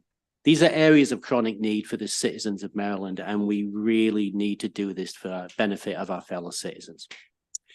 Importantly, there are now clinical trials funded by the National Institutes of Health concerned with the safety and beneficial effects of psychedelics, demonstrating the potential seen by the federal government. Studies have shown a safety profile that is almost unheard of, low abuse potential, so no addiction or dependence. And many states already have religious exemptions for DMT, dimethyltryptamine already. So with this wide use, we can see the safety is clear. Just want to finish with saying that the basic science behind this, it's not just in terms of the patient, well, it's obviously important. We have the basic science showing that these compounds actually affect the brain to create new connections between brain cells. Wonderful science. Great time there. Thank you for finishing on time. Next, please. Good afternoon, Madam Chair. Good afternoon. Committee. Thank you. My name is Scott Williams. I've been a Maryland resident for 22 years and own a home in District 30A. I'm here to testify in support of HB 548 in its current format, and I want to thank all you guys for your leadership in bringing this bill to help solve a mental health crisis we have. Quick background, I have neglected childhood. I moved out at 15. I was homeless by 19. After hearing I was going to be a father, it motivated me to get computer training, move to DC, start a lucrative IT career during the dot-com boom. But despite all this improvement, I was miserable, suffering from my major depression, suicidal ideation from years of childhood trauma. Over the next following 2 decades, I met dozens of psychiatrists, psychologists, therapists, you name it, looking for relief. About 5 years ago, at Wits End, I temporarily moved to Hawaii thinking that might help. After about 2 weeks, I realized that that's not going to fix my problem either. Crying in bed all day long, can't get out, thinking about suicide, pretty much just wanting it into my life. As last-ditch effort, I started researching on the internet and came across psilocybin. I had really no idea a whole lot what it was, which happened to grow legally in Hawaii. The morning after taking my first microdose, I literally woke up and had a 180-degree decrease, ambition, mental clarity. I literally started singing in the shower as soon as I woke up. It was that magical. I felt like I won the lottery. I literally saved my own life that day. For the next 6 months, I took a dose as I understood it to be every 3rd day to ensure it was effective. I could tell the difference if it was 4 or 5 days. Didn't build a tolerance, but since then, I only have to take it maybe once a month now to kind of keep my serotonin levels balanced. When I microdose at this level, I really have zero impairment. I can work, I can focus, I'm motivated to handle things at work. I'm happy now to report after about 5 years, I have no symptoms of depression anymore. I'm retired at 45. I spend my time now doing this, educating people about it. So I beg you to pass this bill. I think it's time for Maryland owners to help support this mental health crisis. Thank you. Thank you for sharing your personal story with us. We appreciate it, and I'm so glad you're doing better. Next, please. Thank you, Madam Chair and members of the committee. My name is Eileen Brewer, and I live in Columbia, Maryland. I'm here to ask you to support House Bill 548. I'm the board president of Cluster Busters, a nonprofit organization that supports people who live with cluster headache, one of the most painful conditions known to medicine. There is no cure, but there are potential treatments. For more than 20 years, Cluster Busters has been driving research on new treatments, and the most promising is psychedelics. Most of the attention and funding for psychedelic research has been focused on mental health. Millions of people need effective treatments for things like PTSD and depression. There are also millions of people living with pain conditions who are desperate for safe and effective treatments. 1 in 3 people will experience chronic pain in their lifetime, and we have very limited tools to help them. Yoga and mindfulness are things that we currently recommend so people can accept their pain, but they are not treatments and they do not end suffering.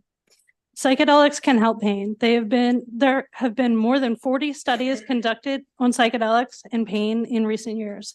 One thing we have learned from the research and the data gathered by Cluster Busters and other citizen scientists is that the regimens for treating pain conditions do not look like the protocols for treating mental health conditions. Every condition is different. While mental health patients may need therapists and facilitators, pain patients likely don't. For example, many people with cluster headache take small doses of psilocybin every 5 days until their cycle ends. This would not be feasible, practical, or affordable if they had to go to a therapist every 6 hours for 6 hours every 5 days. With a little education, thousands of cluster heads are using psychedelics safely and effectively at home. By sharing information about this treatment, Cluster Busters is saving lives of desperate people who consider and attempt suicide. more often than the general population just to escape the pain. We know that psychedelic treatments are saving lives now, but the research for FDA approval for pain conditions may take decades if we find the money to pay for the costly research. I urge you to support House Bill 548. Thank you. Thank you for your testimony today. I'm going to open it up for questions now. I see Delegate Hutchinson. Thank you, Madam Chair. So, Delegate Gazzoni, seeing the time and the length of your witness list, you definitely will owe us dinner. Yeah. So, with that, I'm thinking I might need to check with Delegate Moon to help me. well, you are last, but That's up to you, but you owe dinner. Yes, ma'am. so I'm also an old straight guy. So I need somebody to really explain to me what psychedelics are. I've always heard, like, is that LSD? So somebody, I'd like to know that a little bit. But I also want to understand, like, what does the body do? How does the mind feel when you're on LSD?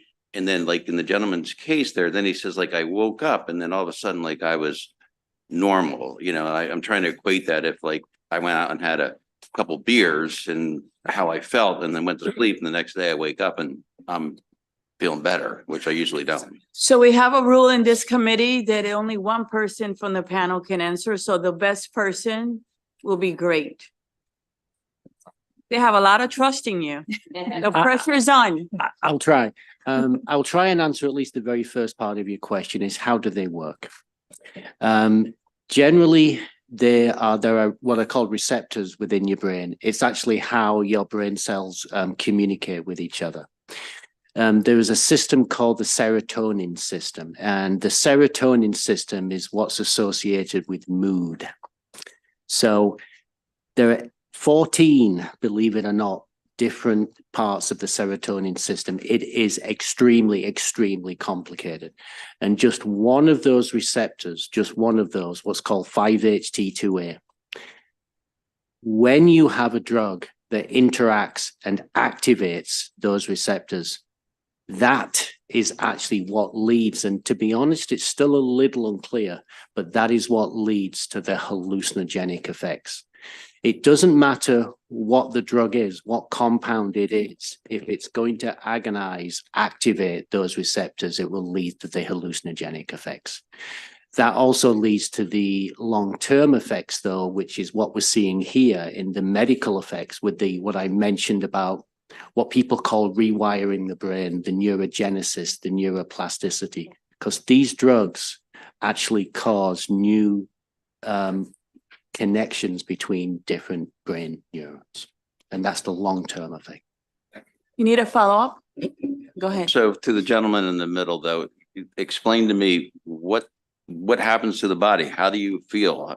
What happens when you're on this medication? Yeah, there's different types of dosing mechanisms and protocols.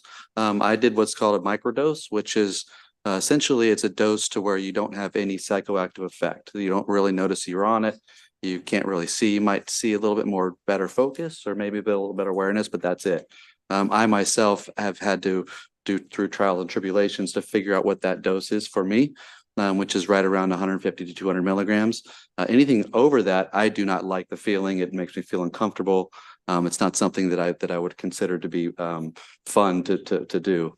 So I tend to make sure that my dose is within that level. However, my notice-satisfying effects really more are the next day. So after I sleep, the next day when I wake up, I feel extremely refreshed. Like even if I didn't sleep great or I didn't get a solid 8 hours of sleep, I feel like I'm just ready to get up in the day and work. Whereas before, I wouldn't get out of bed for 3 hours. I'd probably have to get something DoorDash to get food in me because I just feel so terrible. I don't want to get out of bed. So I'd get out the screen and I just watch movies and take my mind away. Whereas this time I'm out of bed in 2 minutes. I'm in the shower. I'm literally singing in the shower, which I can't remember right. Last time I did that maybe as a kid, because I was just so refreshed, like a veil was stripped off of me. So my levels were so bad for my serotonin levels, for example, were so bad that the microdose, just that alone, made a significant difference in my mood and stability. And for the next 6 months, like I said, was just off the charts, happier than I've ever felt in my life. And the reason my point was this was I didn't have any problems. I didn't have any stress. I didn't have any things going wrong in my life. I was in Hawaii on a beach with plenty of money and no problems at all. And I'm still in bed crying. What's wrong with me? I should be completely happy and helpful with life, but I had a chemical imbalance in my brain, probably from years and years of childhood trauma and problems of that kind of stuff.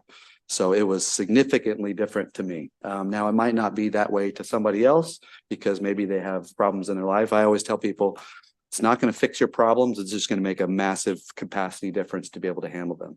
Because then I go up and I just feel like, okay, all right, what's next today? Delegate Olston, followed by Delegate Riley. Thank you. My question is actually for the bill sponsor. I was looking for the samples when you first started, so I didn't know if you actually addressed the fact of the sponsor. You said there was a sponsor amendment, and I was just wondering, did it address the opposition letter? The couple oppositions that I read that I think that are here, I think that they'll both be okay now that we've taken out the section that was going to look into recreational. That's all stripped out at this point. So I hope, but I'll find out. Delegate Riley. Thank you, Madam Chair. You're I was welcome. just wondering if you can kind of explain the purpose of the task force. I understand task force, but what are we trying to do? Because you said basically it's, we know science is behind it and it helps people with PTSD. Is the task force looking, because we have science, is the task force looking to see how Maryland is going to make this will it be a prescription drug, or is it going to be just what's the purpose of the task force going forward? I mean, we want the product because it seems like it definitely works, but what's the task force going to do to get us there, to get it in the hands of our patients? Sure. Thank you for the question, Delegate. The task force with the sponsors amendments, I think really have Maryland exploring what the various different avenues of what it can look like and collecting a lot of that science that has already been talked about today and some of the experience of stakeholders here to further then make recommendations on what are the next steps. This is really, I think, step one as it's presently contemplated. And in looking at other jurisdictions, there's a lot of different paths that this has taken in other states. And so I think we would hope that the task force really analyzes what makes the most sense for Maryland based on the science, and then recommend some path forwards to you all in the subsequent years once the task force concluded its work for further legislation and policy making on this matter. Yes. Okay, real quick. So you mentioned something. So since this is it's not approved yet federally, right? So you had mentioned that other states are already currently doing it. The other states are currently doing task forces, or are they actually getting the product in? There are a range of states that have actually approved recreational. A couple, 3, I think, and others, about half the states are currently going through similar sorts of initiatives that Maryland are at various stages, and all are doing things looking at having exactly the same conversations we're having. Everyone's trying to work out what to do with it. Yes. A follow-up to Delegate Riley's question. Do you know what those states are? And if you don't, could you be so kind and provide that list to council and the committee? Colorado, Oregon, DC, Washington State's not there yet. Okay, sorry. Nevada. Yeah, and then there is a huge list of states that already have task forces that are working. Can you send us that list, please? Absolutely, we can. Thank you so much. I have Delegate Taveras.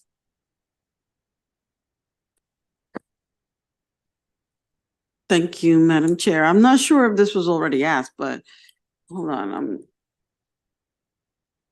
I want to make sure, what's the scope? Are we talking like mushroom, special K, acid? Like what's the scope of what we're talking about? Or is it just a free-for-all for what's in the marketplace? The bill specifically lists substances that are derived from natural substances that contain psychedelic medicines. It does not include ibogaine because there is not enough research on the safety of ibogaine, but it includes psilocybin, DMT, mescaline.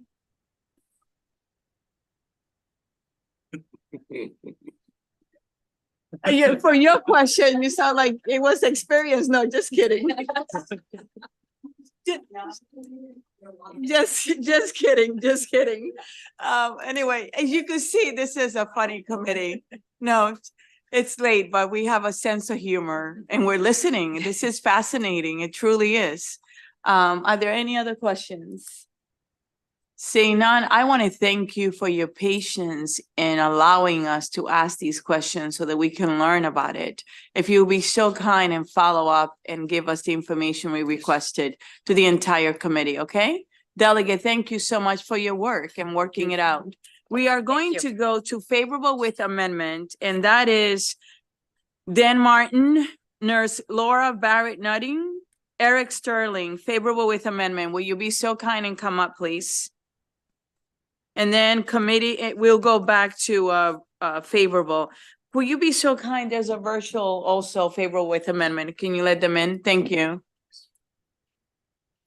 Madam Chair, members of the committee, Dan Martin with the Mental Health Association of Maryland, here in support of House Bill 548 with what I hope will be considered a favorable amendment. In 2015, the Mental Health Association launched Brain Futures, which is a national nonprofit dedicated to improving human outcomes by assessing and advancing practical applications of new scientific understandings of the brain. And in 2021, Brain Futures launched a three-part issue brief series and coalition building effort focused on psychedelic assisted therapy. So as you heard, these therapies hold enormous promise for treating some of the most intractable mental health problems. But at the same time, the complexity of issues surrounding the adoption of these treatments is significant. Professional practice guidelines, training standards, and unified reimbursement strategies are all major policy areas that need to be considered and defined. And to be clear, this is a field that is exploding. There's rapidly growing body of evidence showing the safety and effectiveness of these treatments for mental health and substance use disorders. There are studies showing huge potential cost savings in the use of psychedelic assisted therapy versus treatment as usual. There's a large and increasing public and private investment in this space, and the tide of public opinion really is turning. And all the while, Brain Futures, and I think you'll hear from the executive director in just a minute, Brain Futures is doing the work to prepare for wide-scale adoption of these treatments and lay a foundation for the regulatory and reimbursement work ahead. And so for all these reasons, we'd request an amendment to House Bill 548 to add the executive director of Brain Futures or their designee to the task force membership. And upon adoption of that amendment, would urge a favorable report. Thank you. Thank you for working with the delegate. Next, please. It's going to go on. Go ahead. Thank you, Madam Chair. I'm You're Eric welcome. Sterling. I'm a retired lawyer, and I had served as one of Governor O'Malley's appointees to the original Medical Cannabis Commission from 2013 to 2017. I support the legislation. I appreciate your questions. Delegate Taveras, the bill does not include LSD. It is not, and there are many psychedelic drugs that are not included. The bill is very specific. It's limited only to the ingredients of 4 ingredients of a couple of kinds of one class of fungi, psilocybin and its mushrooms, mescaline, which is derived from peyote, and DMT, which is derived from morning glory. And that brings me to my proposed amendment, which is to modify the definition so that research that includes peyote or mushrooms would be subject to the evaluation of the task force. The definition permeates the legislation. I apologize, I've not seen the delegate sponsor's amendment. Perhaps she's already addressed it. But those were the points that I thought I should bring to your attention. Thank you. And if you could reach out to the delegate, that would be great. She's really kind, I know that. We've met. I know she's splendid. Thank you. She is. Thank you. Next, please. Good afternoon. Well, good evening. I know, right? It's lovely to see you again. I hope Nice that to some see of you, and thank you for having us. It's so wonderful to sit here and see familiar faces. I'm sure hopefully you remember the nurse in the pink scrubs Yes. from last year testifying on so many cannabis bills. Thank you all for the work that you did last year. And I'm Nurse Laura. I do live in Burtonsville, Maryland, Laura Barrett. And I'm here to support this bill with the amendments that were already submitted, mostly because of my experience working with the cannabis patients. One of the things that I have seen over the years in my support of people using cannabis medically is that for some people, the cannabis doesn't solve all their problems. And just like you heard in the panel, not that psychedelic medicine is going to solve all of someone's problems. But the interesting thing in my experiences in the past year of working with people that are in other states and they're taking trips to other countries to have psychedelic experiences is it really can be this like one and done. It can be one-time experience, can break a habit, break a pattern in the brain and change someone's life. Part of the problem that I have heard and learned and worked with some of my peers talking to them at Hopkins is that we need follow through. You kind of need therapy. They call it integration, where it's like counseling and it's to do what we talked about, neuroplasticity in the brain. It's like you had a stroke and you now have to learn how to eat again, learn how to walk again. What you do after the psychedelic medicine is waking up that neuroplasticity in your brain is then you have to train it. You have to do the work. So it's not like a free pass, but you do the work to move forward. So I ask that for the benefit of the people that cannabis maybe isn't doing, all of it isn't doing enough, and for the people that might be at higher risk for cannabis use disorder, that you consider allowing psychedelics task force just to start looking at if we want to do this in Maryland. Thank you. And thank you for your testimony. We love seeing the pink. Thank you. I'm going to open it up for questions now. Actually, no, we have one more, Mr. David Esselman. You have enough sticky notes there? I do have enough sticky notes. How are you doing? I was just trying to keep myself busy before dinner, so I started. It's okay. Thank you, Madam Chair, Vice Chair, members of the committee. Brain Futures, as Dan had mentioned, is a Lutherville-based 501c3 nonprofit addressing barriers to equitable access of evidence-based innovations for mental health and mental well-being.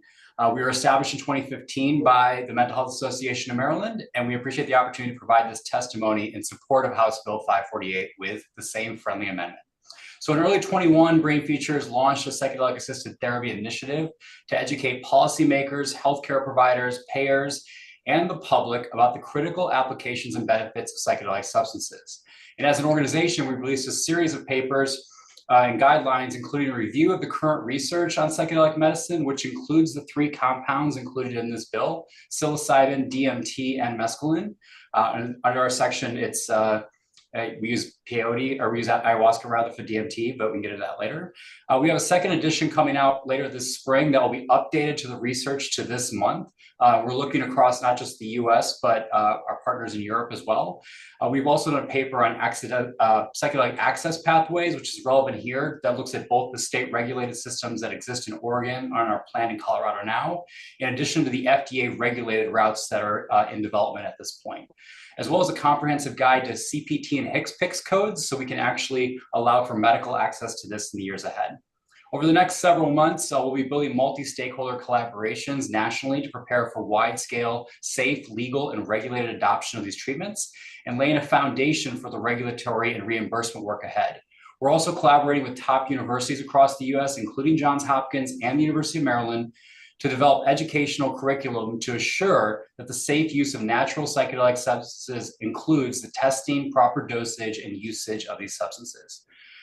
We would like to provide a wealth of information about psychedelic access as we've learned over the last 3 years, and I request your support of HB 548 with the amendment to add the Executive Director of Brain Futures to task force membership. Thank you.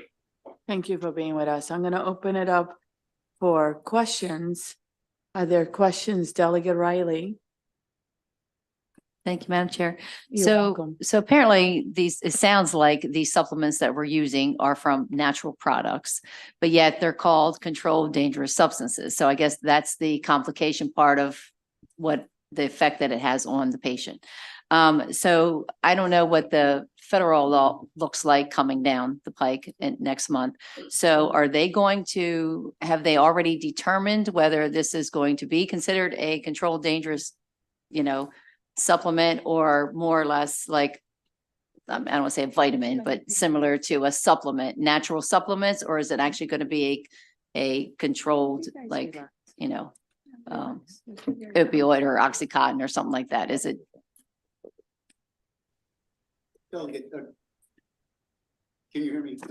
Yes. Very good question. They're called controlled dangerous substances, not supplements. And that's their name under Maryland law. Under federal law, they're called controlled substances.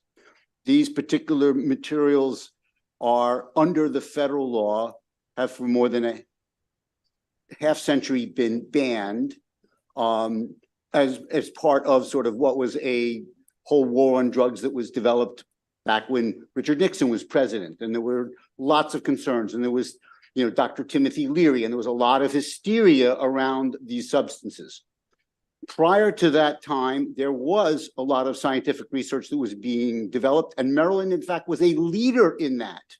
The last legal dose of psilocybin that was administered was, in fact, at the Spring Grove Hospital here in 1977. So there's a long history of research in Maryland. It was the leading state for this research until it stopped. Research resumed then about 1999. It's Johns Hopkins University under federal approval for research.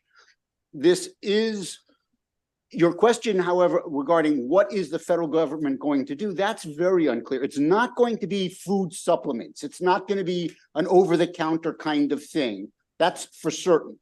How it will be rescheduled, what the FDA is going to say, that I don't think any of us around this table yet know. But whatever it will continue to be fairly highly controlled. I think it's important to also recognize, though, that the federal government in this area has lagged the country, the science, and the states. Medical cannabis was legalized in 1996 in California. Maryland legalized, the General Assembly passed medical cannabis law here in 2013, 11 years ago. It's still illegal under federal law. But, notwithstanding the fact that more than a majority of the country have legal medical cannabis programs. So the federal government, for whatever reason, I don't even want to get into that, is lagging. So it will give us some clues about how it's loosening up. It's important to look at, but just last month, the Secretary of Veterans Affairs says, I want to move ahead with a program for veterans because this is critical for the veteran population, which suffers from such a high rate of suicide and which is, and PTSD and other kinds of conditions. That's the VA. And you can be sure that there was conflict between the VA secretary and the DEA about what his statement was going to be. That's correct. That's correct, Delegate. Can I add a comment? Is that appropriate? We're only allowed to do one answer, but you know what?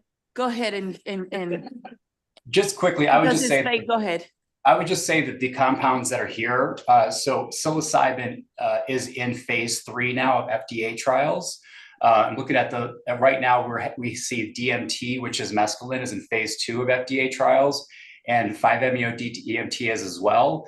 And I would just add that the other substance so it's DMT, it's psilocybin, and mescaline. It's in phase 1. So right now we're still years, minimum is 2026 until the Fed will rule on these substances. This is an opportunity for Maryland to get ahead of the game. I thought you would appreciate that. Okay, Delegate Hill. Thank you. And You're I welcome. apologize for being absent for part of this. So two still parts to got the, one question. to the one question. It's one Yeah. question with two parts. Just two, that's it, quickly. The part one is, why is ibogaine not included? And the part two is, Dr. Adams points out that psilocybins and psychedelics are much less popular in use. And therefore, having a task force that looks at the pros and cons seems to make more sense than a task force that is clearly directed on how can we start the market. So that's part one and two. Why is ibogaine not included? And why are we so set that we know there needs to be a market without asking the task force to examine the pros and cons of establishing a market? That's two questions. Go ahead. Okay, go ahead. This is Nurse Laura. I just want to say, I don't know the full answer, but I know there isn't enough research on the benefits of ibogaine. So that's the main reason I believe that it's excluded. And Dan is nodding yes. Pardon me? Then Martin is agreeing with you. Yes. Oh, yes. Why is this being? I'm a co-sponsor. Why is this being set up as if there is no decision to be made? It's about how do we go about creating this, as opposed to should we first weigh the question of should we create it? So should we? I'll address that. And the answer is simple, which is that what you asked, the threshold question, of course, is built in. It would be pointless to say, to create a task force, answer the question, should we study this or not? They come back and say, yes, we think it's a good idea. Okay, now let's go back to the General Assembly and create a task force to study for recommendations. We had that same sort of multi-step process advancing with medical cannabis. Really here, if the task force says, well, we're not satisfied, then they don't get to the second part. But what you're doing is you are anticipating that in the event that the task force says, yes, we've evaluated the research, we've evaluated the need, we think that there is an appropriate and important role here. Now, fortunately, the General Assembly has said, figure out how it should be integrated into the medical system, how it should be made available. So you've begun to guide them. What are the kinds of criteria you need to consider and weigh in setting up a regulatory approach? And that would save time and save you a step by having the benefit of a well-appointed commission with a carefully vetted by the governor with a lot of expertise, not sort of stopping just, at the kickoff and saying, okay, now the ball is in your court. And thank you. And Delegate, since you were out for the beginning of it, there are states that are more advanced that are already doing it. Were you here? No. It's not about being first. Is that they're already doing it and we need to do it this way. They explained it why at the beginning, so you can watch the recording, but Dan would like to answer as well. And thank you. I appreciate the indulgence. I mean, this field is moving on with or without Maryland. This is like I mentioned earlier, there's a rapidly growing body of evidence showing that it's safe and effective for treatment of all different kinds of mental health and substance use disorders. There's studies showing huge potential cost savings for psychedelic assisted therapy versus normal therapy treatment as usual. There's large and increasing public and private investment in the space all across the nation. Public opinion is turning. So this field is moving on. The research is happening right now. States are moving this direction right now. This is just to make sure that Maryland, that we put the work in to make sure that Maryland is ready to take advantage of this new growing research and body of evidence, when we can, when we take advantage of it while we can. And that's what was said at the beginning. Okay? You got it? So next time when Delegate Hill has a bill that she's gonna be first in Maryland, remind me to remind her Maryland doesn't have to be first. Okay. Just remember that. Anyway, are there any other questions? Seriously, seeing none? All right. Thank you, delegates. Thank you for being with us. Thank you. So let's go to John Clifton, Hannah Glassman, Kevin Lenneberg, Warren Rusty Carr, Pamela Wessler. Okay, Timothy Hamilton. And if you can just pull up some chairs, please, I will be so grateful. Okay, Come on in. Amy Johnson here? She's not. She's not? Amy Johnson is not here, okay. How about David Sella? You can pull up a chair, please. Wow. All right, we're gonna be nice and cozy. Who would like to get started?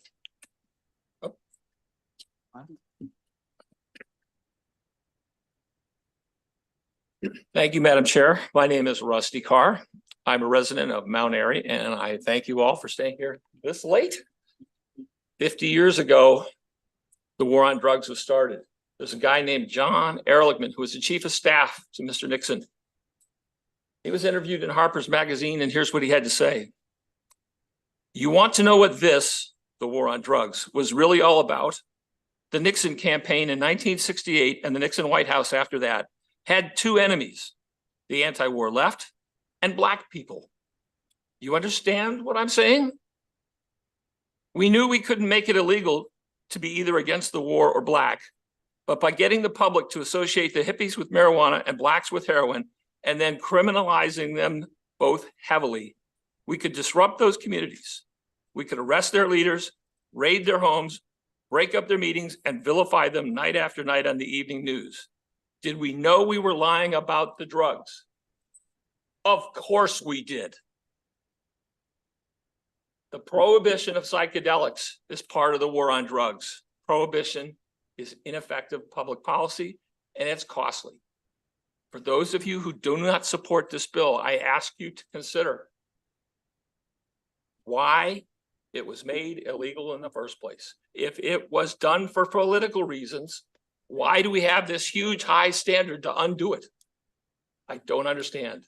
Justice delayed is justice denied. You just heard in the last panel about why there's a sense of urgency in moving this study forward. That's why. Justice delayed is justice denied. I urge you to support this bill. Thank you for your time.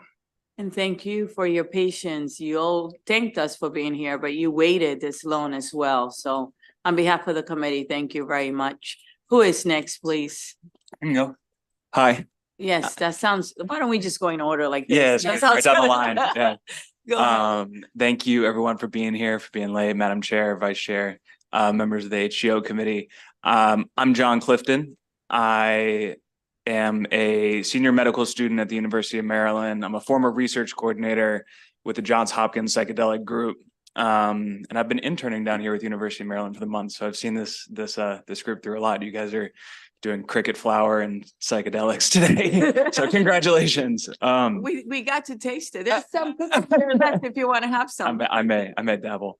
I don't have a ton to add. My personal research is in studying both the clinical side of psychedelic research, but also on the epidemiology side and a lot of public opinion and stigma and thoughts, perceptions, beliefs, attitudes about psychedelics. And my expertise has really been in education for the last 7 or 8 years, both formally and then not, just like being in the community and talking with people who have a lot of curiosities and questions, given that it's a pretty esoteric topic. And so I would just encourage you throughout the whole process, not only with this bill, but onwards into the future, to just try to keep as open mind as possible when approaching it. And if you have questions, I mean, I'm a good resource, but there's a lot of resources out there. So just, be curious about the process and where it goes. I think even coming from the medical profession personally and caring a lot about it in the medical model,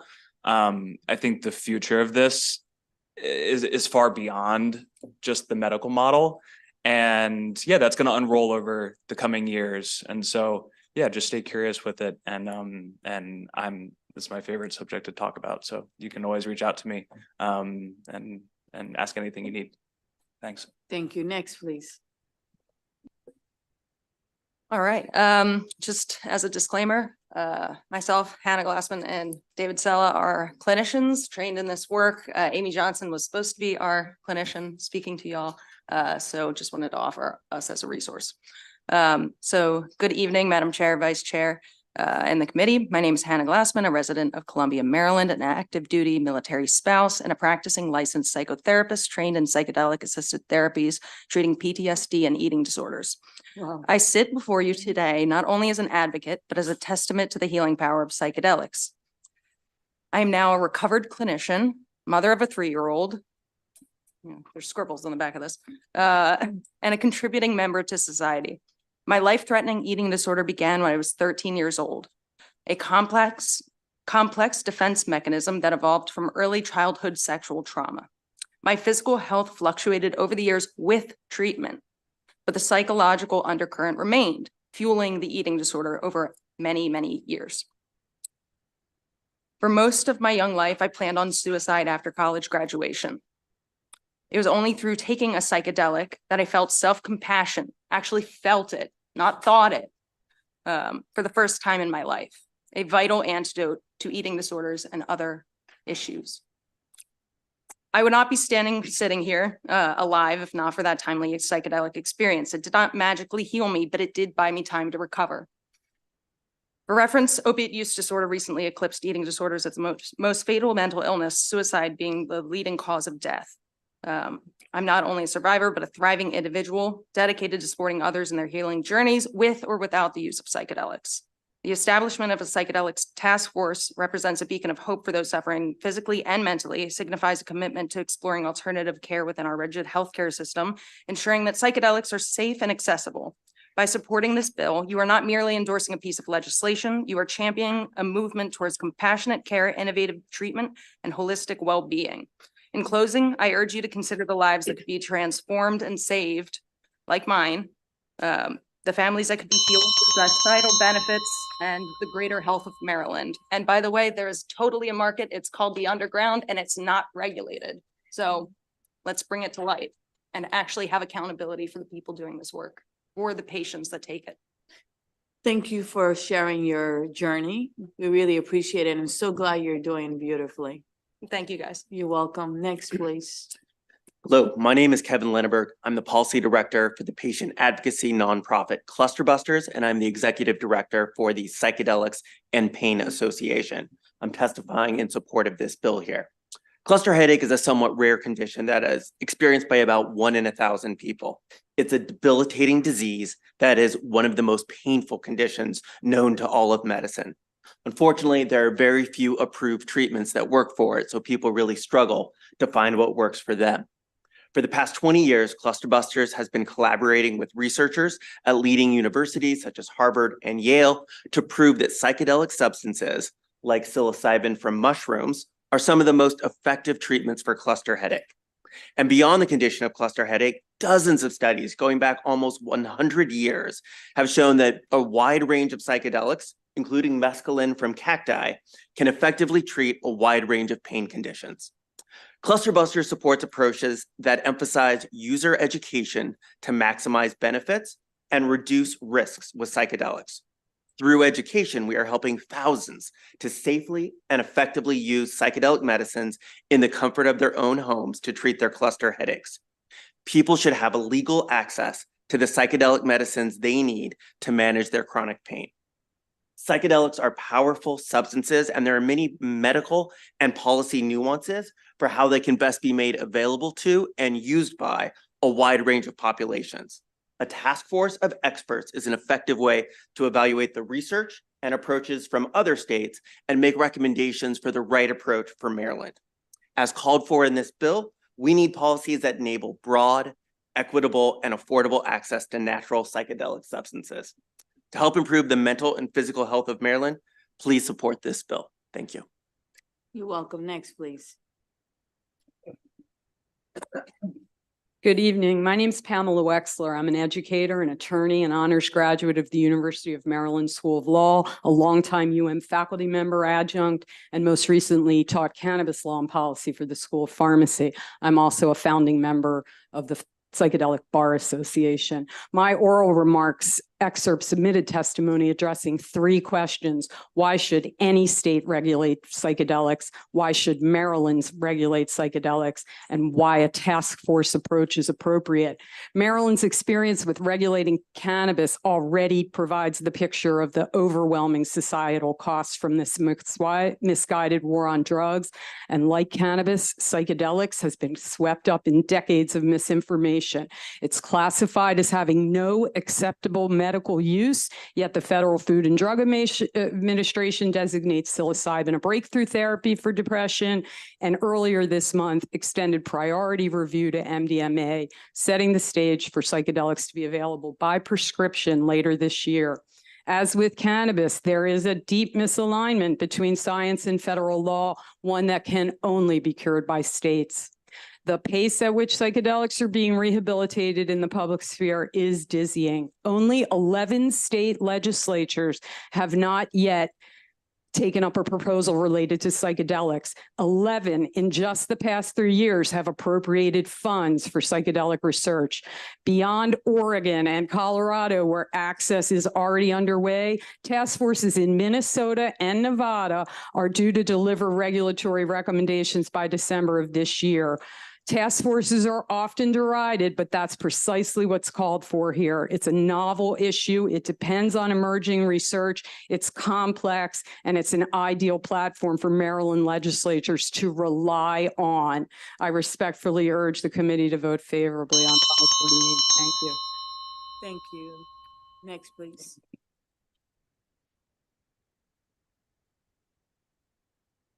Good evening. My name is Tim Hamilton. I live in Annapolis. And 4 years ago, I sat alone at my kitchen table in the early hours of the morning and decided to take my own life. Had my young son not stumbled in the kitchen at the exact moment to get a drink of water, I wouldn't be here today. So what brought me to that point? Like 8% of the country's population, I have clinical depression. And for 10 years, I battled nonstop suicidal thoughts every waking moment of the day. I tried everything to break free of the thoughts: counseling, exercise, changed my diet, meditated, journaled. I even did the TMS shock therapy.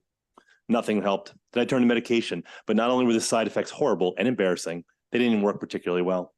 Then I read Michael Pollan's book, How to Change Your Mind, which was on the New York Times bestseller list. It was about the new science of psychedelics, specifically psilocybin mushrooms, and how they were completely upending every aspect of mental health. And all kinds of top-notch research facilities were in on it: NIH, UC Berkeley, NYU, and right in our own backyard, Johns Hopkins.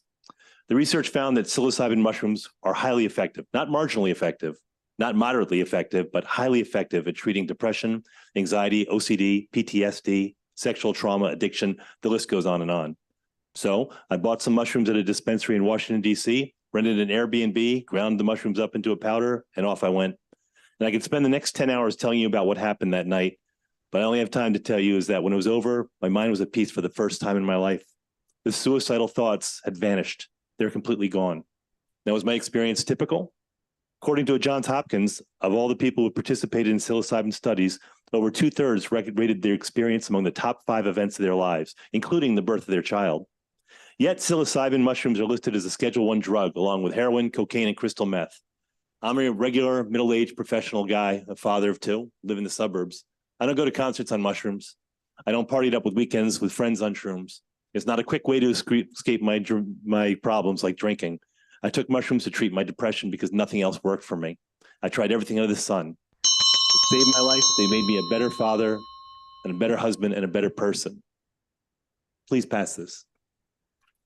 Thank you for sharing your experience with us. We really appreciate it, and I'm so glad you're here. Thank you. You're welcome. Next, please. Good evening. Thank you, Delegate Gazzoni, for sponsoring this, and thank you, member of the committee, for staying here. I'm David Junsella. I support House Bill 548. I support the amendments that Delegate Gazzoni is aware of and the committee is aware of as well. I'm a resident of Montgomery County, District 9A. I'm a licensed clinical professional counselor, and I provide psychedelic-informed psychotherapy in Baltimore, Maryland. Psychedelic treatment options are coming, and by many definitions, they are already here. As mentioned earlier, they've been used for millennia by global cultures and healing ceremonies, and the FDA designated psilocybin as breakthrough therapy. The Department of Defense is funding psychedelic research for veterans. And as mentioned before, the safety and benefits for a wide variety of treatment conditions has ample evidence. Furthermore, there's legislation in Colorado, Oregon, Washington, D.C. I will help provide the information on those states. Some of it is in the one pager that Delegate Guzzoni provided you with. Amidst the resurgence of psychedelic medicines, many have raised important concerns. Some you might hear today. Some have concerns about the medical industry inadvertently reducing access for people with lower socioeconomic status, limited insurance coverage, or pigeonholing patients into standardized treatment regimens that may not fit for everyone. In addition to these concerns, I urge the committee to consider the public health positive impact of this bill. A significant population in Maryland already is using psychedelic substances, attempting to do so responsibly, but lacking proper education around safe and appropriate environments, and lacking a safe, controlled, regulated market to obtain these plants and fungi. In service of addressing all these concerns, I urge the creation of a task force. This has been implemented in other states, as indicated on the one pager there, and has lots of benefits that could really help this. I believe the task force is the best way to maximize public benefit, mitigate risks, and recommend what is best for the unique needs of Maryland. Thank you. Thank you very much for being with us. I'm going to open it up for questions now from the committee. Are there any questions for this panel? You were that good. Thank you so much for being with us. Okay, you have a blessed evening. Is there someone here that did not get called on this bill that I missed? All right. This actually concludes the bill. There's a virtual. Oh, yeah. Oh, hi, how are you? Yes, ma'am. And Me, you ma'am? yes, tell me your name. Hi, I'm Richard Treelor. I'm speaking in support of HB 0548. I was a canine military police officer for the United States Army from 2012 to 2017. During my time in service, I was deployed to Iraq along with Patrol Explosive Detection Dog Santee. I experienced a lot of trauma during my service to my country. After completing my time, I reached out to the VA for help. I was diagnosed with PTSD, depression, anxiety, and a range of other mental conditions. I was really struggling. I was sad. I had a hard time sleeping. I was withdrawing from my friends and my family. It got so bad my wife had to intervene when I put a loaded gun against my temple. I was desperate to find a treatment that would work for me. So I reached out to my friend Scott, who is here on the panel today. He understood my problems that I was experiencing and had witnessed my panic attacks. Scott educated me about psilocybin from mushrooms and how it may be able to help me. I decided to try microdosing and took 2 small pills of dried and ground mushrooms before I went to bed. I was amazed about how different I felt the next day. For the first time in a long time, I actually felt happy. I was able to stay at a positive attitude and outlook on life. I was no longer felt the stress and anxiety. I finally found an effective treatment for my mental health challenges. Mushrooms have been a blessing and a miracle for me. These natural medicines have completely changed my life. Mushrooms are giving me a greater control over my emotions, and I'm now managing life's challenges instead of feeling crushed by them. When I first started, I would dose about every 5 days. As I got better, I spaced it out mushrooms more and more. Now I microdose when I'm starting to feel a little bit triggered. I usually about every 4 to 6 weeks because mushrooms are non-addictive. I do not take them any more than I absolutely need to. Again, mushrooms are a miracle and it saved my life. I ask you to vote in support of HB 0548 and begin the process to expand legal access to these important medicines and to help other veterans like myself. Thank you. And thank you for being with us and for your service to our country. We really appreciate it. I'm going to open it up for questions now and see if anyone would like to ask you a question, okay? And thank you for being patient. Are there any questions for this witness? Seeing none, thank you so much for being with us and for waiting all the way till the end. I hope you have a blessed evening, okay? And thank you for sharing. Yes, ma'am, me too. You take good care. So this really ends the bill hearing now on House Bill 548. So thank you everyone for being with us. We appreciate you and get some rest, okay? Have a blessed evening. Bye-bye.